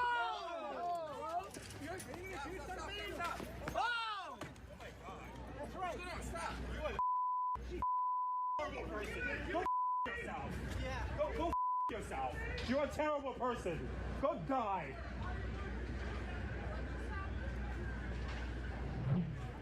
Joining us now for more perspective on the incident is Bloomberg's Chad Gillespie, who has been reporting on what has been happening among both sides. Explain the series of events from early June till now and what we know. Right, Sinai. So on June 8th, the evening of Brooklyn Pride in the Park Slope neighborhood where Jonathan Kay, a senior banker at Moelis, lives himself, there was, revelers out on the streets, a lot of people, around. Jonathan is walking along the street and, has this altercation which has been widely shared on social media. Very quickly after it went viral, viral on Twitter for the first time. He was put on leave by Moelis after a flood of protests on social media, in person as well. Shortly after that, about a week or two, we reported that he'd resigned from the company. Rick Polimas, another senior banker at Moelis, has largely taken over his duties as head of business services banking. Now we know that there was a criminal police report filed by one of the alleged victims, and now just yesterday, Jonathan Kay was arraigned at Brooklyn Criminal Court on 6 charges, varying degrees, for 2 incidents separately of 2 different women that evening, which is shown more clearly in the video that we have now, a 51-second video as opposed to just the 10-second video that was originally released on social media. And this is sort of provoking renewed debate, shall we say. Now, how has Kay and his legal team now responded? So they've said very clearly that they believe he was acting in self-defense, that he was surrounded by a mob who were, chanting anti-Semitic slurs. You can see quite clearly in the video that they threw water on him, another red liquid, which we're told was Gatorade, that he was provoked and then surrounded, and he was purely acting in self-defense, and that he wanted to get back to his family, nearby where he lived. The dispute isn't over in the sense that there's a lot still that we don't know. Clearly, both sides are on different sides of the story. What do we know about the circumstances around his departure from Moelis? Yeah, that's one area that we're not entirely clear on, Shonali, and that's something that, clearly it was a very sensitive topic for Moelis, for, a very prestigious investment bank in New York, where, one of its senior bankers was really, and the firm, one would say, was blindsided by this incident. We know that they investigated the incident. He was put on leave, and then he resigned. We really don't know the circumstances around that resignation, whether he was essentially pushed out, whether he, resigned himself. But, obviously there are sensitivities around that right now. There are sensitivities partially also because of who he was. A lot of the headlines surround him saying he was a millionaire banker who had punched this woman. But this was also quite racially charged on both sides, wasn't it? For sure. I mean, Jonathan Kay is he's a Jewish man. He lives in Brooklyn, in Park Slope. This group of the group on the other side, some of them were wearing clearly Palestinian supporting symbolism and clothing that evening. We're told this was they entered a verbal altercation with regards to the Israel-Gaza conflict, and that there was that was part of the spark that led to these events. Todd, we thank you so very much for following this story throughout and keeping an eye on all of what has happened throughout the past month. That is Bloomberg's Todd Gillespie, who does a report on the investment banks here for us at Bloomberg News. I'm Shonali Bassick. That does it for Bloomberg Markets on the day today. Of course, it is a short holiday week here in the United States, and you are watching markets roughly flat as we head into the middle of the week. The S&P 500 reacting moderately to Chair Powell's remarks earlier on. The bond market also still reacting with a small bit in the 2-year yields. That does it. This is Bloomberg.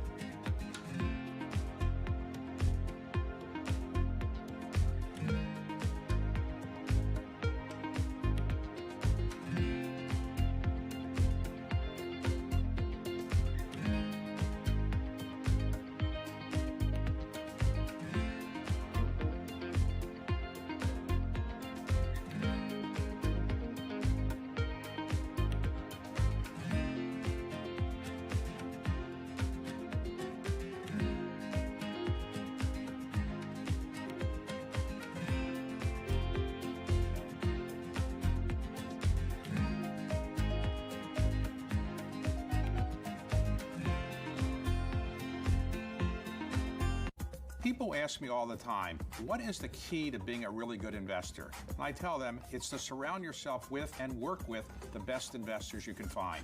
On Bloomberg Wealth, I'm going to take you to meet the greatest investors in the world, the people that I would like to have managing my money. The private markets in general have exploded at the expense of the public markets. Part of that's regulatory, part of that's just structural in the market. Private credit particularly exploded when the banks took a step back.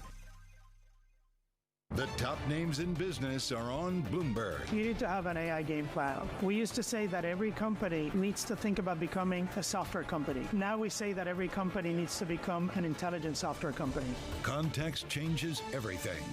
Power, money, culture.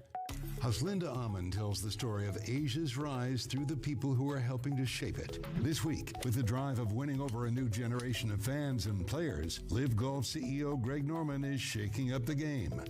The best players in the world, on the best golf courses in the world, in the best cities in the world, it's very easy to get that multiplying factor to move out. Latitude, encore presentation this weekend, only on Bloomberg.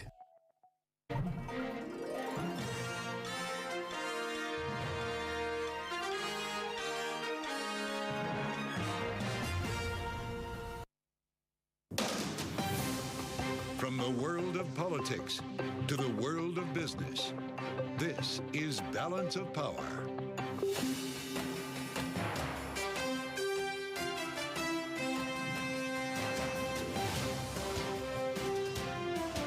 Live from Washington, D.C. The first Democratic member of Congress calls for Joe Biden to drop out of the presidential race. Welcome to the fastest show in politics. As a representative from Texas pulls the ripcord, I'm Joe Matthew alongside Kaylee Lines in Washington, D.C. And Kaylee, this comes today as Joe Biden reports raising tens of millions of dollars after the debate that was said to be such a disaster. Yeah, in the 4 days since the debate, $38 million raised. They had a record month of June with $127 million, according to the campaign. And yet there are still calls within the Democratic Party for Biden to consider not being officially the Democratic nominee. One of those, as you mentioned, now coming from Congressman Lloyd Doggett, who represents the congressional district that was once represented by Lyndon B. Johnson. How about that? And he says in this letter, under very different circumstances, he made the painful decision to withdraw. President Biden should do the same. A native of Austin saying out loud what a lot of Democrats are saying quietly here, Kaylee, but publicly speaking, it's been a circle the wagons effort by Democrats when you see the interviews, at least for the most part, from Sunday morning TV onward. This is our candidate. And as Bloomberg reports, the DNC might, in fact, try to seal up his nomination early. It could happen in the middle of this month. Yeah, potentially just a few weeks from now. We should also point out that Bloomberg is reporting Joe Biden today is having a Zoom call with a number of Democratic governors, including those who have been in conversation around who potentially could be the nominee, if not for Joe Biden. Think Gavin Newsom of California, Gretchen Whitmer of Michigan, and J.B. Pritzker of Illinois. Be an interesting meeting. All this, if I can add another layer, we learned today that it is almost assured Donald Trump's sentencing on July 11th will be delayed, certainly until after the Republican convention. So this campaign cycle gets more complex by the day, Kaylee, even in the dog days of summer. Indeed. We're going to have a conversation coming up with a Democratic Congressman, Seth Moulton of Massachusetts. His reaction to all of the news we have gotten within the last 24 hours, or really since the days since the debate. First, though, as always, let's get a check on the markets. Charlie Pellet has that for us up in New York. Hey, Charlie. Thank you very much, Kaylee Lines. And here's what's going on. Little change on the S&P right now. We've got the Dow lower. NASDAQ is advancing. S&P up 4 to 54.79, up by about 0.1%. Any close higher today for NASDAQ will be another record. NASDAQ right now up 52, up 0.3%. The Dow, meanwhile, slumping 66 points, down 0.2%. 10-year yield at 4.45% with a 2-year 4.73%.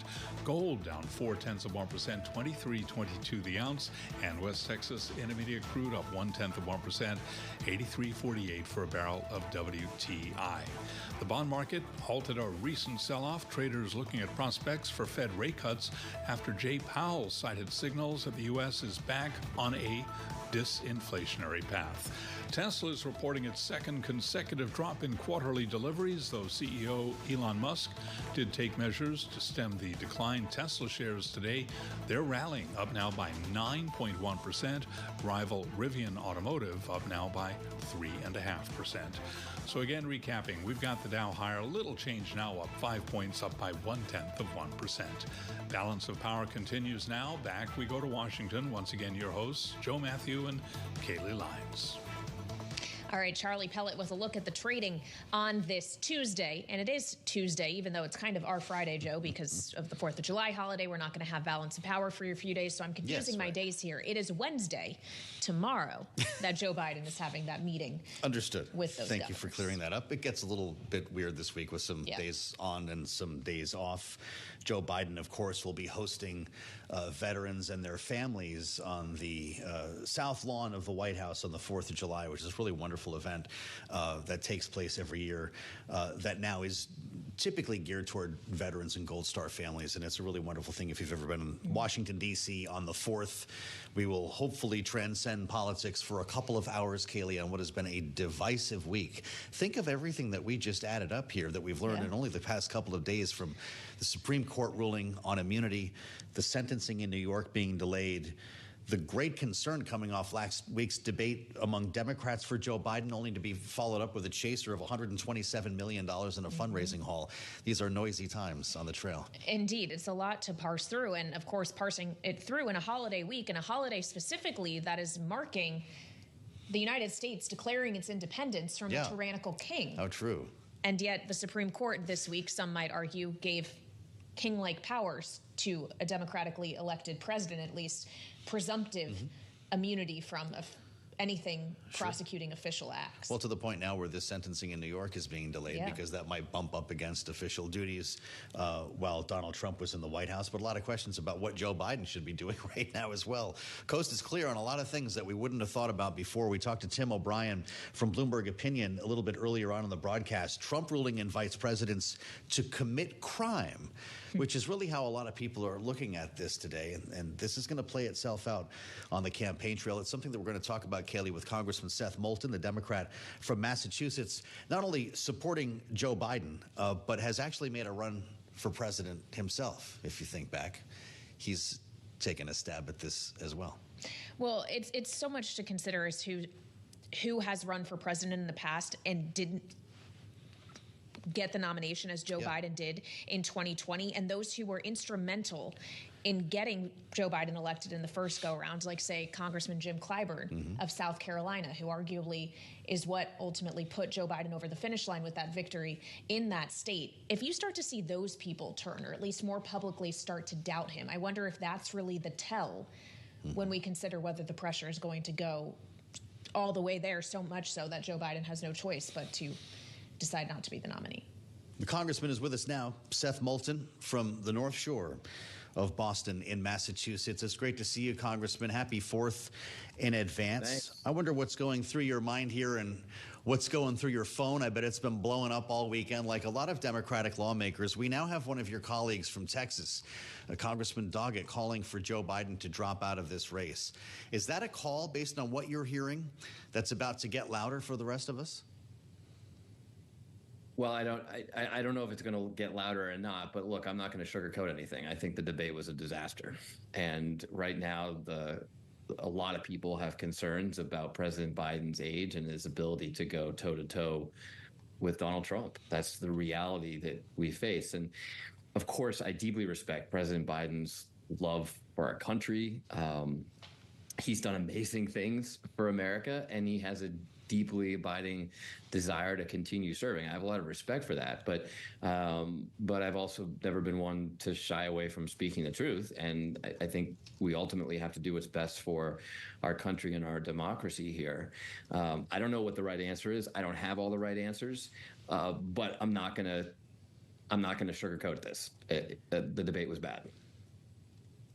Well, the debate, in your words, was bad. That was days ago on Thursday evening, and potentially you could argue that the stakes of this election got ratcheted significantly higher by the Supreme Court decision yesterday, Congressman, in which they said that Donald Trump or any other president from here on out does have presumptive immunity from prosecution for official acts. Given the language we have seen from Donald Trump as a candidate about retribution, about being a dictator on day one, does that not make it more incumbent on President Biden to actually consider what Donald Trump could do now if he were to win a second term? Does that change the narrative even from Thursday to now?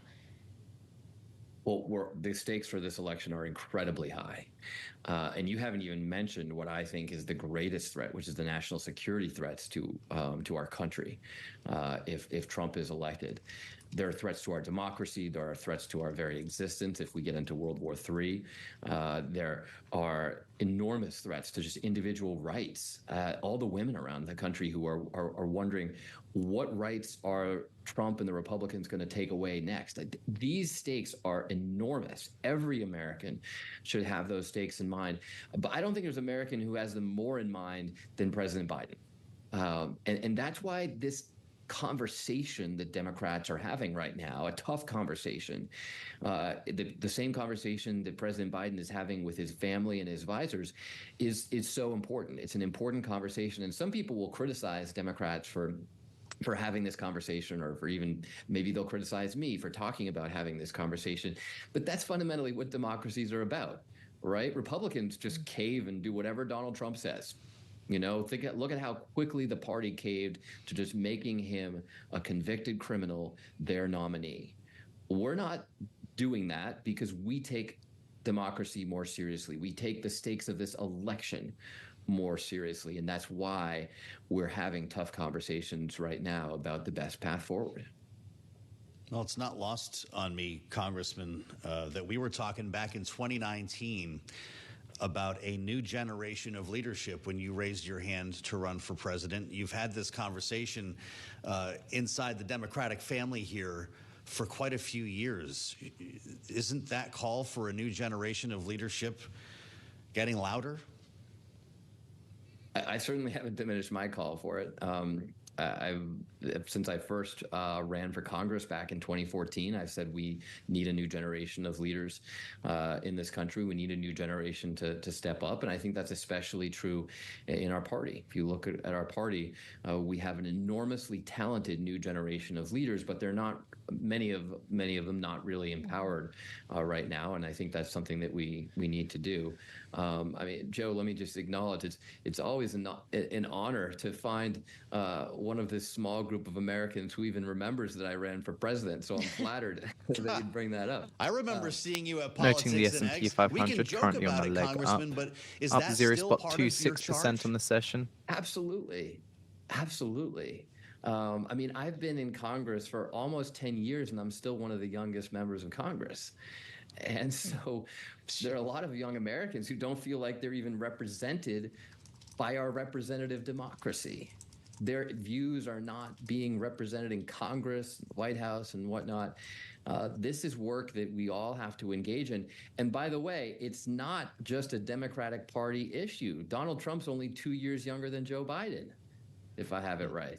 So, I mean, this is, this is an issue that I think politics in general in America has to wrestle with. We need a new generation of leaders. We still do. Well, as we consider those leaders in all of the different facets of government, specifically the House of Representatives, Congressman, you are right now in the minority. The prevailing thinking, at least it was until Thursday, was that the Democrats stood a fairly good chance of flipping the House blue in November. Do you now have concern that Joe Biden being at the top of the ticket hurts those odds? Well, I've had concerns about the House for a while because I think the problem is that while insiders in politics, like the three of us on this conversation who follow this every day, we know how totally dysfunctional the Republican House has been. We know that it's almost inconceivable that these bozos could get reelected, the likes of Speaker Johnson with his acolytes, Marjorie Taylor Greene and Lauren Boebert. I mean, all these, frankly, nutcases. But I'm not sure that everybody is so tuned in to realize that the reason the House is dysfunctional is because of this extremist Republican leadership. And if you look at the simple baseline, how many safe seats do Republicans have versus how many safe seats do Democrats have in the House, Republicans are actually ahead. So the case I've been making all year is we need to pay attention to the House. It's getting lost because people are so focused on Biden versus Trump, and then they're focused on the Senate, which we've known for years would be a tough road for Democrats in 2024. And the worst case scenario is that we wake up the day after the election and we say, oh my God, we lost the White House, we lost the Senate. And if we had just paid a little attention to the House, we'd have a backstop on democracy, but we didn't. So I've been leading my group, Serve America, that's helping to elect great leaders, great service veterans in key races across the country. I've been encouraging people to invest in Serve America because I think this is the best return on investment in Democratic politics right now. I think it's incredibly important to focus on the House. We all know the stakes are high with the presidency. We all know the Senate, our Senate majority is in peril. Let's not forget about the House, though. It could be the backstop on democracy that we need. Mm-hmm. Well, there's a lot here, a lot of cross currents and a lot of overlap in all of these races that we're talking about here. Congressman Seth Moulton, I feel like we're dancing around this a little bit here because everybody's trying to be polite. Should Joe Biden drop out of the presidential race or not? I don't have the answer to that right now. I've had a lot of conversations about this, candidly, and there's certainly a view that the chaos that would follow would be worse than just having a nominee that we know and that can trust. And then, of course, there's the other view that the debate was a disaster, and we just need to move on. I'm not sure exactly what the right answer is yet here, but I can tell you, we are having those serious conversations as any serious party should. How does the Vice President Kamala Harris factor into those conversations? Is the thinking that she should be the nominee instead, or that someone else entirely who is unattached to this administration should be the one to take the helm if indeed Joe Biden makes the decision to exit?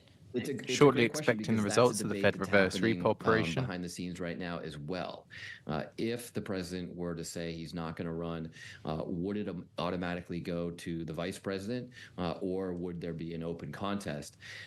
This is tricky. I mean, I'm not even sure exactly what all the party rules are in terms of shifting delegates around and whatnot. That's certainly not my area of expertise, but that's something that would have to be sorted out, because this really is an unprecedented situation. I can't think of a time when something like this happened before. I'll tell you, one of the considerations, just to lay all the cards on the table, is that there's been great concern that the Democratic Convention in Chicago this year will be chaotic to begin with. There are a lot of protests planned. There are a lot of people who are upset with the president's policy around Israel and Gaza in particular, who probably want to disrupt the convention.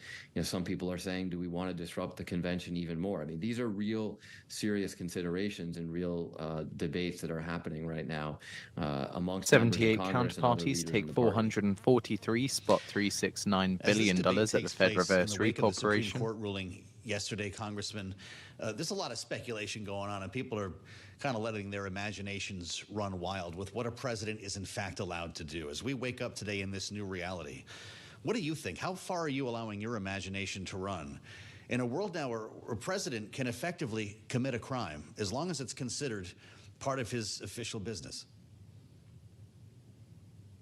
We founded this country. Our founding fathers wrote the Constitution to shed the shackles of a monarchy, to get away Protect from a your king. trades from macro headline That's why risk with my Financial Duty ancestors Pro. came Now here in only the $99 a 1630s year to get for our away real-time service. from the King of England. And I think what the Supreme Court has done is essentially restoring a monarchy, restoring the power of a king to the president. And so I think, just at a very visceral level, this Supreme Court ruling is about as un-American as you can get. The founding fathers must be rolling over in their graves. And I don't think we fully understand what the implications of this ruling could be for the future of our democracy. Because you're right. I mean, I don't know where it stops. If he just chooses to assassinate a political rival, is he immune from that? Oh, I'm sorry, it was an official act. If he just chooses to start a war, ignoring the will of Congress, because it's written in the Constitution that Congress is supposed to have a check on that. Does he suddenly become immune because it's viewed an official act? He could send thousands and thousands of Americans to their deaths, and we just turn a blind eye because it's an official act. I mean, it seems legally absurd and deeply, deeply un-American. So I can't describe how concerned I am. And it falls on the week of the 4th of July, of all things. Congressman, thank you so much for being with us on Balance of Power. That is Democratic Congressman Seth Moulton of Massachusetts. We appreciate your time. Some pretty choice words there, Joe. I never thought I'd have a conversation like that with a member of Congress. A monarchy and a democracy, and this is the reality of the moment that we're in. Seems to be embracing the family conversation as well. Yeah.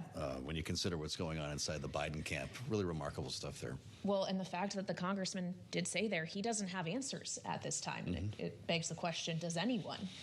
Or are all the answers only in President Biden's own head? Mm-hmm. And ultimately, that's all that this will come down to. So on these notes now, we assemble our political panel. Rick Davis is with us, Bloomberg politics contributor and Republican strategist, alongside today Lincoln Mitchell, political analyst and lecturer at the School of International and Public Affairs at Columbia University. Rick, if you could just weigh in first on what we just heard from the congressman there about the fact that he very frankly doesn't know what to think about whether Joe Biden should quit this race, whether the vice president should be the one to helm the ticket in his stead. How long do Democrats really have to come up with answers here?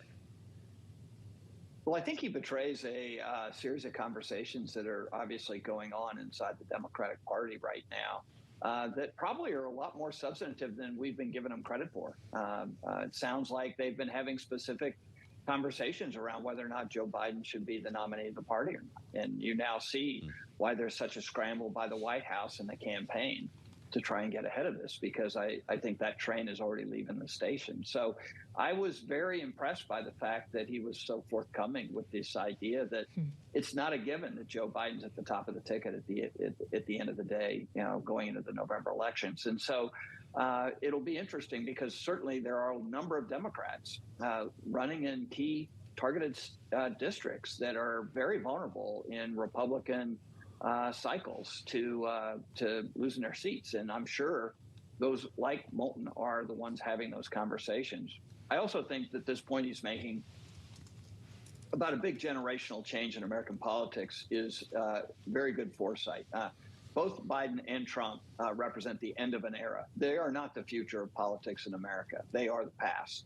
And the only thing that we're waiting for is this election cycle to actually bury the memories of Biden and Trump as party leaders. And I think people like Seth Moulton ought to stick around. I hope they don't get so fed up with this process that they quit, because you need voices like that in the future. Pretty remarkable conversation we just had, Lincoln. I'll let you weigh in as you choose to here, because we just heard a lot from the congressman. What the heck is going on inside the party? Well, I appreciate the congressman being so frank, and his willingness to be so frank tells you how serious these discussions are. I spent last week in Georgia, the country in the former Soviet Union, not the American state. And when you spend time in a country that was once part of a country that it has collapsed, you begin to think about the United States a little differently. Biden may well be to American democracy, and I'm dating myself here, what Leonid Brezhnev was to Soviet communism. The old guy who at the end of the day just couldn't hold it together. And that, of course, is very concerning, but it's hard not to see that. And Georgian friends and colleagues told that to me the day after the debate. They said it was Brezhnev-esque to see him up there. I want to make an important point about Kamala Harris, and this is extremely important. The kind of insider chuckle, it can't be Kamala, is we believe that, people believe that because Joe Biden wants us to believe that. If Kamala Harris had been popular throughout the Biden presidency, he would have been out of this race a year ago, and he knew that. He needed Harris to be unpopular. And this is something that everyone overlooks.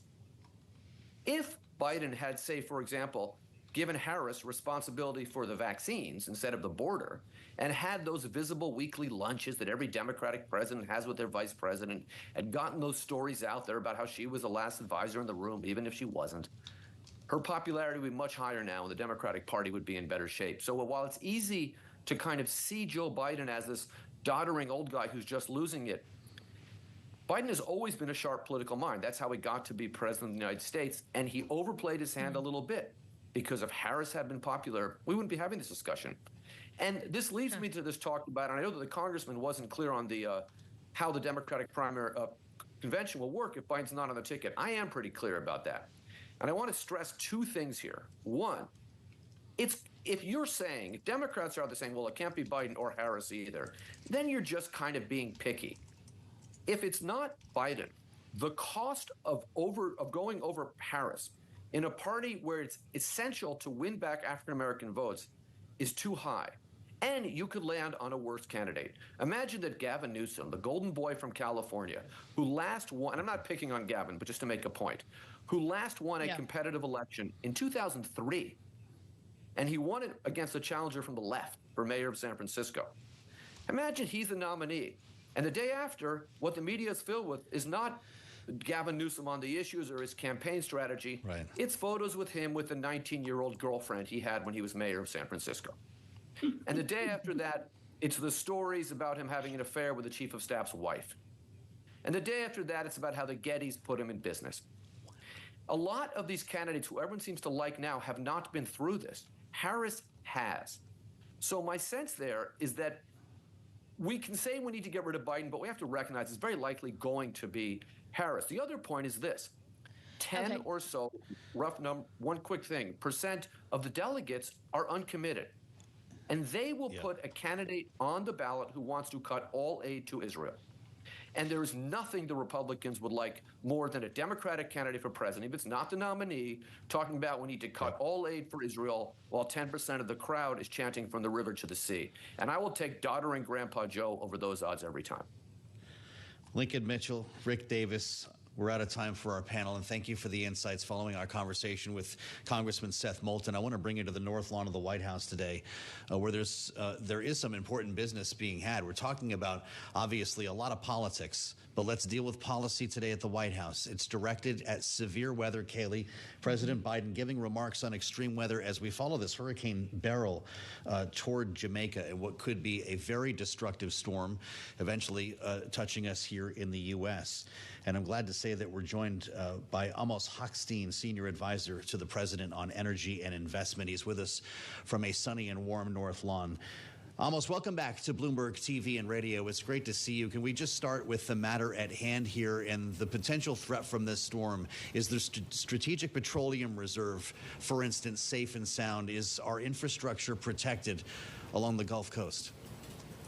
Well, first, Joe and Kaylee, thank you for having me. It's good to be back here.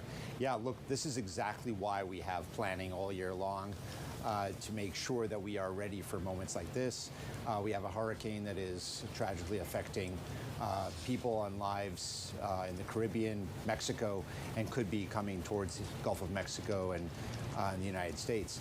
And making sure that we have a response to it, both to support people and communities, as well as making sure that we have the ability to, if we have to do something to address shortages in energy, we're ready, prepared to do that. And so the president has ordered us a long time ago to make sure we are prepared. And I believe that we are. The SPR has enough in it to address concerns of weather concerns or other geopolitical issues. And there are other areas and tools that we have at our disposal that we're always willing to do. Look, just today, we're releasing 1 million barrels of gasoline from the Northeast Reserve into the market, which should help bring additional capacity into the market ahead of the storm, and most importantly, ahead of July 4th, when so many Americans get in their cars and RVs and are to travel across the country at record numbers.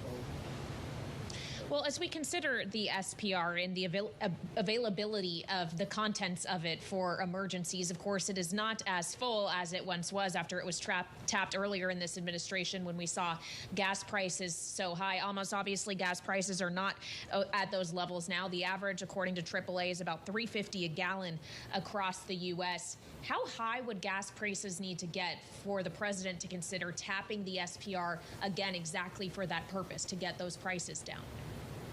Well, I think that, as you mentioned, when the advent of the Russian war in Ukraine, and then as that war continued, we had soaring oil prices in the United States and around the world, and gas prices soared to $5 a gallon, and that's when President Biden ordered that historic release from the SPR of 180 million barrels over a period of 6 months. Since then, we've seen two things happen. One, the private sector that was just reeling and coming out of a very bad era for during COVID of production has gone to record production in the United States. We are producing more oil today in the United States than at any time any country has in history, and we are near those records for natural gas production as well. And so that's one thing that happened. We have more supply on the market today. The second is that we've been repurchasing back oil into the strategic reserve. Roughly about 40 million barrels have been purchased back into the reserve and replenished. And most, according to a statement, U.S. Treasury Secretary Yellen is to testify on July 9th before the House Financial Services Committee on the state of the international financial system. We have enough capacity in the SPR to address what we need to do. And no, it's not as full as it was 2 years ago, but it is a significant reserve that we still are able to tap. And I would say it's not about prices, it's about the overall environment of the market. And do we need to put liquidity of oil into the market at any given moment, whether it's geopolitical pressures or weather or other issues that are affecting the U.S. economy. Almost, I know your time is tight, but we have to ask you as well about the potential for shock based on geopolitics in the Middle East. I wonder your concern about ready supplies. You mentioned this release of 1 million barrels of gasoline from the Northeast gasoline supply reserve. But is our energy infrastructure, is the global market able to absorb a new front in the war with Israel? If Israel were to open a front to the north with Hezbollah, what would happen to the price of oil? Well, first, I think we're trying to do a couple of things. One is to make sure, try as hard as we can. The president's spending an enormous amount of time every day on trying to get us to a ceasefire that brings hostages home and practically ends the war in Gaza. Second, to keep the escalation that we have seen over the last several weeks on the border between, on the blue line, the area between Israel and Lebanon. We saw this has been going on for 8 months. We saw the escalation really ramp up over the month of May and early June. We've seen that come down a bit, which is a good thing. And we have told both sides, we're working with both sides. I've spoken to them. I was in Lebanon and Israel last week, and we are going to try to continue to work as hard as we can to prevent a further escalation. That war is, any kind of escalation would have, it's not just about markets, it would have significant ramifications for thousands, hundreds of thousands, if not millions of lives. And we believe that it is possible to get to a resolution of that and to end that conflict so that Israelis can go back to their homes securely, that Lebanese can go back to their homes and farms in respectively on the Lebanese side, and that we can end this goal. However, we are preparing for every scenario. And the president has been adamant that while we try to prevent war, we are prepared to handle the consequences, even the ones that will affect the economy. The reason the Northeast Reserve that you mentioned is important, in the summer, we do import gasoline from the global market in the Northeast. So this does have a pretty significant impact on what we're trying to do and make sure that people's effects for their budgets as they travel on July 4th, that prices are as low as they can be. All right, Amos, thank you so much for joining us today from the North Lawn of the White House. That's Amos Hochstein, Senior Advisor to the President for Energy and Investment, running through a few issues that President Biden, for all of the talk in recent days about his ability to serve as President of the United States through the remainder of this term, yet let alone another 4 years, is still focused on policy, whether it be foreign policy in the Middle East or policy here at home as we consider gas prices and the toll they may have taken on his popularity as president. Let's bring in now for a final note Rick Davis, who of course is Bloomberg politics contributor. Rick, we have spent so much time in the last several days talking about Joe Biden's age and acuity, but even before the debate, he already was an unpopular president, suffering in part because on the left there was upset over his Israel policy, in the middle there was upset about prices and what has happened to them under his administration. Does the age question, therefore, just make those other battles he was already fighting potentially unsurmountable? Yeah, I think that the age issue contributes to, can he actually overcome all these dramatic issues like inflation, foreign wars? And so it's a competency issue. And I think we've seen in the polling, certainly post-debate, that he's taken a very big hit on whether or not he is got the competency to be president of the United States, to make these decisions, to move the country forward. So I think that's the new front that the campaign cannot ignore. They have to be able to accomplish some level of confidence by the American people in Joe Biden's competency. Otherwise, this election is going to be based on the fact that they don't see him as prepared to continue to be president in another term. The new front in the campaign with Rick Davis, Bloomberg politics contributor. Rick, thank you. We'll see you a little bit later on, and happy 4th of July in advance. I'm Joe Matthew alongside Kaylee Lyons in Washington. Let's get up to date on world and national news now. Amy Morris has that in the Bloomberg 99.1 newsroom in Washington. Hi, Amy. Hi, Joe, and let's recap a lot of what you guys have already been talking about this afternoon. For example, Democratic Representative Lloyd Doggett of Texas is indeed the first in his party to publicly call for President Biden to step down as the Democratic nominee for president. He released a statement saying that Biden should make the painful and difficult decision to withdraw. This, of course, based on his performance at the debate on Thursday. Former President Donald Trump looking to have his New York hush money case thrown out. Hours after the Supreme Court issued its landmark ruling about presidential immunity, Trump's lawyers filed a letter with the judge looking to set aside the recent guilty verdict. Trump was to be sentenced next week, but that, of course, now is expected to be delayed. Rudolph Giuliani, the former New York City mayor, federal prosecutor, and legal advisor to Donald Trump, has been disbarred in the state of New York. This happened earlier today. A court found he repeatedly made false statements about Donald Trump's 2020 election loss. That decision was handed down by a New York appeals court in Manhattan. And President Biden is unveiling rules now to protect millions of workers from extreme heat. If these rules are finalized, they will establish the nation's first ever federal safety standard for excessive heat exposure in the workplace and protect as many as 36 million indoor and outdoor workers. It would also require employers to establish heat safety coordinators, undergo extreme heat safety training, and create emergency heat response plans. Global news 24 hours a day and whenever you want it with Bloomberg News Now. I'm Amy Morris, and this is Bloomberg. Stepping out, throwing in a line, and dropping the tailgate for a picnic. For work and play and every day, upgrade with over 1 million parts and accessories and bring your truck to life. Real truck. If you listen carefully, you'll hear a rhythm in the markets. The markets compose their own tunes, and once you learn to listen for them, you'll catch yourself humming along.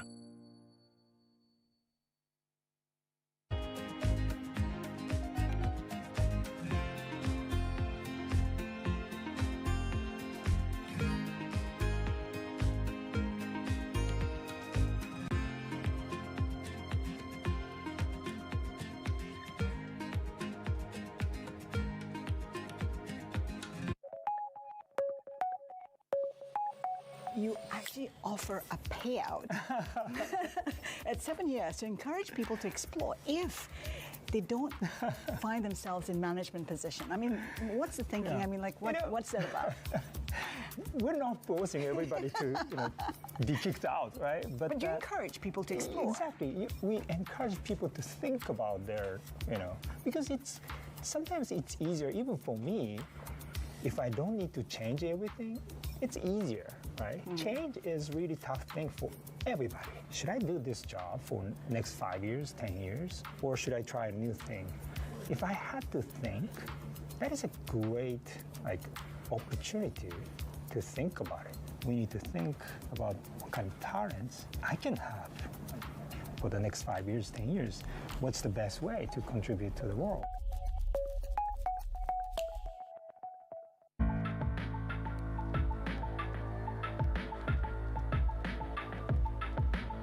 This is Bloomberg.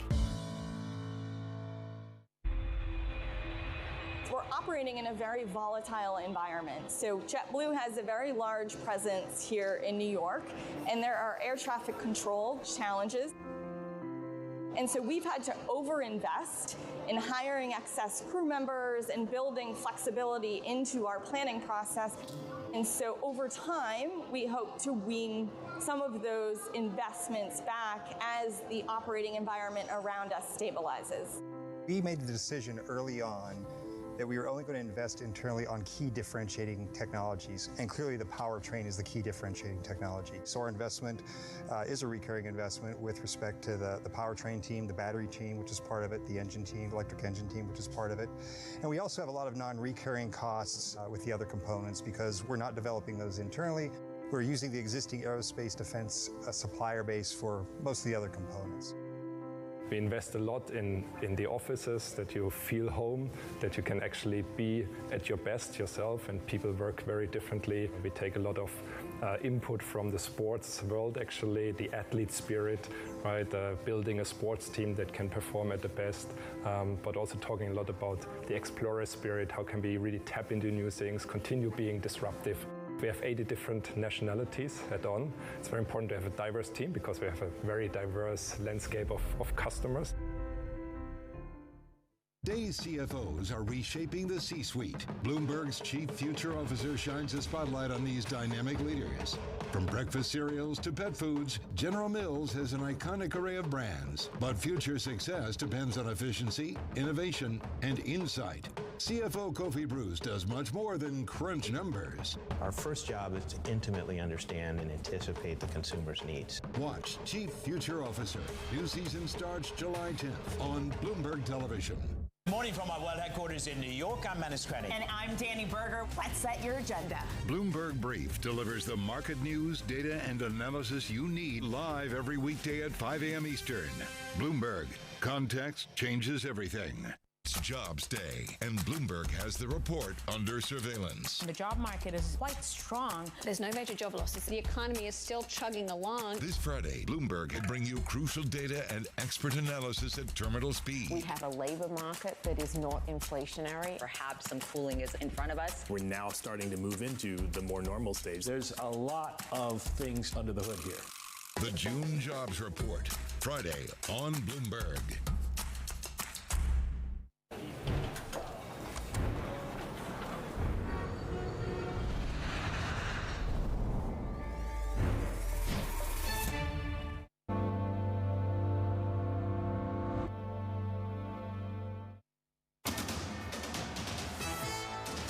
It's 1:40 on Wall Street. We do check markets all day long here at Bloomberg. We begin with a developing story headline right off the Bloomberg Professional Service. Eli Lilly's Alzheimer's treatment has been cleared in the U.S. as the second drug to slow progression of the mind-robbing disease that afflicts 6 million Americans. Eli Lilly shares, they are trading lower right now. We got Lilly down by 1.1%. We are now looking at an up-day light volume. The Dow, the S&P, NASDAQ, yes, the NASDAQ 100 index, all in the green. S&P up 14 right now to 54.89. That is a gain of 0.3%.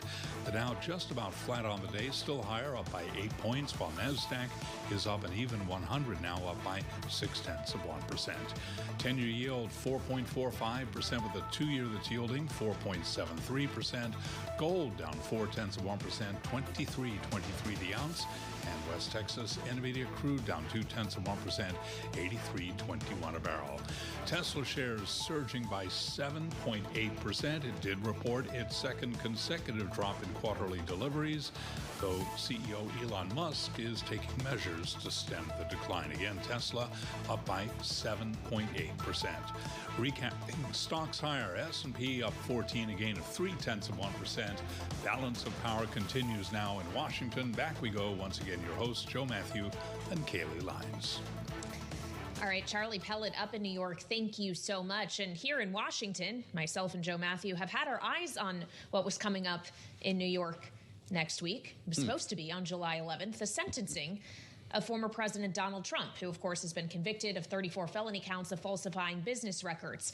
Then the Supreme Court threw a bit of a wrench in that plan yesterday, ruling in part that Donald Trump has at least presumptive immunity from official acts taken while in office. And now Trump and his defense team contend that that means the New York case should get thrown out. The prosecution, Joe, today, Alvin Bragg, the district attorney, says it is not opposed to allowing that motion to move forward. They say they will be prepared to respond by July 24th, and that effectively means this sentencing might not be happening until August. Yeah, so cancel your plans for the 11th. We will not be talking about a sentencing. We'll be packing our bags for the Republican National Convention. Yes. Pretty remarkable. As we bring in Elizabeth Wydra, this day after the Supreme Court ruled, and we're already feeling the ripple effects, as Kaylee just said, legally and certainly politically.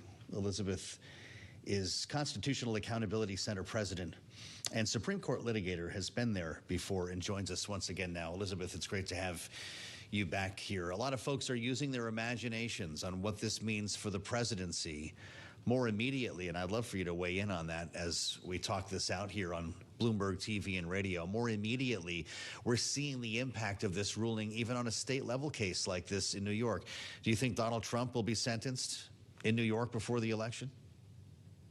You know, this case, honestly, it has in part been extraordinary for many reasons, but the delay that it has caused in the criminal cases against Donald Trump continues to have its effect. So with respect to his January 6th trial that this appeal came out of, that case obviously has been delayed for months and months and is unlikely to go forward before the presidential election. And then as we're seeing in the sentencing in the New York State case, we're going to see a delay there as well, even after a jury of former President Trump's peers found him guilty on 34 felony counts. And that's because the Supreme Court's immunity ruling yesterday from this conservative supermajority didn't just grant really breathtakingly sweeping absolute immunity for core official actions and then presumed immunity for official actions sort of within the outer perimeter of what could count as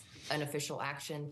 They also said that if you are being prosecuted for private conduct for which you don't have immunity, if there's evidence that's relevant to that private conduct, so this New York State fraud case is private conduct, if there's evidence that comes out of an official context, so like communicating with your aides, et cetera, that can't even be presented in the aid of those charges that can be brought, even under this immunity ruling. So that prevents certain evidence from being presented, and that's what Trump's motion in the New York courts will focus on, that without the evidence that relates to his official conduct, his conversations with aides, his communications with the public while he was in office, without that evidence, you can't support the criminal charges based on his private conduct. So the conservative Supreme Court majority's ruling on the immunity case is so sweeping. We're already seeing its effects. And as the dissents noted,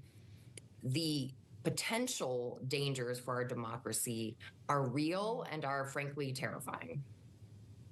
Well, and that's something we were speaking with, Elizabeth, Democratic Congressman Seth Moulton about earlier this hour. He described how his ancestors came to the colonies originally to escape a tyrannical king, the British monarchy, and that in some ways he saw the Supreme Court as taking a step back toward that direction on this week in which we're celebrating the declaration of the independence from Great Britain.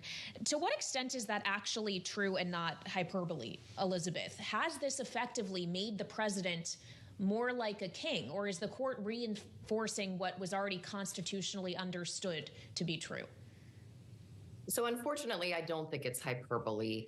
You know, one of the kind of principles of the founding of our nation was that no one would be a king in this country. Even the most powerful executive elected officer, the President of the United States, would in many ways be as an equal with the people who elected them. And the idea that no one is above the law is so central to that idea of equal justice and equal citizenship and democracy that this ruling really works a shift in the very understanding of the office of the presidency under the American Constitution. So before, there were certainly some understandings of ways in which the president would not be the same as, you and me before the courts. There was generally an understanding that you couldn't criminally indict a sitting president, although you could after they left the office. You know, there were all these different ways in which the president's ability to act was protected, but never was there ever contemplated this absolute immunity in these core functions and the outer perimeter of official conduct. In fact, it was very clear at the time of the drafting of the Constitution that the framers of our Constitution were well aware of how to write in immunities when they wanted it. They knew that some colonial era governors had some criminal immunity, and they specifically chose not to include that because they wanted the president to be like their fellow citizens, subject to American criminal laws if they violate the law, because they're a person just like the rest of us. We don't have hereditary lines. We don't have, divine right of kings. And this ruling really upends that understanding. And it is very dangerous because as the saying goes, absolute power corrupts absolutely. And it's perhaps even more important for the president to be subject to criminal liability when they act with their utmost power, because that's when they can really abuse that power if they so choose. And so what the court has done is really given a dangerous blank check to future presidents, well, and I guess the current president as well, to presidents going forward from yesterday to really act with impunity. And some of the not hyperbolic, unfortunately, examples from the dissents were, okay, so it's a core executive function to be able to remove the president to be able to remove his attorney general. Well, what if he decides to remove him by poisoning him to death? Then he can't be criminally prosecuted for that. That is just crazy, not the technical legal term, but legally insupportable. Well, it sounds like you're letting your imagination go there too, Elizabeth. Tim O'Brien writing for Bloomberg Opinion that this ruling invites presidents to commit crimes. And with that in mind, what does the court think about this idea of sentencing a president, even though it's a state court? If Donald Trump is sentenced and wins election, is he still going to be meeting with a probation officer while he's at the White House or wearing an ankle bracelet? Well, the New York case is interesting because it is a state proceeding, and in our federalist system, we have different systems of justice for the federal criminal docket and the state docket. So, the January 6th case, it's very important that it try to occur before the election because, again, it's a case brought by the DOJ. And so if Trump were elected, he could simply order his DOJ to drop the case against him. The New York case is different because technically, the president does not have authority over the New York state justice system. But, I think at the very least, the conservative Supreme Court's immunity decision is going to delay and delay and delay that case to the point that he might not be sentenced before the presidential election. And then, of course, you have all these additional layers of how do you, if Trump were to win the election, how do you deal with potential sentencing? We just have never been there before. It's unprecedented, like so many things we're talking about today. Well, we focused so much of the conversation over the course of the last 24 hours and change, Elizabeth, on what Donald Trump could do if he does indeed win in November. But we have a president in the meantime, and President Biden did weigh in on this decision from the Supreme Court yesterday. Just take a listen to what he said, and then I have a question for you. I know I will respect the limits of the presidential powers I have for 3.5 years, but any president, including Donald Trump, will now be free to ignore the law. I concur with Justice Sotomayor's dissent today. Here's what she said. She said, in every use of official power, the president is now a king above the law. With fear for our democracy, I dissent. End of quote. So should the American people dissent. I dissent. Elizabeth, he began that sentence with, I know I will respect the limits of the presidential powers I have for 3.5 years. But given what the court ruled yesterday, could Joe Biden theoretically act against Donald Trump as a political opponent without fear of prosecution if he was doing so in an official capacity? I mean, what power has this given him while he is still president, at least for the next 6 months? Yes, I think if we're talking purely legally, based on the legal standard that was articulated by the majority in the Supreme Court in their decision, yes, I do think he could take all sorts of actions against Donald Trump as a political rival. One of the hypotheticals in the court was, could a president using his military for official function order Navy SEAL team to assassinate a political rival? And I think they would be immune from criminal prosecution. As wild as it seems to articulate those words, I think they would be immune from criminal prosecution based on the conservative Supreme Court's ruling yesterday. Now, of course, President Biden says, I will respect the limits that we have understood to be on the president's power. But the whole point of drafting the Constitution the way it was an understanding that we were never going to have a government of angels. We were going to have a government of human beings who are flawed. And we didn't want to depend on people being good, honest people and not being willing to act in their own selfish best interests and perhaps for evil purposes. And so the fact that the Supreme Court is hoping that, I guess, the American people will not elect someone who would act in that way to the presidency going forward, or that a person would themselves decide to hold back and not use the terrible authority that they've now been given by the Supreme Court ruling, that's just not the way the Constitution was supposed to work. So, this ruling is really very ahistorical, from a conservative court that claims to be bound with the Constitution's text and history. The founders of the Constitution would be aghast at this ruling. And it really has no basis other than in the conservative supermajority's views about what a president needs in order to take, as they said, bold action. But I would be far more concerned about the structure of American democracy and the need to make sure that no one is above the law. That's not reflected in the ruling that we saw from the majority yesterday on the court.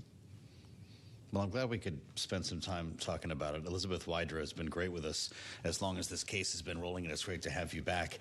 President, Constitutional Accountability Center, Elizabeth Wydra, thank you for the time here on Bloomberg TV and radio. This day after the ruling, I'm Joe Matthew alongside Kaylee Lyons in Washington. Time to hand the baton to New York. Tim Stenovic standing by with Bloomberg Business Week. What's coming up, Tim? Hey, we're doing a deep dive on everything when it comes to eco and rates, given what we heard from Jay Powell a little earlier in the day, live from Sintra, Portugal. So expect a great roundtable on that. In addition, Tesla shares are surging on delivery numbers that were, well, better than feared. We got Ed Ludlow joining us a little later in the program as well.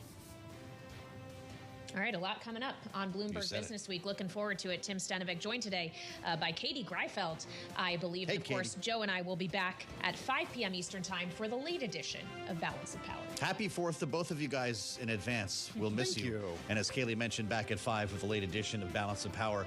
A lot more to talk about, a new wrinkle in Donald Trump's legal saga. A lot more straight ahead on Bloomberg TV and radio. To taking off on your next adventure and taking the toughest trails. For work and play and every day. Upgrade with over 1 million parts and accessories and bring your truck to life. Real truck.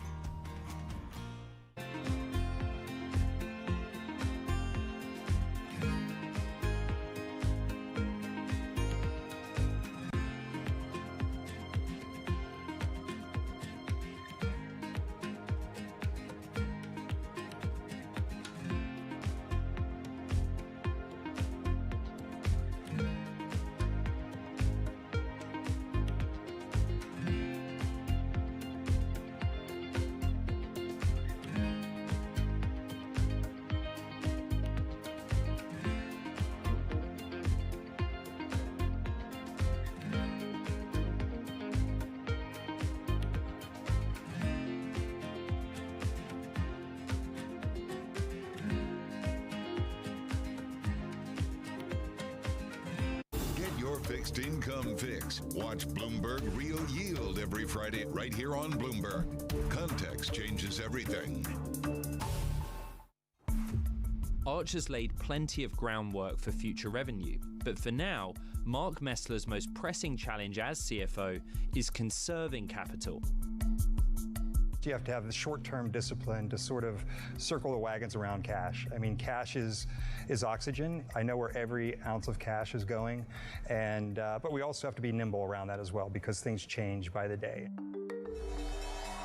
Archer went public in 2021 in a reverse merger with a SPAC, Ken Moelis's Atlas Crest Investments. Through August 2023, the company raised over $1 billion from investors including Stellantis, Boeing, United Airlines, and Cathie Wood's ARK Investment Management. Does that ARK investment open doors for you to bring in different kinds of institutional money going forward? It does. I mean, I think there's a lot of credibility that comes in with an investor like ARK. As I think about, my top targeted list of investors over the next 2 to 3 years, an investment like that gives us some credibility and gives us a little bit of staying power as I go in and talk to other investors. With the SPAC pipe now closed, Archer's facing a new phase of raising capital. I know the folks who aren't willing to invest right now may have large pockets of investment in the future. So I want to be in front of them. I'm wanting to show them progress. I want to create credibility with them that we are marching towards our goals of commercialization. People ask me all the time, what is the key to being a really good investor? And I tell them it's to surround yourself with and work with the best investors you can find. On Bloomberg Wealth, I'm going to take you to meet the greatest investors in the world, the people that I would like to have managing my money. The private markets in general have exploded at the expense of the public markets. Part of that's regulatory, part of that's just structural in the market. Private credit particularly exploded when the banks took a step back.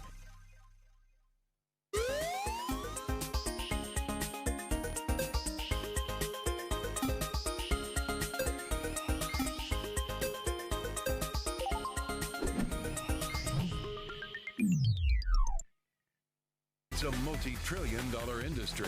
We'll show you what's happening in ETFs like no one else. Bloomberg ETF IQ, Monday on Bloomberg. This is Bloomberg Business Week. Insight from the reporters and editors who bring you America's most trusted business magazine, plus global business, finance, and tech news as it happens. Bloomberg Business Week with Carol Masser and Tim Stenivek on Bloomberg Radio. And a very good afternoon, everyone, live on Bloomberg TV, radio, YouTube, and Bloomberg Originals. It is Bloomberg Business Week. I'm Tim Stenivek. Carol Masser is off on assignment for the 2024 Boston Pops Fireworks Spectacular. Check that one out on the 4th of July. We got with us Bloomberg TV anchor Katie Greifeld here in the studio. Hey, Katie. Hello, Tim. How are you? I'm doing pretty well. You did such a good job yesterday that we allowed you to come back for day 2. That is absolutely what happened. Yeah. I had to beg, but here I am. Here you are, and what a day for you to join us. Equities mixed, bonds rising, traders looking at prospects for Fed rate cuts after Jay Powell cited signals that the U.S. is back on a disinflationary path. We got more on that in just a few minutes. Also still ahead on that, JOLTs unexpectedly increased from a 3-year low. It's an encouraging sign. We're going to talk about what data the Fed still needs to give it the confidence to cut. And Tesla shares, they touched their highest level since January, and as well the longest winning streak in close to a year, even though we actually saw sales fall from a year ago. We'll bring you what you need to know. Also, upflation, it is the new shrinkflation, how companies are trying to boost profits in the personal care industry. Dina Shanker joining us on that. Big take. And shares of Eli Lilly and Novo Nordisk slipping today. That's after President Biden called on them to lower prices of their blockbuster weight loss drugs. But also in the last hour, you had Eli Lilly winning FDA approval for its new drug to slow Alzheimer's. We'll bring you the latest. All that and more over the next hour. First up, a tech of the day's trade and top business stories. Here's Charlie Pellet. Hi, thank you very much, Tim and Katie. We are higher across the board here with the Dow, the S&P, NASDAQ. They're all in the green, right to the numbers. S&P, by the way, at 54.94, pushing higher by 19 points right now. The S&P gaining 0.3%. Dow Industrials up 50. That is an advance of 0.1%. NASDAQ now higher by 115 points. Could see another record close there, up 0.6%. The NASDAQ composite, by the way, 17,995. 4.85. 10-year 4.44%, the 2-year 4.73%. Gold down $6 the ounce to $23.24, down 0.3%. And West Texas Intermediate crude down 0.2%, 83.21. We're going to be talking about Tesla a lot today. Tesla shares, they are surging up 8.4%. Tesla, though, did report its second consecutive drop in quarterly deliveries. According to an ABC statement, Biden is to give an interview to ABC News, the first clip airing on Friday. Up 8.5%. Recapping, S&P up 19 to 54.94, up 0.4%. I'm Charlie Pelleton. That is a Bloomberg Business Flash. Hey, thanks so much for that update, Charlie. Do appreciate it. Federal Reserve Chair Jay Powell said the latest economic data suggests inflation is getting back on a downward path, but emphasized officials need more evidence before lowering rates. Powell declined to give any specific guidance on the timing of that first rate reduction, though he did acknowledge that the Fed has made, quote, quite a bit of progress in reducing inflation. The Fed chief added that he'd like to see that progress continue. He spoke during a panel Tuesday at the European Central Bank Forum on Central Banking in Sintra, Portugal. Here's a little bit of what he had to say. We do think policy is restrictive, and we think that's appropriate. I think if you look at the labor market in particular, you're seeing demand for labor gradually come down in the form of job openings. You can see the labor market is cooling off, appropriately so, and we're watching it very carefully. That was Jay Powell from Sintra, Portugal, a little earlier in the day. Yields dropped on most maturities, despite data showing job openings unexpectedly rose, interrupting a trend that underscored a slowdown in labor seen as key for Fed easing. We've got a great roundtable on all things when it comes to the economy and to rates. So let's get to the interview. Stuart Paul, Bloomberg Economics U.S. economist, is here in our Bloomberg studio. Liz McCormick is Bloomberg News chief correspondent for global macro markets. She joins us from New Jersey. Stuart, I want to start with you and just go back to what we heard from Jay Powell a little earlier in the day. Anything new from the Fed chair when it comes to how he and the Federal Reserve are thinking about rate reductions moving forward? I think that there were three important points that Powell really made during his time on the panel with ECB President Lagarde. The first is that he's viewing the balance of risks as essentially evenly weighted. So the risk of inflation rising further is about the same as the risk of the unemployment rate rising further. Second is that, yes, we've had some promising news on the inflation front, particularly at the start of the second quarter after a very bad first quarter for the Fed. But he does not expect inflation to materially slow. The rest of the last leg of inflation, the last mile to that 2% inflation target, is going to be a long one, and he acknowledged that that's due in part to some sticky services categories.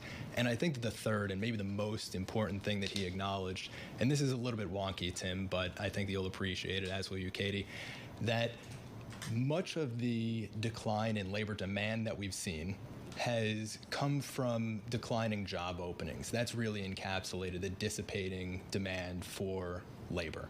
Now we're getting to the point where it might be that declining demand for labor is not going to show up in job openings. It's going to start showing up in unemployment and in headcount reductions. And we typically describe the relationship between vacancies and the unemployment rate as the beverage curve. He specifically noted that we're at the point in the beverage curve where we might start to see the level of unemployment rising a bit more rapidly than we've seen in the past several quarters. Yeah, that was absolutely one of the things that he names-checked. He has some jokes that he made as well, which I thought were kind of funny. When asked about R-Star, for example, he said, can we please talk about trade policy? But Liz, I mean, wrapping it all together, it seems like the message hasn't changed too much, that this is a Fed that would like to cut. They don't have the data that would allow them to cut at this point, but they would certainly like to. And when you think about what that means for bond investors, I mean, how do you put that together into your allocations when you look across the curve?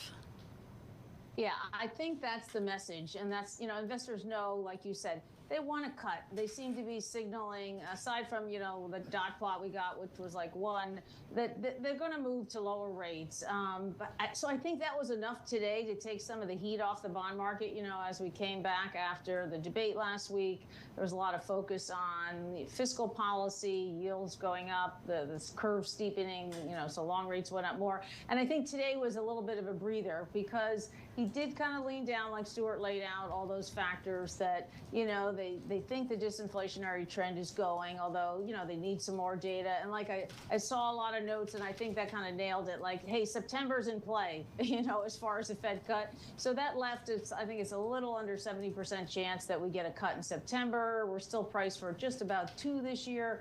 So I think it kind of gave the bond investors a little reprieve in this, shortened week. We have a short day tomorrow and, of course, July 4th. So I just think it wasn't a major move, but just enough to send yields a little bit lower. Yeah, and of course, we're getting more data this week, and what is a pretty boring week, but Friday will, of course, all eyes be on the jobs report. Boring.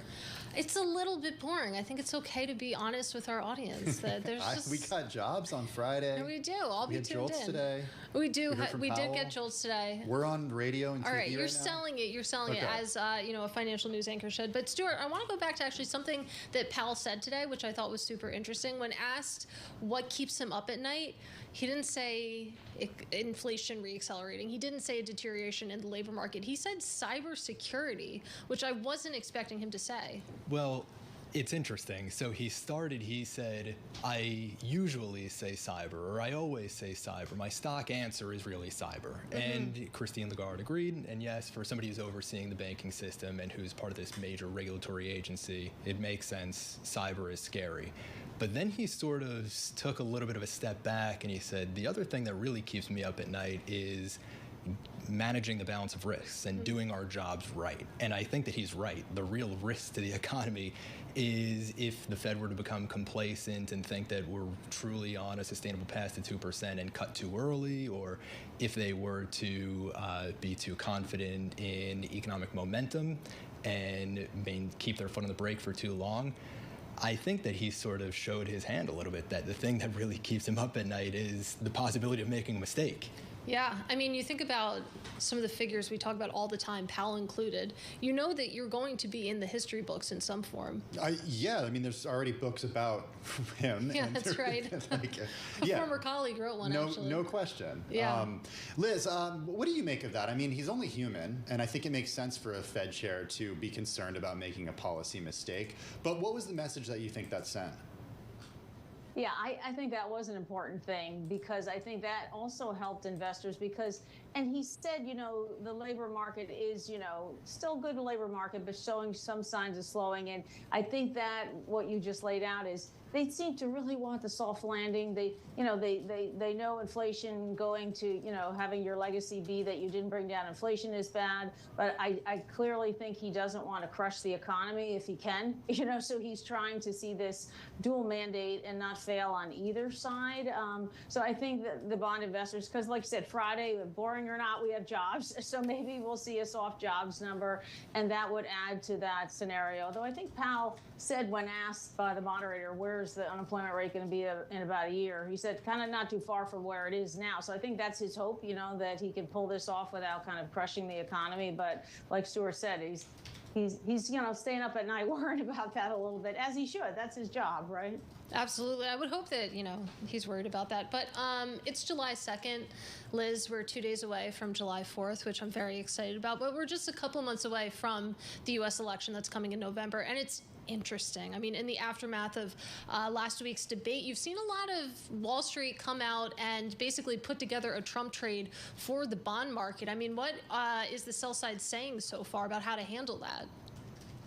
Yeah, well, they're saying with the way the debate went that the odds are increased that maybe Trump wins and we could even have a Republican sweep, maybe. And that kind of leans towards maybe if Trump's immigration policies to reduce immigration gets through, that would be a headwind to the economy, and that tariffs and other things would be inflationary. So that's kind of the trade, the inflation trade, bet on a steeper yield curve.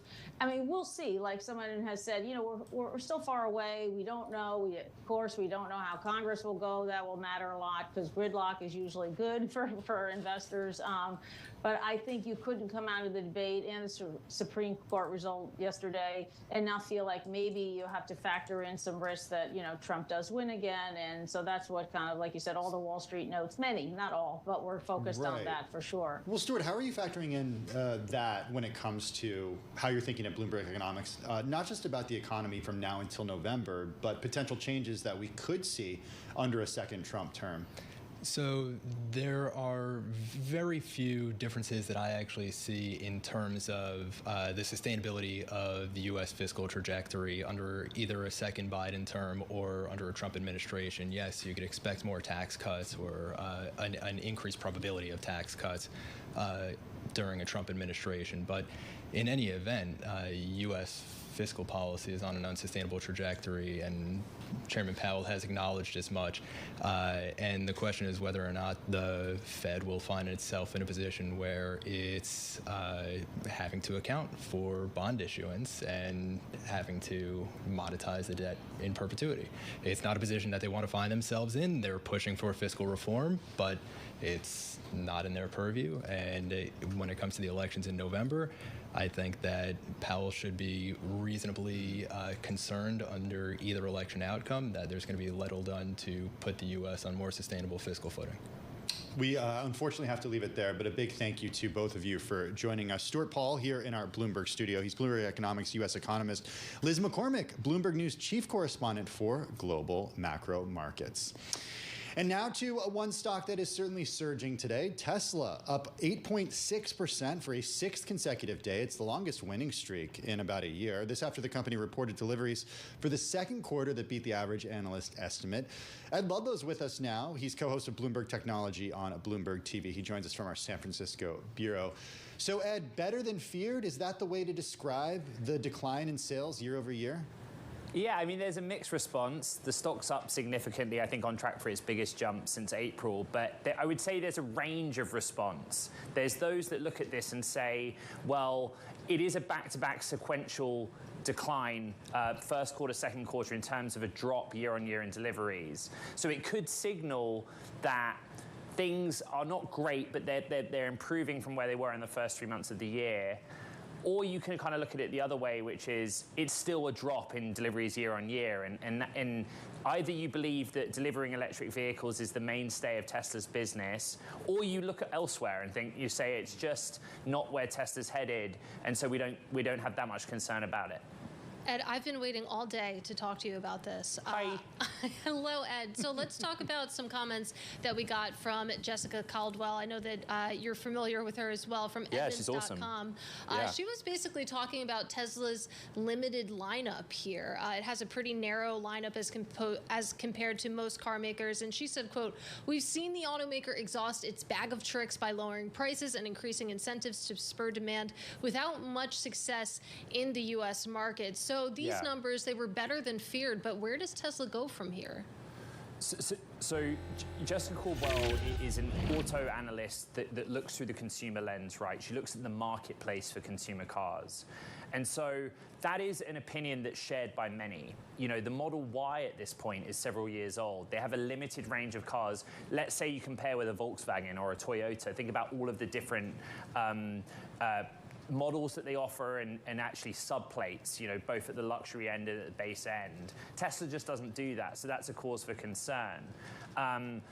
The other problem is one that Elon Musk has already talked about, that there's a lot of evidence that pure play battery electric cars are battling for the attention of consumers against hybrids. And many consumers right now, where things are difficult, interest rates super high, and many are still not convinced about the utility of an electric vehicle in their lifestyle, a hybrid's a great option. That's something Elon Musk has talked about, so that may be reflected in these numbers as well. So, Ed, if hybrids are indeed the transitional vehicle that gets us, and I'm talking about us as a globe, to a world of EVs eventually, how long is that transition? I mean, I actually know folks who had completely electric vehicles who traded them in for hybrids. Yeah, it's really tricky. I would say like most estimates, including like Bloomberg New Energy Finance, right, which is our in-house research arm that looks at the market for battery electric vehicles, among other things, still see a massive jump from where we are today, 2024, to the proportion of vehicles on the roads that are battery electric in 2030 and 2040. We're still heading in that direction. The market for battery electric is not shrinking, it's growing at a decelerated rate. But, you know, you think about the average American family, it's the best use case to think of. Tesla is offering financing on a brand new Tesla vehicle at 2%, which is very competitive. But for many, the product itself just doesn't work. Like if you have several kids, the only 3-row option out there right now is the Rivian R1S, which isn't selling brilliantly itself. It all comes down to household economics and what's available on the market. And hybrids have had a real resurgence in the first 6 months of this year. Ed, we have like a minute left together, and I need to ask you about the Cybertruck. I actually saw one on the highway over the weekend, and I actually slowed down just so I could stay close to it for a little bit longer and just get a really good look. What's going on with the Cybertruck? When are we going to get numbers around that? So we have some indicative numbers because of the recalls. You know, the Cybertruck has had some physical issues. So the regulators tell us, at least in the US, like this is how many we recalled. So you can kind of do the math on how many have been delivered, and the answer is not that many. In many ways, it's a niche product. You know, the Tesla bulls would say, hey, you guys are wrong. The lineup's not stale. They just introduced Cybertruck. Look how wacky it is. But for many, it doesn't resonate with the average buyer of any car, let alone that's fair to say. I think it weighs about 1 million pounds. Yeah. Yeah, so, but it's a fantastic vehicle. I actually yet to drive it. You know, I've been in close proximity, but I think that's the question, that for now it's a niche, low-volume product. Hence why Tesla doesn't break it out as its own category. All right, why don't I either go to you or you come over here and we'll test drive a Cybertruck? That sounds so Let's do it. fun. Yeah. Bosses, if you're listening, it's a good idea. Hannah Elliott drove one. She loved it. It was in Bloomberg Pursuits a few months ago. She loved it. She's really cool. She's awesome. Hey, also awesome, Ed Ludlow, co-host of Bloomberg Technology on Bloomberg TV, joining us from San Francisco. Up next, one of the most read stories on the Bloomberg terminal. Today's big take, upflation, the new retail tactic pushing Americans to pay more. That's next.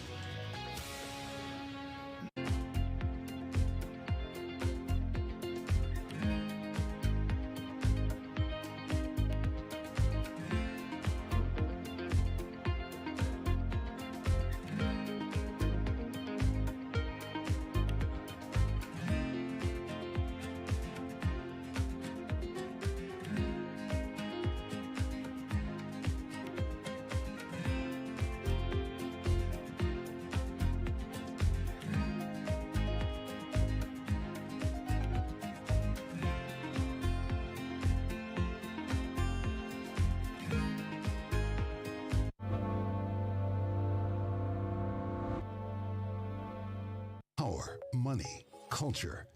As Linda Amon tells the story of Asia's rise through the people who are helping to shape it. This week, with the drive of winning over a new generation of fans and players, Live Golf CEO Greg Norman is shaking up the game. The best players in the world, on the best golf courses in the world, in the best cities in the world, it's very easy to get that multiplying factor to move out. Latitude, encore presentation this weekend, only on Bloomberg.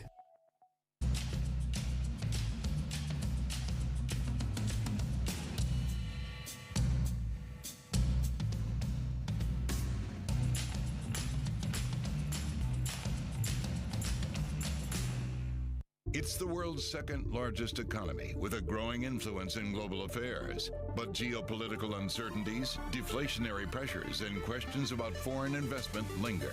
Bloomberg, the China Show, brings you the unmatched expertise you need to keep track of breaking news, in-depth market analysis, and the most influential newsmakers in and around China. Bloomberg, the China Show. Weekdays at 9 a.m. Hong Kong time, right here on Bloomberg. Context changes everything.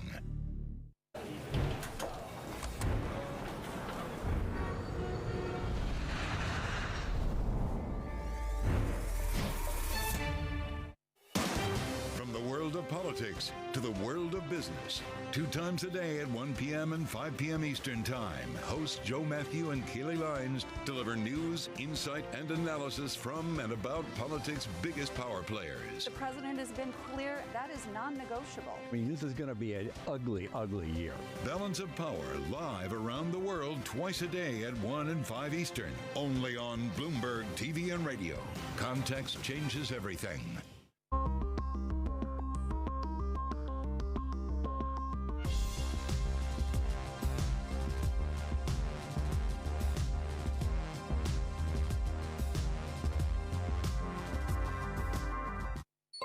Asia is at the forefront of some of the world's biggest stories. I'm Sherrian in Tokyo. And I'm Heidi Stroud-Watts here in Sydney, where the trading day begins. We're here in the center of all the action to get you set up with the numbers, news, and knowledge you need for the day ahead. The demand is indeed recovering. We've been waiting for this moment. The opportunity of a century. Join us on Bloomberg The Asia Trade. Weekdays only on Bloomberg TV. Context changes everything.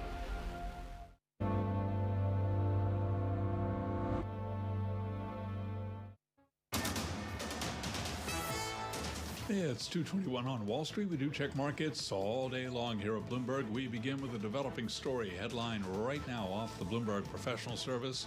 Paramount Global in talks to sell BET Network for $1.6 billion. Paramount Global shares, they are surging on that news, overcoming earlier losses. Right now, we got Paramount up by 4%. An update for the Dow, the S&P, NASDAQ, with the S&P very close to 5,500 again, 54.97 right now, up 22 points. That is a gain of 0.4%.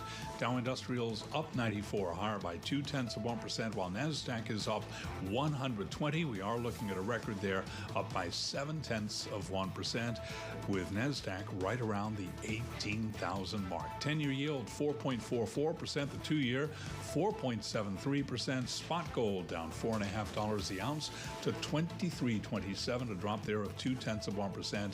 And West Texas Intermediate crude down 0.5%, 82.98 a barrel. PG&E has cut power to about 2,000 homes and businesses in Northern California as triple-digit temperatures, strong winds, and low humidity heighten the risk of wildfires. Right now, PG&E down by 0.4%.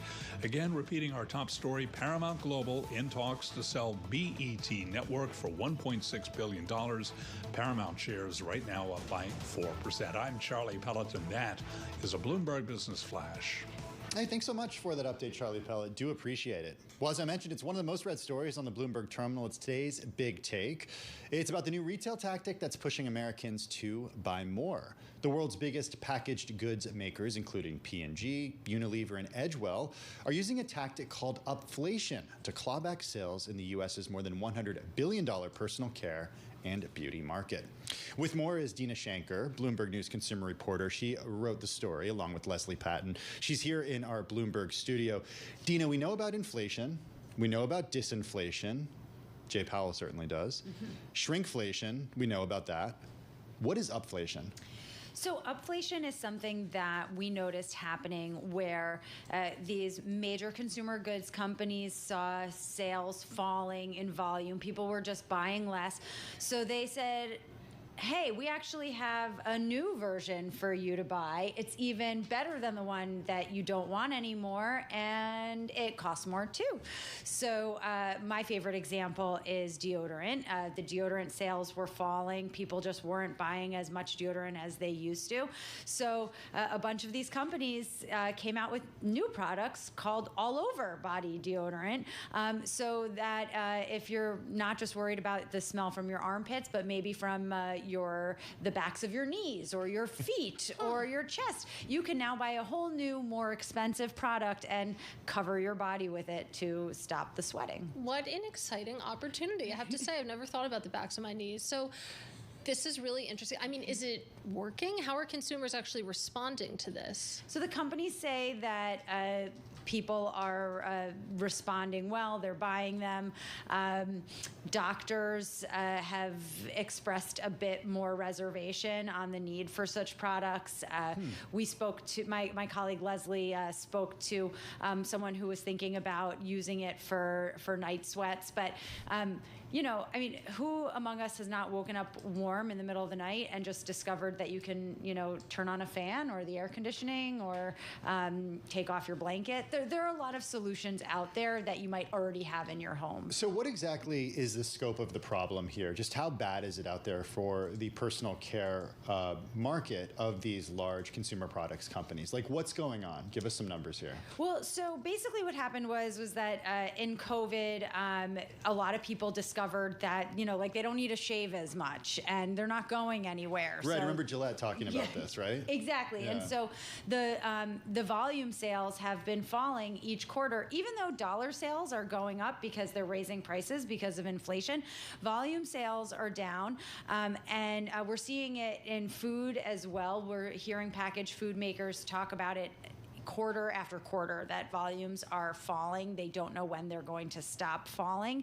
And so they're just trying to turn things around by basically offering you something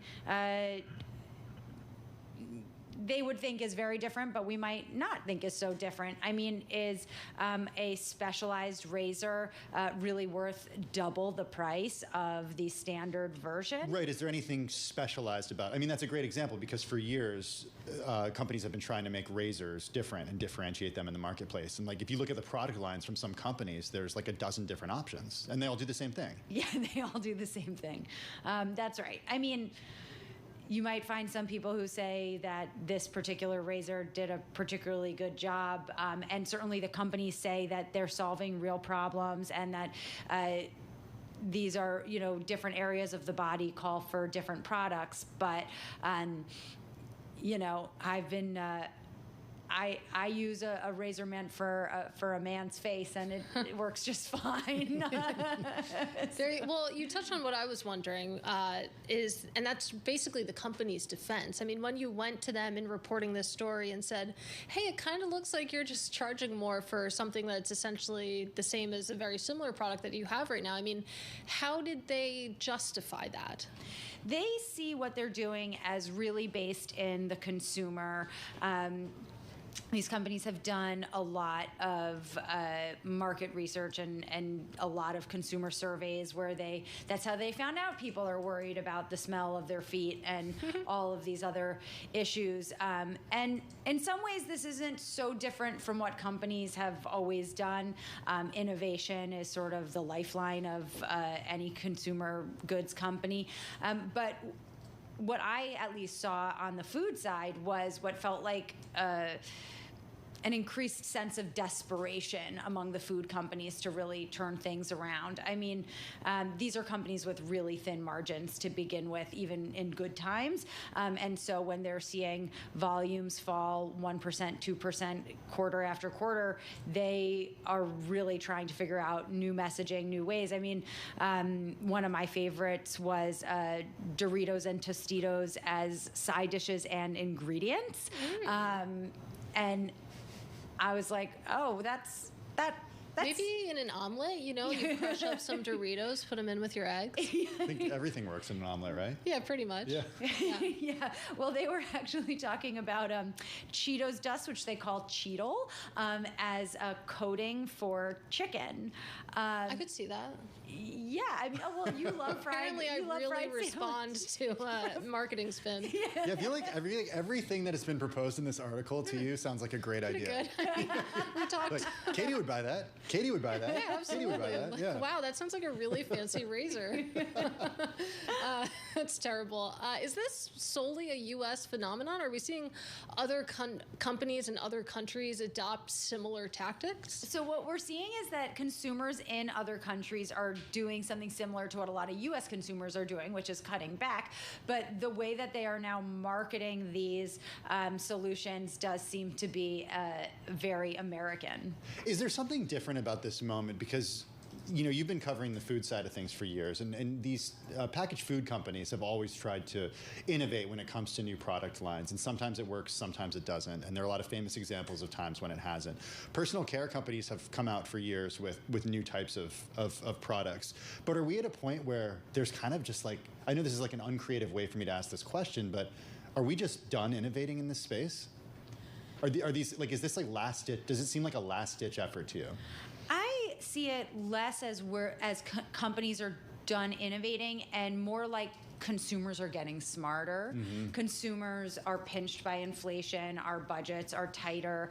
We don't want to throw away food. We don't want to buy diesel August futures settle at $2.63. Gasoline August futures at $2.57. Natural gas August futures at $2.44. Yeah, that's exactly what I was going to say. Is the difference in this period of time is that for the last couple of years, consumers who had never experienced also an NYMEX inflationary WTI crude August futures settling at $82.81 a barrel. That's down 57 cents or 0.68% on the session. The kind of tales that our grandparents told us that they wouldn't buy paper, they would just make their grocery list on the back of, their phone bill.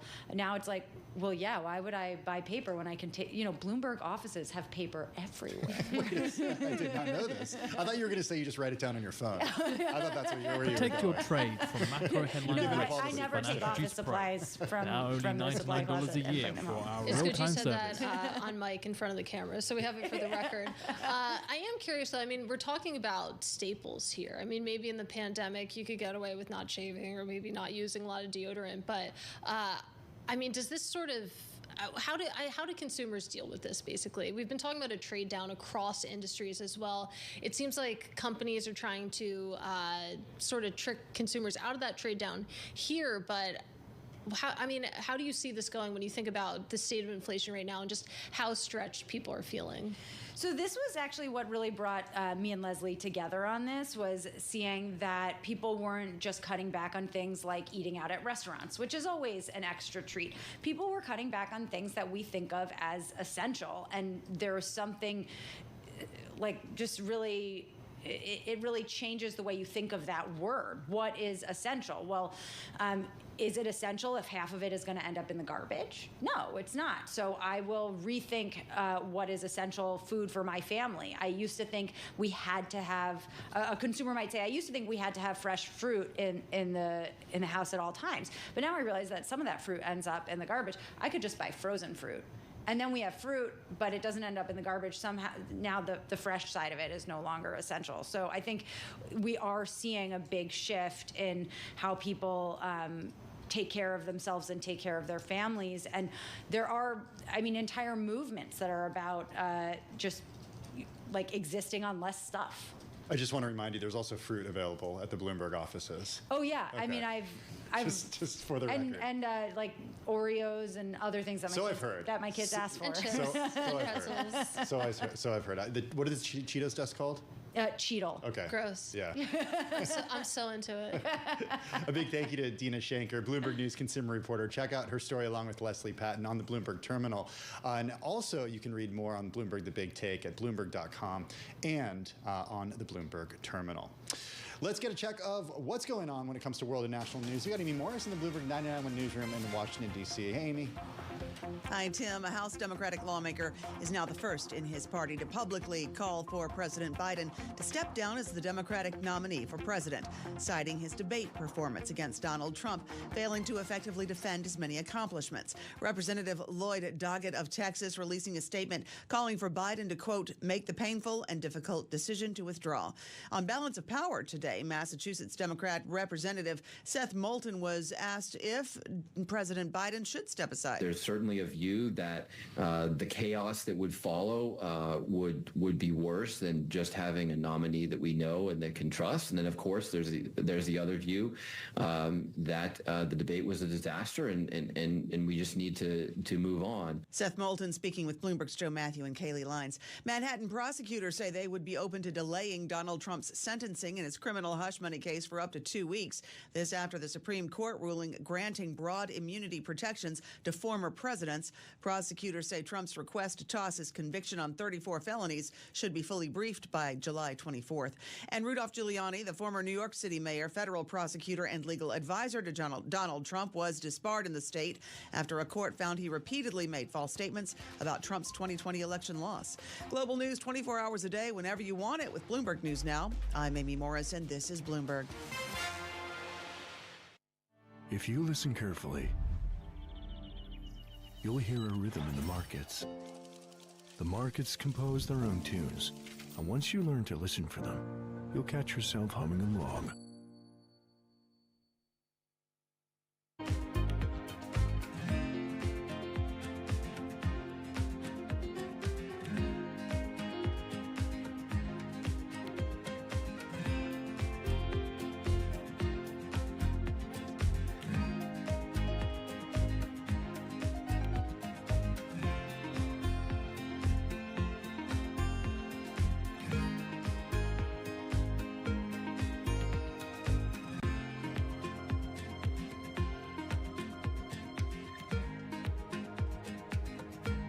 Jason Kelly, and this season on Power Players, we're taking you behind the scenes to see how the business of sports has gone global.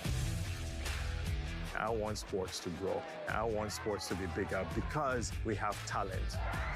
And how mammoth value is coming from the smallest of players. 3,184 hits, 431 home runs, and of course the most famous stat that everybody knows, 2,632 consecutive games played. Unmatched career. Why are you doing this?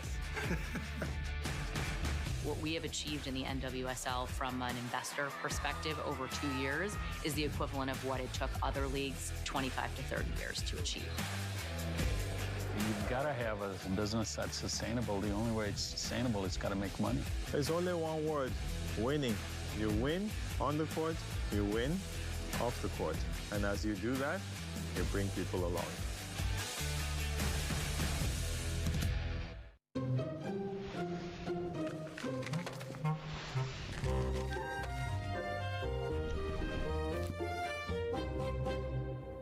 Lots happening on Wall Street. I couldn't have been more wrong. It's going to stay volatile for a while longer. It's a bifurcated market. Need to catch up? This is Bloomberg Wall Street Week. I'm David Weston. We've got the information and insight. Year over year, you could start to see some cracks. It might be overhyped short term, but it's underhyped long term. From businesses most influential and instrumental. A lot of the doom and gloom has been somewhat overblown. If you're not living near the edge, you're taking up too much space. Bloomberg Wall Street Week, live Friday with replays all weekend on Bloomberg Television and Radio. You are also an owner, I should have pointed out, of 3 major sports teams. That's right. Right? And you're the first woman, as I understand it, first woman to own 3 major, have a stake in 3 major sports teams. Is that right? Yes, and we'll say African American. You were approached by the owner then of the, I guess, the Washington Wizards and the Washington Caps about maybe buying the Washington Mystics, which is the women's basketball team. And what did you say? Well, first of all, it was Abe Pollin. He did come to me and Susan O'Malley, and they said, Abe Pollin says, look, I want you to be the face of the Washington Mystics. And I said, what do you mean be the face of? He says, I want you to buy this team. His health was failing. And I have to tell you, and a lot of women can understand this, we never get these opportunities.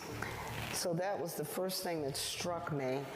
And I was flattered. I was really flattered. I said, well, Abe, what are the financials on this? And he handed them to me. He says, well, they're not making money. But I was still intrigued about team ownership.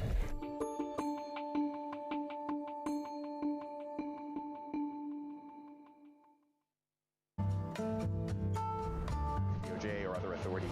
Could face bigger challenges next. It was going to keep bringing World Cup. This is a 3. As the economic picture. Covering the intersections of Hollywood, Silicon Valley, and beyond. Today's CFOs are reshaping the C-suite. Bloomberg's chief future officer shines a spotlight on these dynamic leaders. From breakfast cereals to pet foods, General Mills has an iconic array of brands. But future success depends on efficiency, innovation, and insight. CFO Kofi Bruce does much more than crunch numbers. Our first job is to intimately understand and anticipate the consumer's needs. Watch Chief Future Officer. New season starts July 10th on Bloomberg Television.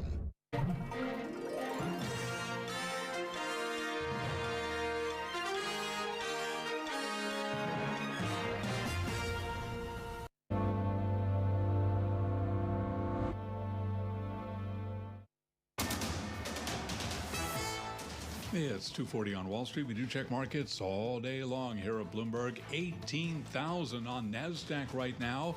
NASDAQ Composite Index trading above that number just a couple of minutes ago. Got as high as roughly 18,003. Right now, up 120 points. NASDAQ at 18,000, up 0.7%. S&P higher by 22 to 54.97. The S&P 500 index up 0.4%. Also pushing higher is the Dow, up 107 right now, up by about 0.3%. 10-year yield 4.44% with a 2-year 4.73%. Spot gold down $5.50 the ounce to $23.26 for gold, a drop of 0.2%. And West Texas Intermediate crude down 0.5%, 82.91 a barrel. Bitcoin, meanwhile, down 1.6%, 62,332 on Bitcoin. Sources tell Bloomberg Robinhood Markets is considering offering cryptocurrency futures in the U.S. and Europe in coming months. On an update for the rest of the market, Robinhood Markets. Brent crude futures settle at $86.24 a barrel. That's down 36 cents or 0.42%. S&P up 21, up 0.4%. I'm Charlie Pelleton. That is a Bloomberg Business Flash. Hey, thanks so much for that update, Charlie Pellet. We're watching shares of Novo Nordisk and Eli Lilly closely for a couple reasons. Eli Lilly, for its part, Katie, has an Alzheimer's treatment that was cleared in the U.S. as the second drug to slow progression of the mind-robbing disease that afflicts 6 million Americans. Yeah, this is a big win, and it's a long time coming because investors and Eli Lilly have been waiting for this drug since it showed promise in clinical trials more than 3 years ago. So it's called Kisunla. I hope I'm saying that correctly, but it's really seen a number of regulatory delays on this road to approval. But apparently it got it today, cleared in the U.S., and you're not really seeing that work its way through the shares because there's a lot of news around specifically Eli Lilly and Novo Nordisk today. Yeah, that's because President Joe Biden demanded price cuts on these companies' blockbuster weight loss and diabetes drugs. He writes, along with Senator Bernie Sanders from Vermont, that the companies are, quote, charging unconscionably high prices that are above those paid in other countries. This editorial appeared today in USA Today. They wrote that if pharmaceutical companies refuse to substantially lower prescription drug prices in our country and end their greed, we will do everything within our power to end it for them, they wrote. Riley Griffin is national healthcare reporter. She's usually based in D.C. She's here in the Bloomberg studio in New York. Riley, good to see you. I have a lot of questions about the president. We've heard Bernie Sanders talk about this before in the past, but I have a lot of questions about the message and also the medium. An editorial in USA Today. What did we learn from that editorial, and why were they doing it in USA Today? Yeah, well, we learned that Senator Sanders and the president have really come out swinging on the buzziest subject in healthcare. I know you two are talking about it all the time in this room. It's something that a lot of patients can relate to. About 40% of American adults are obese. And so there's a really big market for that, and people are feeling those out-of-pocket costs. So they're seizing the moment, seizing the momentum. And USA Today, they're going broad. They're reaching a really broad audience this way. And it doesn't take a lot of guessing to know that Biden had a tough week last week. And in the editorial, he can really come out swinging. Yeah, well, that's exactly what I want to talk about. This specific moment for President Biden, of course, everything he does right now is going to be under a microscope. When it comes to healthcare, I mean, what does his track record look like? Like, why the focus on this specific issue right now? That's a great question. Well, he's really playing to his strengths here. For one, we know that via our own polling with Bloomberg and Morning Consult, that Biden has come out ahead of Trump when it comes to healthcare and specifically healthcare costs. We did polling in May that showed this. So in one case, he's playing to his strengths, but in another, he had the Inflation Reduction Act from a couple years ago that really focused on negotiating the prices of medicine for Medicare, the program that the U.S. has for seniors. And so this is yet another attempt to reduce those costs, but you know, healthcare prices and specifically drugs is always a winning strategy at the polls. Yeah, you heard both candidates actually talk about it during the debate on Thursday for a very brief period of time, we should acknowledge. I want to go to this part of the editorial that I read from. If pharmaceutical companies refuse to substantially lower prescription drug prices in our country and end their greed, we will do everything within our power to end it for them. What power do they have? Foreboding. Well, with the IRA, the Inflation Reduction Act, we could still see the U.S. tap Ozempic for price negotiations. That's something to look for in the future. And it's said that tapping Ozempic and reducing the cost by 40% for Medicare patients could save the U.S. $1.3 billion annually. And this is a very big market, though. There are some questions as to how big of a dent the IRA would take in overall prices for broad Americans. And so we have to see, but there are a lot of efforts in Washington to reduce costs. We're seeing Congress take aim. Senator Sanders has invited the CEO of Novo Nordisk to testify this September. So this is a conversation that's not ending soon. And not an American company, we should remind everyone. Mm-hmm. No doubt. Though Eli Lilly, its competitor here with Mounjaro, is, and we saw shares falter today, even in the wake of big Alzheimer's news. Yeah, shares still down about 1% or so. And it's interesting to compare and contrast here because, of course, when it comes to Novo and Lilly, they are the two leaders in this market. But it feels like most of the conversation around pricing and these high costs has really been focused on Novo. They've really shouldered the brunt of that criticism. But now, obviously, with this editorial, Lilly is really being pulled into it as well. Lilly's being pulled into it. I think Novo has that name brand of Ozempic, but Lilly is right there with them. And to take aim at a big American company, you know, that does carry some weight. But as you said, Tim, this is a subject that Trump himself, the former president, has also been really focused on, the idea that the United States pays more for drugs than other countries. So it's one of those full circle moments where both sides of the aisle care a lot. So we, as you mentioned, we talk about this in the studio all the time from a lot of different perspectives, from the Medicare perspective, from the perspective of what happens to the food companies and the restaurants if people are eating less as a result of taking these drugs. We talk about it from the perspective of what's happening when it comes to areas of the country that aren't necessarily obese but are using these drugs, like in wealthy areas of Los Angeles and New York City. And I'm wondering what this says to you, that they're specifically charging these weight loss and diabetes drugs versus all the other drugs that are out there that Americans take that are expensive also. You know, this is a personal view, but I think that the name recognition of these drugs makes for a really selling point in an op-ed like the one we saw today in USA Today. As we saw with the IRA, you know, there are cancer drugs, autoimmune condition drugs, any kind of biologic. If you're injecting it, it's going to cost a lot more money. And in fact, we saw Wall Street analysts today say, actually, the Ozempics and the Mounjaros and the Wegovy's of the world, they're fairly priced compared to some of these other biologics that we see. So not everybody on Wall Street is flustered. And certainly Goldman Sachs has projected that by 2030, we could see $130 billion in annual sales from these drugs alone. So there's a lot of market to tap. And just because we see the president and Senator Sanders come out swinging doesn't mean it will make a dent in their sales. Yeah, specifically, this note coming from Mizuho, Gerald Holes is the analyst there, saying that Biden's comments seem like, quote, a last-ditch effort to appease certain voters, that when you think about the drug's benefits in diabetes, heart disease, other conditions, the list price of around $1,000 a month actually seems very inexpensive. But the fact that we are talking about two companies here, when you think about how big this addressable market could be, I'll put you on the spot with less than a minute to go, but why aren't we seeing more competitors in this space that have at least broken into the ranks that we're talking about when it comes to Lilly, when it comes to Novo? You know, they were the market entrants, right? They were first there, but if you're in the pharmaceutical industry and you're not thinking about weight loss drugs, Wall Street is not smiling on you.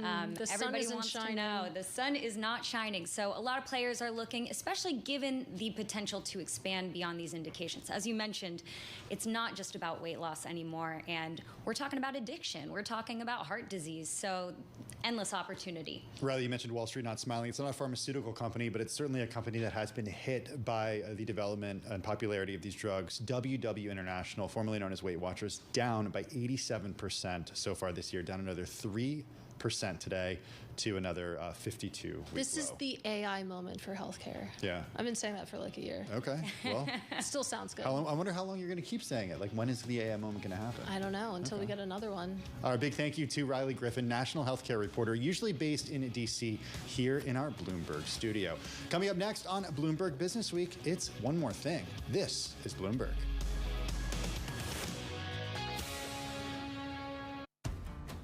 Building a home, throwing in a line, and finding far-off campsites with the people you're closest to. Upgrade your truck, Jeep, or Bronco with over 1 million parts and accessories, and bring your truck to life. Real truck.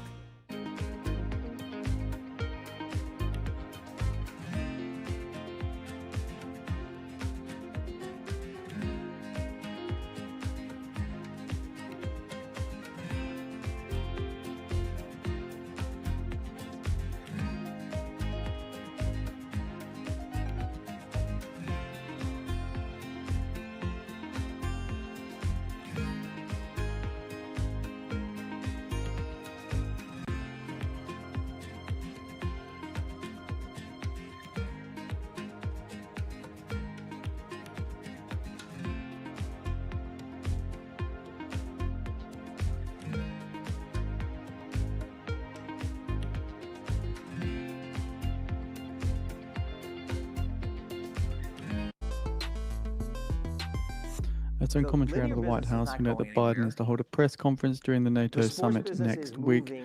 The White House also notes that they understand concerns over Biden's debate performance.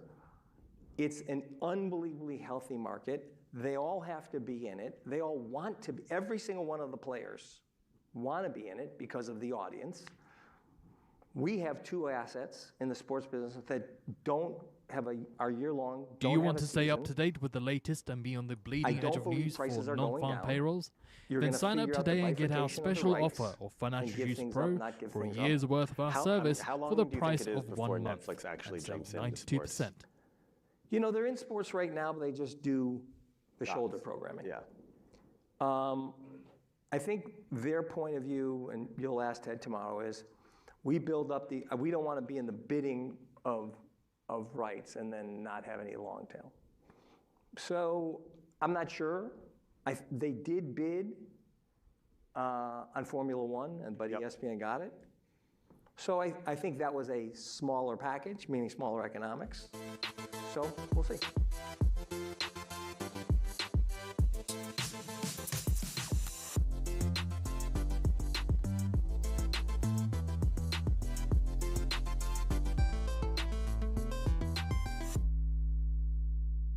The top names in business are on Bloomberg. You need to have an AI game plan. We used to say that every company needs to think about becoming a software company. Now we say that every company needs to become an intelligent software company. Context changes everything.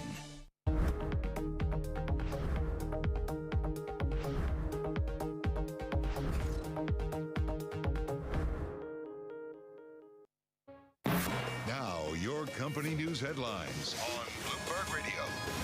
From Bloomberg World Headquarters, I'm Charlie Pellet. Eli Lilly's Alzheimer's treatment has been cleared in the U.S. as the second drug to slow progression of the mind-robbing disease that afflicts 6 million Americans. It is a big win for Lilly and its investors, who have been eagerly anticipating this drug since it showed promise in clinical trials more than 3 years ago. Lots going on with Lilly, and the shares are trading lower today. We've got Lilly down now by 1%. Paramount Global is said to be in talks to sell its Black Entertainment television network to buyers that include BET CEO Scott Mills and Chen Chu, who runs the New York-based private equity firm CC Capital. Right now, we've got Paramount Global advancing by 5.2%. Sources tell Bloomberg Total Energy plans to exit its discoveries of gas condensate off the tip of South Africa to prioritize exploration in other areas closer to Namibia. The French giant braved one of the fastest ocean currents in the world to drill off of South Africa's coast, spending at least $400 million to find an estimated 1 billion barrels of equivalent of light liquid hydrocarbon. There are doubts, though, about whether the deep water finds can be made commercially viable. Shares of Total, they're down today by 0.1%. Oil, meanwhile, trading near a 2-month high after breaking out of its recent trading range on an escalation in tensions in the Middle East. Among some of the oil names today, we've got ExxonMobil trading lower. Exxon down 1.1%. ADRs of BP, they are advancing 0.5%. Chevron lower by 0.3%. And those are some of our top company stories at this hour. I'm Charlie Pellet, and this is Bloomberg. You're listening to Bloomberg Business Week with Carol Messer and Tim Stenevec on Bloomberg Radio and Television. It is Bloomberg Business Week. Let's get a check on the latest world and national news. We got Amy Morris in the Bloomberg 99.1 newsroom in Washington, D.C. Hey, Amy. Hi, Tim. Democratic Representative Lloyd Doggett of Texas, the first in his party to publicly call for President Biden to step down as the Democratic nominee for president, releasing a statement saying Biden needs to make the difficult decision to withdraw. Donald Trump is scheduled to be sentenced next week in the hush money case, but that sentencing is now expected to be delayed. The Manhattan District Attorney says the sentencing can be delayed decade after yesterday's Supreme Court ruling on presidential immunity. Prosecutors said Trump's request to toss his conviction on 34 felonies should be fully briefed for the court by July 24th. And Rudolph Giuliani's been disbarred. A court found the former mayor of New York City and Donald Trump's legal advisor repeatedly made false statements about Trump's 2020 election loss. Child care experts addressing growing concerns about so-called pandemic babies' communication and motor skills. Leading pediatrician Dr. Jamie Peterson says early intervention by doctors and working with teachers can help get little kids back on track. So much brain growth happens in the first 4 years, particularly in the first 2 years. And we basically said, put on a mask, stay away from grown-ups, don't talk to other kids. Researchers say Black and Hispanic children were most left behind, and boys were more affected than girls. Global news 24 hours a day and whenever you want it with Bloomberg News Now. I'm Amy Morris. Now back to Bloomberg Business Week with Tim Stenovic and Katie Greifeld. Amy, thanks so much. Do appreciate that update. Our one more thing today, it is among the most read stories on the Bloomberg terminal. You can check that out by going READ go on the terminal. It's about New York City finances. They keep beating doomsayers, including its own mayors. You remember a few months ago, there were all these concerns about funding for early childhood education. I told this story a few weeks ago. I was walking by a library on a few Sundays ago with my son, and he said, "Can we go to the library today?" Your son said that. He said, yeah, because we passed the library. He's like, "Can we go to the library?" Yeah. Yeah. That sounds like a fake story. It's a true story. And I said, we can't go because it's closed today because it's Sunday. Because of Mayor Eric Adams. But well, because of budget issues. They weren't open on 7 days a week for quite a bit of time. Well, you have good news to bring home because apparently the City Council on Sunday finalized a $112 billion budget for the fiscal year that started on Monday. And that restores hundreds of $millions in cuts that Eric Adams once said were necessary to address that $7 billion deficit, but it's since been wiped away. So that money's coming back. I can't believe you think my story is fake. I mean, what 5-year-old boy is like, "Daddy, can we go to the library?" This is how it works with kids. You walk by something that they've been to before and they ask if they can go there. Right. My cat never does that, so I guess I cannot relate to you. But under this new budget, good news. Again, public libraries, they'll be able to remain open 7 days a week, and the city's cultural institutions will also get that $53 million that were slashed from their operating budgets. They're going to get that back. It marks the 4th year that the city's official revenue projections were markedly underestimated. It comes after months of contention between officials over a disruptive round of cuts that were already implemented in November. As we mentioned, the New York Public Library suspended its Sunday service. They pleaded for donations to help offset the loss in funding, while some museums and cultural institutions had trouble keeping in staff. So I feel like we make fun of economists and Wall Street strategists all the time for getting things wrong, but in this case, I mean, I wonder how the projections and reality were so far from each other. Under promise and over deliver? I don't know. Yeah. I mean, that is a strategy, but under promise to the point where you're suspending service? Hey, speaking of strategy, I got no good segue here, but it is a headline crossing the Bloomberg terminal. The Trump sentencing has been rescheduled for September 18th, court officials say. We'll continue to bring you updates as we do get them. If you're sticking around on TV, the close is up next. If you're staying with us on radio, Bloomberg Business Week, we got a great program starting in just a couple minutes. This is Business Week.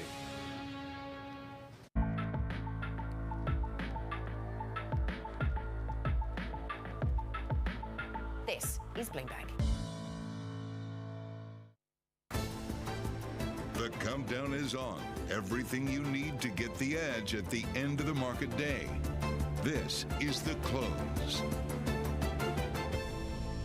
Live from Studio 2 at Bloomberg headquarters in New York, I'm Scarlett Fu. And I'm Alex Steele. Volume's going nowhere, but we still have record highs. Let's keep that in mind. It seems to be a familiar story. I mean, really, yeah, especially Microsoft, Amazon. All right, here we are in the overall market. The S&P is making a run for it into the close at 0.4%, despite the fact the volume is still quite light. Digging beneath the hood a little bit, two really interesting things to think about. One is the home builders. That index down by 0.2%, but in beneath that, you have D.R. Horton, you have Lennar getting hit with a downgrade over at Citi and Raymond James. seems to hold. They're worried about the Florida housing market, so that read-through is also quite interesting. And Paramount, it's like a dartboard. Who's going to buy the company? That stock up by over 5%. Apparently, Paramount's in talks to spell its Black Entertainment Network TV network for anywhere between $1.6 and $1.7 billion, Scarlett. All right. Meantime, we're taking a look at these top stories. Auto sales hitting a speed bump. Tesla posting another quarter of falling deliveries, but the end result was less bad than anticipated. Overall, the industry is grappling with affordability issues as high prices and steep borrowing costs push consumers to wait if prices drop any further. And a jolt for JOLTs. Job openings rise in May while the quit rate slows, and there are only 1.2 job openings now for every unemployed worker. And Powell's progress report. The Fed chief says the latest data show inflation moving in the right direction, but central bank officials still need more proof before they can begin cutting rates. So let's get right to it. Fed Chair Jay Powell, here's what he had to say from Sintra, Portugal. We do think policy is restrictive, and we think that's appropriate. I think if you look at the labor market in particular, you're seeing demand for labor gradually come down in the form of job openings. You can see the labor market is cooling off, appropriately so, and we're watching it very carefully. Now let's kick things off now with Tony Crescenzi, portfolio manager and market strategist over at PIMCO, who joins us right here on set. Tony, good to see you. Great to see you, Alex. So you got the JOLTs, you got jobs coming on Friday. You have what Powell said in Sintra. We set up for 1 or 2 rate cuts this year? Yes, and we think investors shouldn't overly focus on the timing. It's likely to happen eventually, and investors should just be patient about it. The important thing is that the interest rate's not likely to go up. And so if investors are happy with today's interest rates and yields, and we are, call it a 5% type yield, 6% or more for high-quality bonds, then they should invest today and not wait for interest rate cuts. It's usually by then that it's too late to get to the start of the party. There was some talk today after the JOLTs that any sort of increase in unemployment could actually lead to a faster increase in the unemployment rate, and that's going to put sort of speed up pressure on the jobs market. Do you see that happening? Is that a risk at all? It's part of the idea of, there's an old adage about walking a dog with the long leash. That's the monetary policy. You can't really predict what's going to happen next. So with respect to the unemployment situation, it could get worse faster than you think. So if you think that moving the leash around faster to try to fix things, to move the dog, which is the unemployment rate, you might get it wrong. It's just difficult to coordinate, to get right. So the Fed's trying to balance the dual mandate, which is, of course, a focus on inflation and employment. And as Powell said today, it's becoming more balanced, the risks on either side of that dual mandate. And you have the dog. You'll know. Yeah, I keep a very short leash actually on the dog. When it comes to the Fed, is it looking at non-farm payrolls and U3, the jobless rate, as lagging indicators or leading indicators here? Typically, it's a coincident indicator. It's telling you what's happening now. But the Fed can easily say, because of many different gauges, that policy is restrictive. And what do we mean by that? Where the interest rate is high enough that it's likely to lead to slower and slower economic growth over time and disinflation. That seems to be the case based on, for example, the JOLTs data you mentioned earlier. The job openings have been declining steadily. Didn't happen in the latest month, but they've fallen from 12 million to 8 million. So doesn't that tell us that Fed policy is likely restrictive, and that if it were to keep the policy rate here, what if that 8 million became 4 million in terms of job openings? We know that the level of unemployed is around 6.5, and that's not a good situation. The Fed wants to prevent that type of dilemma and get ahead of it, because it does take time for conditions to turn around. I'm looking at the economic surprise indexes, and whether you look at Bloomberg's proprietary index or Citigroup's proprietary index, exactly, it goes down, down, down. Economists keep believing that the economy is stronger than what the data actually show. At what point does that self-correct, and how much of that is priced in right now? Well, markets, like the Fed, are a little bit confused, and the Federal Reserve is, in fact, confused because, for example, there's something called the ISM index. It measures either the manufacturing sector or the service sector. The manufacturing index has been below what they call 50, which is a negative story for the economy, whereas the service sector index has been above 50. Turning to the jobs report, the unemployment rate's been rising, but the monthly payroll figures, a separate survey, has been strong. So it's conflicting signals there. So the Federal Reserve's default mode is to play risk management and decide, well, we're really not sure about what to do. And it's something that Christine Lagarde said while she was in Sintra. She says the key thing now is to manage the risks that inflation expectations rise again, because they could. Decide on a path to fix that, which is to raise interest rate, but to weigh the costs. She said those are the three aspects of the story, and the Fed's now weighing it all, because they do have to think about the eventual costs of keeping the policy rate too high for too long. But they need to, and final word on this is, the old Volcker-esque way, Paul Volcker, the legendary Fed chair, is to keep at it. Remember, in 2018, he wrote a book called Keeping at It. The key lesson of history is to keep at it. Chair Powell's even reiterated that idea, to ensure that the job is done. So, in other words, the most important innings in the 9-inning game is all 9 innings for the Fed. They can't. There is no let-up that can be permitted to get the job done right. So if what you say is it doesn't matter when the Fed starts cutting, that they just will, then does it matter what that looks like? Like, are we normalizing? Are we really cutting? Like, does that matter?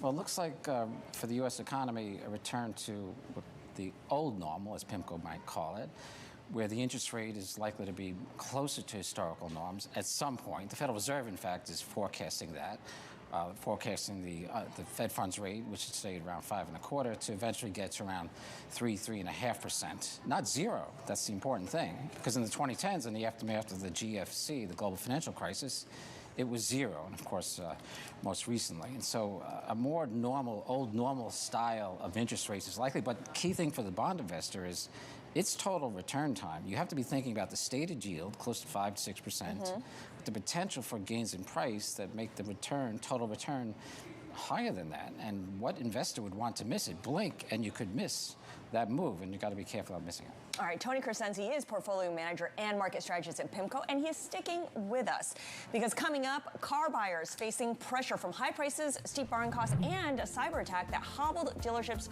across the U.S. We've got the latest numbers. Plus, we're going to get insight on the global economic outlook and the impact of the U.S. presidential election. Our guest is Nouriel Roubini, CEO of Roubini Macro Associates. And Alex mentioned this, Paramount Global in talks to sell its Black entertainment television network for $1.6 billion. We've got the latest on potential buyers. All that and more coming up. This is The Close on Bloomberg.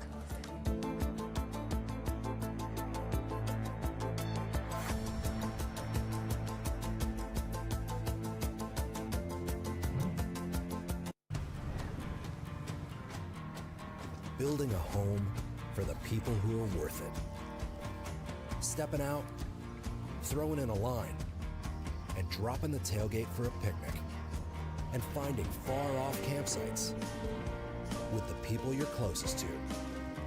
Upgrade your truck, Jeep, or Bronco with over 1 million parts and accessories, and bring your truck to life. Real truck. It's 104 years in the making. Reverend Solomon Kinlock Jr. and Triumph Church invite you and your family to join us in worship as we celebrate 104 years of service to Christ in the community. Triumph Church offers 9 worship services at 5 different locations in the Detroit area. Each service kicks off with praise and worship, followed by a life-changing message. For service times and locations or to live stream, just visit triumphch.org. With unmatched reach and resources from more than 120 countries, the moment news breaks 24 hours a day. Bloomberg. Context changes everything. It's Jobs Day, and Bloomberg has the report under surveillance. The job market is quite strong. There's no major job losses. The economy is still chugging along. This Friday, Bloomberg will bring you crucial data and expert analysis at terminal speed. We have a labor market that is not inflationary. Perhaps some cooling is in front of us. We're now starting to move into the more normal stage. There's a lot of things under the hood here. The June Jobs Report, Friday on Bloomberg. Your fixed income fix. Watch Bloomberg Real Yield every Friday right here on Bloomberg. Context changes everything. Bloomberg Surveillance covers the latest in global markets and the political events that influence your world. Join Jonathan Farrell, Lisa Abramowitz, and Anne-Marie Hordern only on Bloomberg. Context changes everything.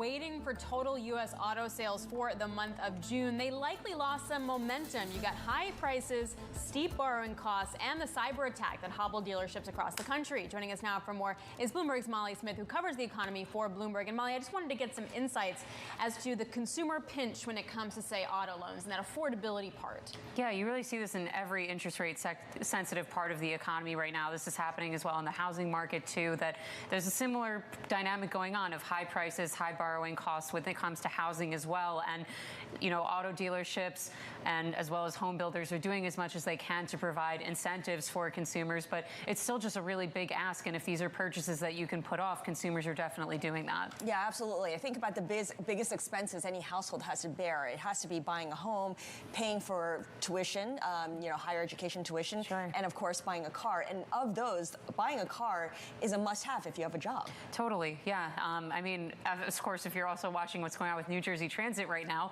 you probably want a car even more to be avoiding that. But these are steep payments. I mean, especially when you take into the totality of what owning a car entails. It's not just the payment on the car loan. It's also car insurance, which we know has been rising at an insanely fast pace, up like a 20% year-over-year increase in the CPI in the last few months. So that's been expensive. And similar with the housing market as well, that when you have a higher starting price for a home or for a car, it costs that much more to insure it. What are we seeing on the delinquency front when it comes to the consumer because of these high loan rates? Yeah, it's definitely creeping up, but you have to remember this was starting at such an artificially low rate. We had so much stimulus activity during the pandemic that really depressed delinquencies down to really, really low levels. So they are coming up, but you're seeing this still more in like the low single-digit percentage area of delinquencies and naturally really affecting lower income consumers the most. So it's not really a widespread pickup just yet or anything that's really sounding the alarm. Yeah, but the question is whether that's a slippery slope and, you know, there's more to come.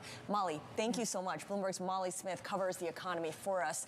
We still have Tony Crescenzi joining us, portfolio manager and market strategist over at PIMCO. And Tony, we talk about the consumer being pinched by these high borrowing costs, whether it's for your car or whether it's for your home loans. But we are starting to see evidence that perhaps people are coming to terms with these high borrowing costs. Definitely people are now, there's more activity in the housing market and the average mortgage rate is a lot higher than it was just 3 years ago. Right. In fact, about 15% of households now have a so-called weighted average coupon of 5% or more, and it's increasing by 1 point per month, so it's slow and steady. It's probably what the Federal Reserve wants. It doesn't want a sudden crash in the economy. It wants a so-called soft landing, so it's consistent with that. So the theories are, number one, the excess saving that built up during the pandemic and afterward is depleting. But there are points of resilience. Household net worth, the figure released quarterly by the Federal Reserve, shows household net worth up substantially. Just think of the stock market, think of home prices, big drivers of that. We're talking $50 trillion in 5 years to $160 trillion or so. It's massive, and it's helping the consumer to keep going. So all of this might suggest, as Molly said, some weakening in the economy is in the offing, but not substantial weakening, which is a Goldilocks type scenario for the equity investor because it suggests cash flow for earnings, buybacks, and dividends will stay high and keep the game going. I wonder how you see this playing out as we get closer to the November elections, because so much of how people vote depends on how they feel economically. The dynamic there is that it takes a long time for changes in economic conditions to affect how people feel about the political dynamic. So it probably won't change significantly between now and then unless there's a sudden change in the economy, either a sudden stop or a significant acceleration or a change in the inflation situation that changes perceptions about it. So don't look for that to change the equation too much. So you mentioned how, yes, we've run down excess savings, but the household wealth has really grown. Does that good for the equity market? What about for the bond market? For the bond market, it matters too because investors own credit. In the Bloomberg Aggregate Index, which is a market-weighted index, about 40% U.S. Treasuries, 25% mortgage securities, and 25% corporate bonds, which is the point. Cash flow matters. In the end, that matters because it's the cash flow, meaning monies that companies generate, that pay back the bond investor for interest and money back at maturities. And that confidence in the outlook for cash flows related to the economic situation is what's driving credit spreads tighter, meaning the yield difference between corporate bonds and treasuries are really tight, and it reflects the strength of the economy. So it is important, but we would say to a bond investor, you needn't step too far out in terms of interest rate sensitivity or credit risk to get a 6% type yield these days, 6% or more, so even 7 if you think about the global bond supermarket, 130 trillion of bonds. There's lots to do in the world. It's actually pretty exciting. Crank out your Fabosi book, the 1,500-page book on fixed income. Lots of little things to do to gain a little extra return above the stated yield. That's this weekend's reading, clearly. 1,500 pages, all on that for July 4th by the barbecue. When you take a look at, say, the money then in money market funds, it's still earning 5%. How much of that my money should stay there? It depends on the individual, of course. That's a disclaimer. But here's the data since 1978. 90% of the time, core fixed income, maturities 5, 6, 7 years, like the Bloomberg index that I mentioned, the aggregate, they beat cash, like money market funds and so on, 90% of the time by an average of 3 points per year over 3-year periods. In other words, and it makes sense. Imagine if yields fell a half point, the duration, 6 years, multiply that times the 50 basis points, and you get a 3-point price gain in these bonds with the 5, 6, 7-year type maturity. Add that to your yield of 5, and you could get an 8% return in 1 year, or spread it out over time. You can see a pretty good average over that period. So the timing is, and the final word on this is, the timing is usually best just before the peak in the federal funds rate, which we think is already in place. And I should add, finally, that the returns for core fixed income tend to be cash increasingly as the Federal Reserve embarks on its interest rate cut cycle. So it's too late to be tactical. As I said, it's time to be thinking about total return in bonds, the stated yield plus added gains to that because of price. Hey, Tony, good to see you. Thanks for stopping in. Really appreciate it. Great to be with you. Tony Crescenzi, portfolio manager and market strategist over at PIMCO. So I guess I need to rethink that money market fund at 6%. You know, I like what he said about it's too late to be tactical. That's good advice in general for anyone who thinks that they can kind of like come in right when the timing is good and get out right before it turns, because that never ever happens. Once you get out, it's, you know, you never want to get back in because you're always worried. Exactly, yeah, and I'm like super paranoid. But it's also interesting too that the idea that if I made a lot of money, say in corporate bonds, and you were mentioning how household wealth is really ticking higher, you're just going to reinvest it. Yeah. So it's just going to keep spreads lower. I don't know. And then it's like a fulfilling prophecy. Anyway, all right, coming up, a check on U.S. retailers as we kick off the second half of the year. We're going to get a view from the sell side about the trends in that he's seeing in our top call segment. This is The Close on Bloomberg.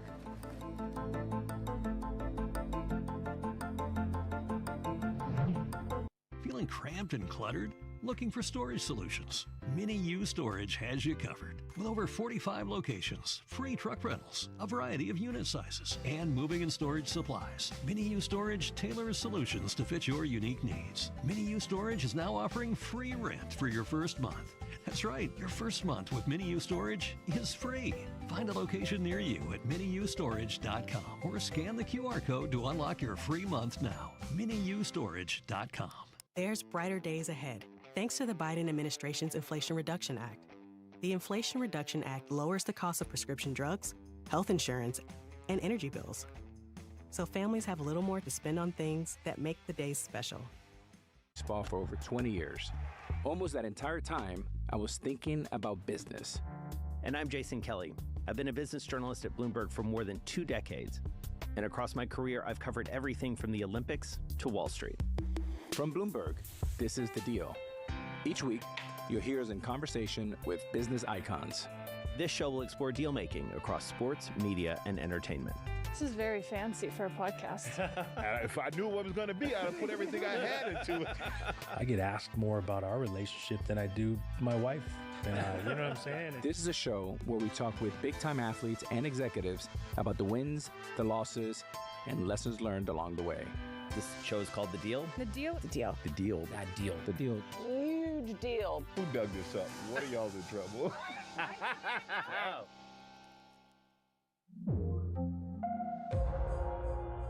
Good morning from our world headquarters in New York. I'm Menace Crennick. And I'm Danny Berger. Let's set your agenda. Bloomberg Brief delivers the market news, data, and analysis you need live every weekday at 5 a.m. Eastern.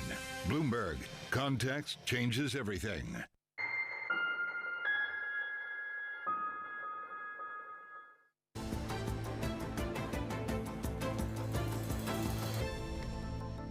Time now for our top calls. A look at some of the big movers on the back of analyst recommendations, starting with Lennar. The home builder hit with 2 downgrades today from Citi and Raymond James.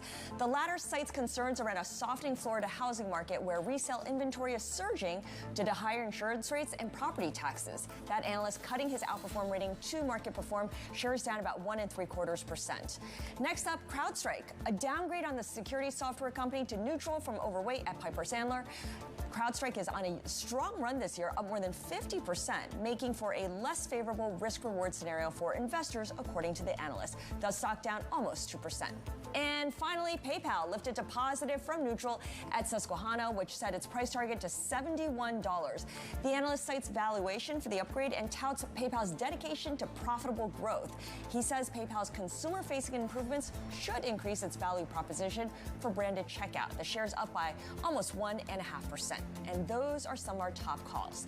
Now, before we get to our analysts, we do want to clarify a call from yesterday. Next Era Energy Partners, ticker symbol NEP, was downgraded to sector perform from outperform at RBC Capital Markets. Our graphic showed the logo for Next Era Energy, ticker symbol NEE. So we're correcting this mistake on air today. All right, let's turn to the consumer here. The first half of the year saw consumer discretionary sort of right in the middle of the pack for the S&P. You got everyone from Walmart to Nike flashing some warning signs about the health and financial health of U.S. households. Our next guest said he's neutral on apparel retailers. Joining us now with more of his insights is Zachary Waring, an equities analyst over at CFRA. And I'm looking for the year to date. You got Deckers Outdoor up 41%, and then Lululemon down 40%. How do you pick winners and losers in this market when it comes to retail?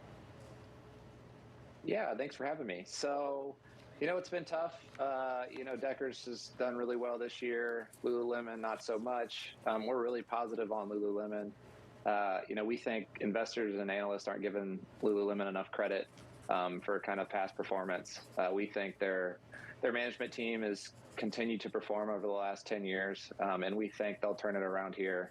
I think investors got a little scared from that first quarter report, where they kind of said the slowed growth and protect your trade in from the macro US headline is, risk with a Financial big Juice deal. Pro. And I think now it only is, but I also $99 a think that year they're able for to our grow real-time in other service. countries and other parts of the world to offset some of that slower demand in the U.S. So, we like companies that have a proven track record of growth, and we don't like companies that have a very mature, saturated U.S. market with little in terms of growth aspects outside of the U.S. Right. Okay, so I get what you're saying.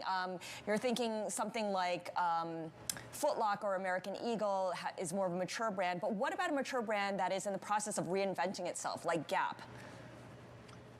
Yeah, so we have a tough time getting behind Gap. We've heard this story quite a few times over the last 10 years, and they've been through many restructurings and they've, a couple of times you thought that maybe they would turn things around and become more efficient on the operating side. So we have a tough time getting behind Gap. We know a lot of other analysts and investors have kind of hopped on that train, but we're just, with us, we like proven track records for more than just a few quarters in a row. And so that's, we would probably need to see Gap, perform for a year or two before we really get positive on them. Like I said, they've got a lot of older brands that have saturated in the U.S. They have, they don't have any plans to grow outside of the U.S. really. And so, we don't like, expectations we think for Gap are pretty high. Let's go to the fancy pants sector. You're talking Hermes, Ralph Lauren. You cover all those as well, including Kering, for example, Cartier. Does the high end, have they found their bottom, and is it time to sort of re-rate higher, or do you think the trough lasts a lot longer? No, we really like LVMH. We think LVMH is cheap here. They've got proven growth over the years. Their margins haven't improved dramatically since COVID. When they bought Tiffany, They had a big boost to their operating margins because of the margins at Tiffany. And we just think they're a top player in luxury. So we think, their brands are proven, and we think, they'll continue to do well and perform well. And that's who we like within the luxury space. Kering's is a good stock as well, but we're not as positive on Kering. Mm-hmm.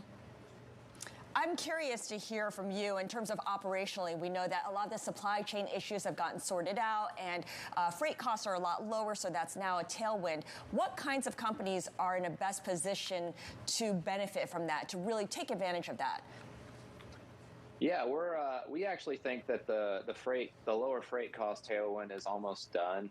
We think the comps are starting to get a lot more tough. So going into Q3 and Q4, you started to hear a lot of these companies state, that they were seeing, major headwinds from lower freight costs. So we think you're kind of towards the tail end of that trend. And now we think, it's going to be up to management and how management at these companies can handle the growth and operating. So, that's why we continue to go back to who's a proven, what's a proven management team, and who's proven over the last 5 or 10 years who can operate in just about any environment. Absolutely. It goes back to strategy and execution and talent. Zach, thank you so much. Zach Waring here joining us for his take on the different consumer companies, as we've seen kind of a rough couple of weeks here for a lot of those consumer names with the latest anecdotal from their earnings. Yeah, I don't envy his list. He covers like every single company out there. So to create one narrative must be extraordinarily difficult. But, Lululemon, okay, picking a bottom. All right, coming up, we're going to get insight on the global economic outlook from the one and only Nouriel Roubini, CEO of Roubini Macro Associates, and the famed NYU Stern School of Business Professor Emeritus. This is The Close on Bloomberg. Feeling cramped and cluttered? Looking for storage solutions? Mini U Storage has you covered. With over 45 locations, free truck rentals, a variety of unit sizes, and moving and storage supplies, Mini U Storage tailors solutions to fit your unique needs. Mini U Storage is now offering free rent for your first month. That's right, your first month with Mini U Storage is free. Find a location near you at miniustorage.com or scan the QR code to unlock your free month now. miniustorage.com.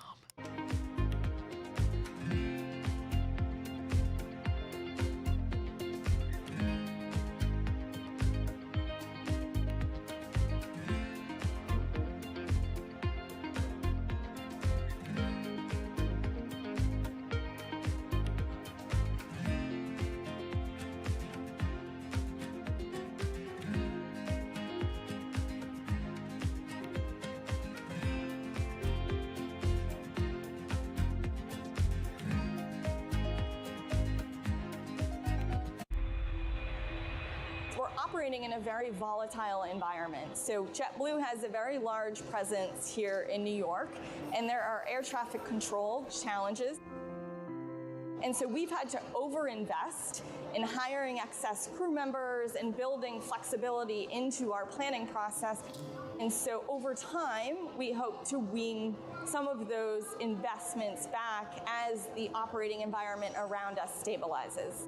We made the decision early on that we were only going to invest internally on key differentiating technologies, and clearly the powertrain is the key differentiating technology. So our investment is a recurring investment with respect to the powertrain team, the battery team, which is part of it, the engine team, electric engine team, which is part of it. And we also have a lot of non-recurring costs with the other components because we're not developing those internally. We're using the existing aerospace defense supplier base for most of the other components. We invest a lot in the offices, that you feel home, that you can actually be at your best yourself, and people work very differently. We take a lot of input from the sports world, actually, the athlete spirit, right? Building a sports team that can perform at the best, but also talking a lot about the explorer spirit. How can we really tap into new things, continue being disruptive? We have 80 different nationalities at On. It's very important to have a diverse team because we have a very diverse landscape of customers. People ask me all the time, what is the key to being a really good investor? And I tell them it's to surround yourself with and work with the best investors you can find. On Bloomberg Wealth, I'm going to take you to meet the greatest investors in the world, the people that I would like to have managing my money. The private markets in general have exploded at the expense of the public markets. Part of that's regulatory, part of that's just structural in the market. Private credit particularly exploded when the banks took a step back.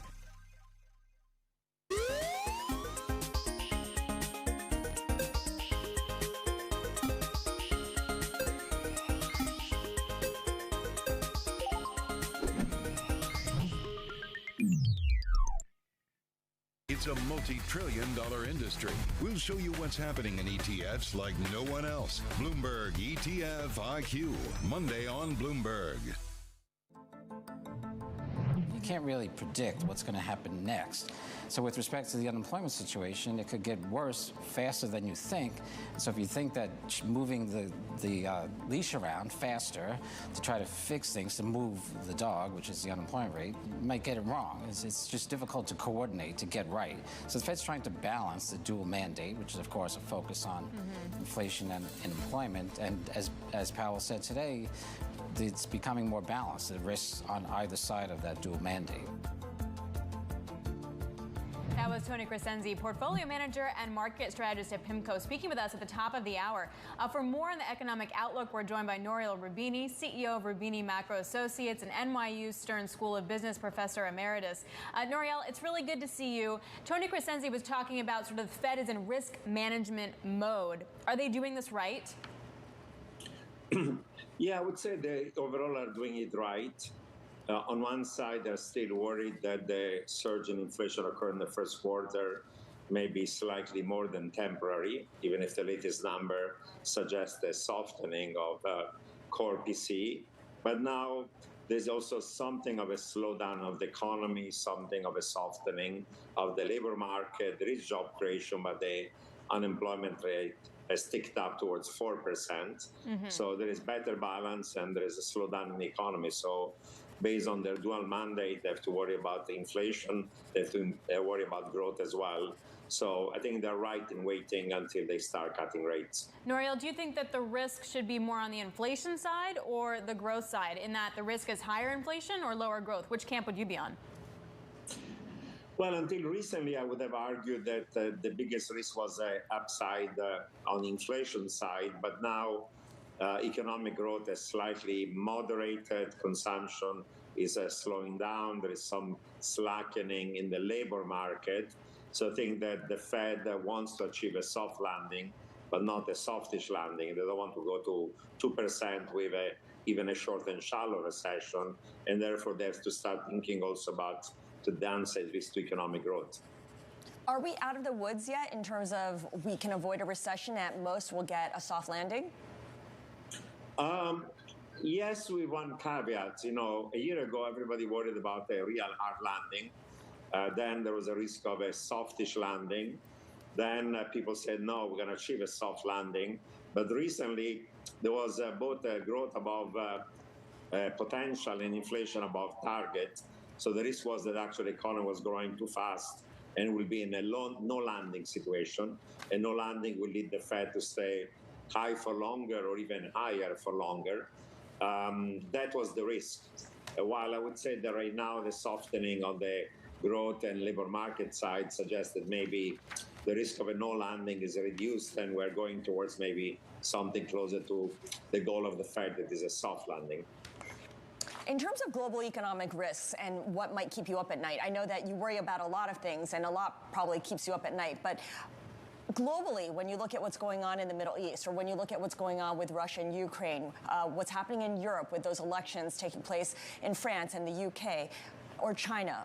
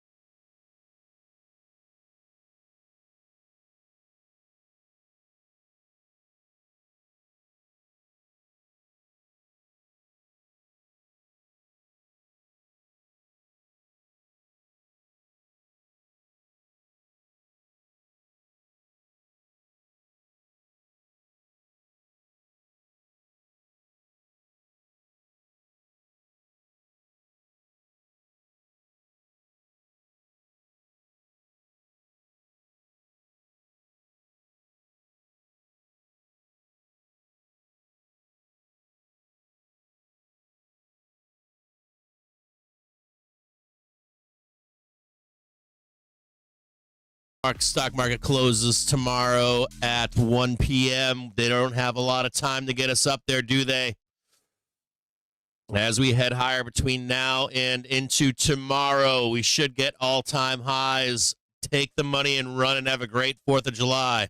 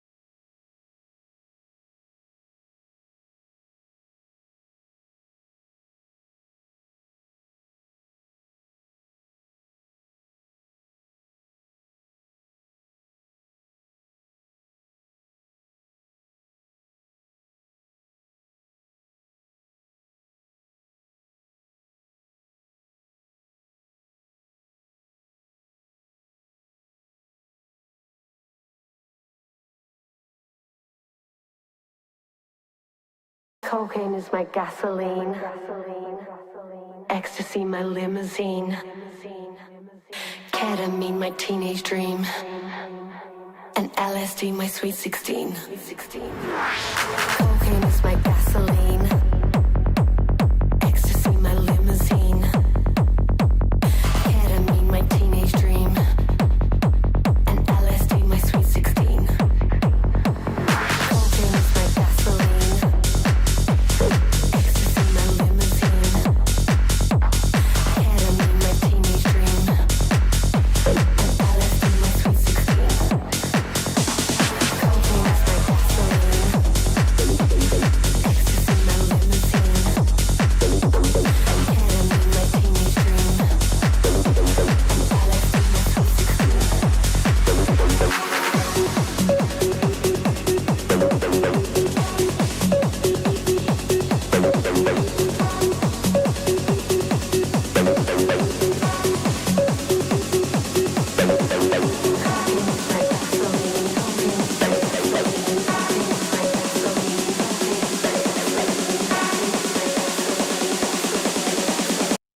Just a note out there that GME is on the upside of its hourly velocity on a 15-minute basis, but then on a 30-minute basis, it's about to come up right now.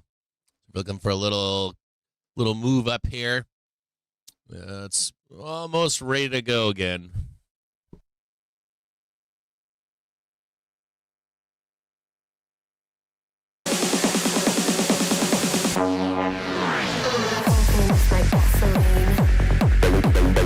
Ecstasy, my limousine.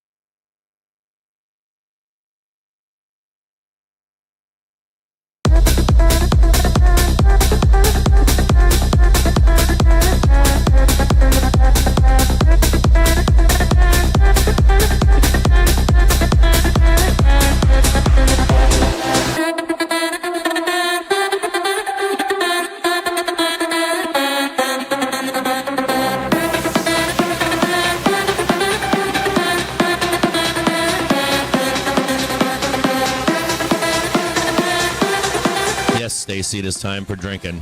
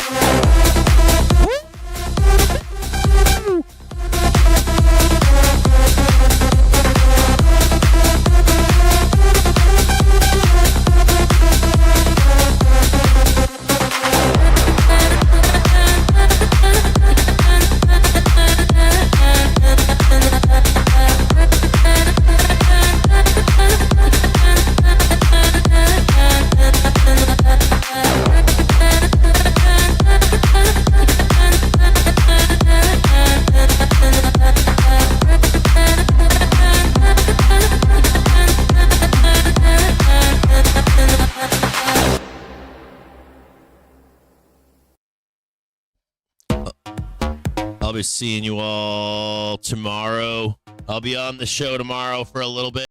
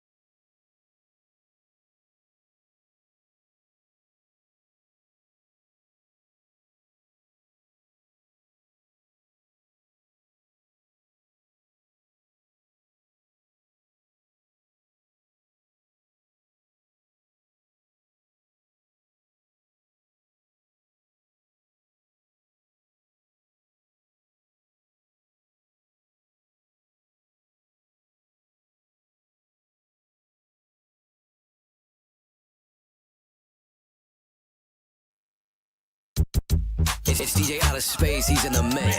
The mix.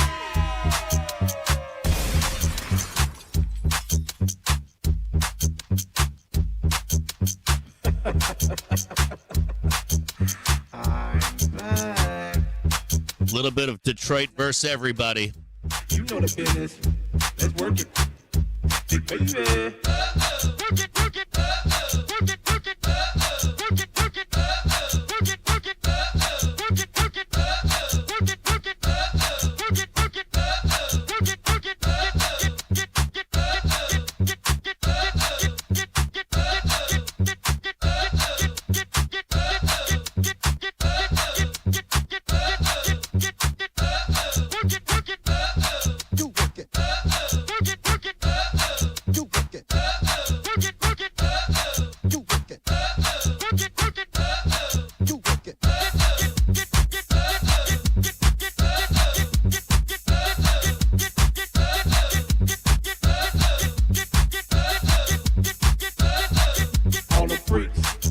Gap it up overnight. I'll see you all tomorrow.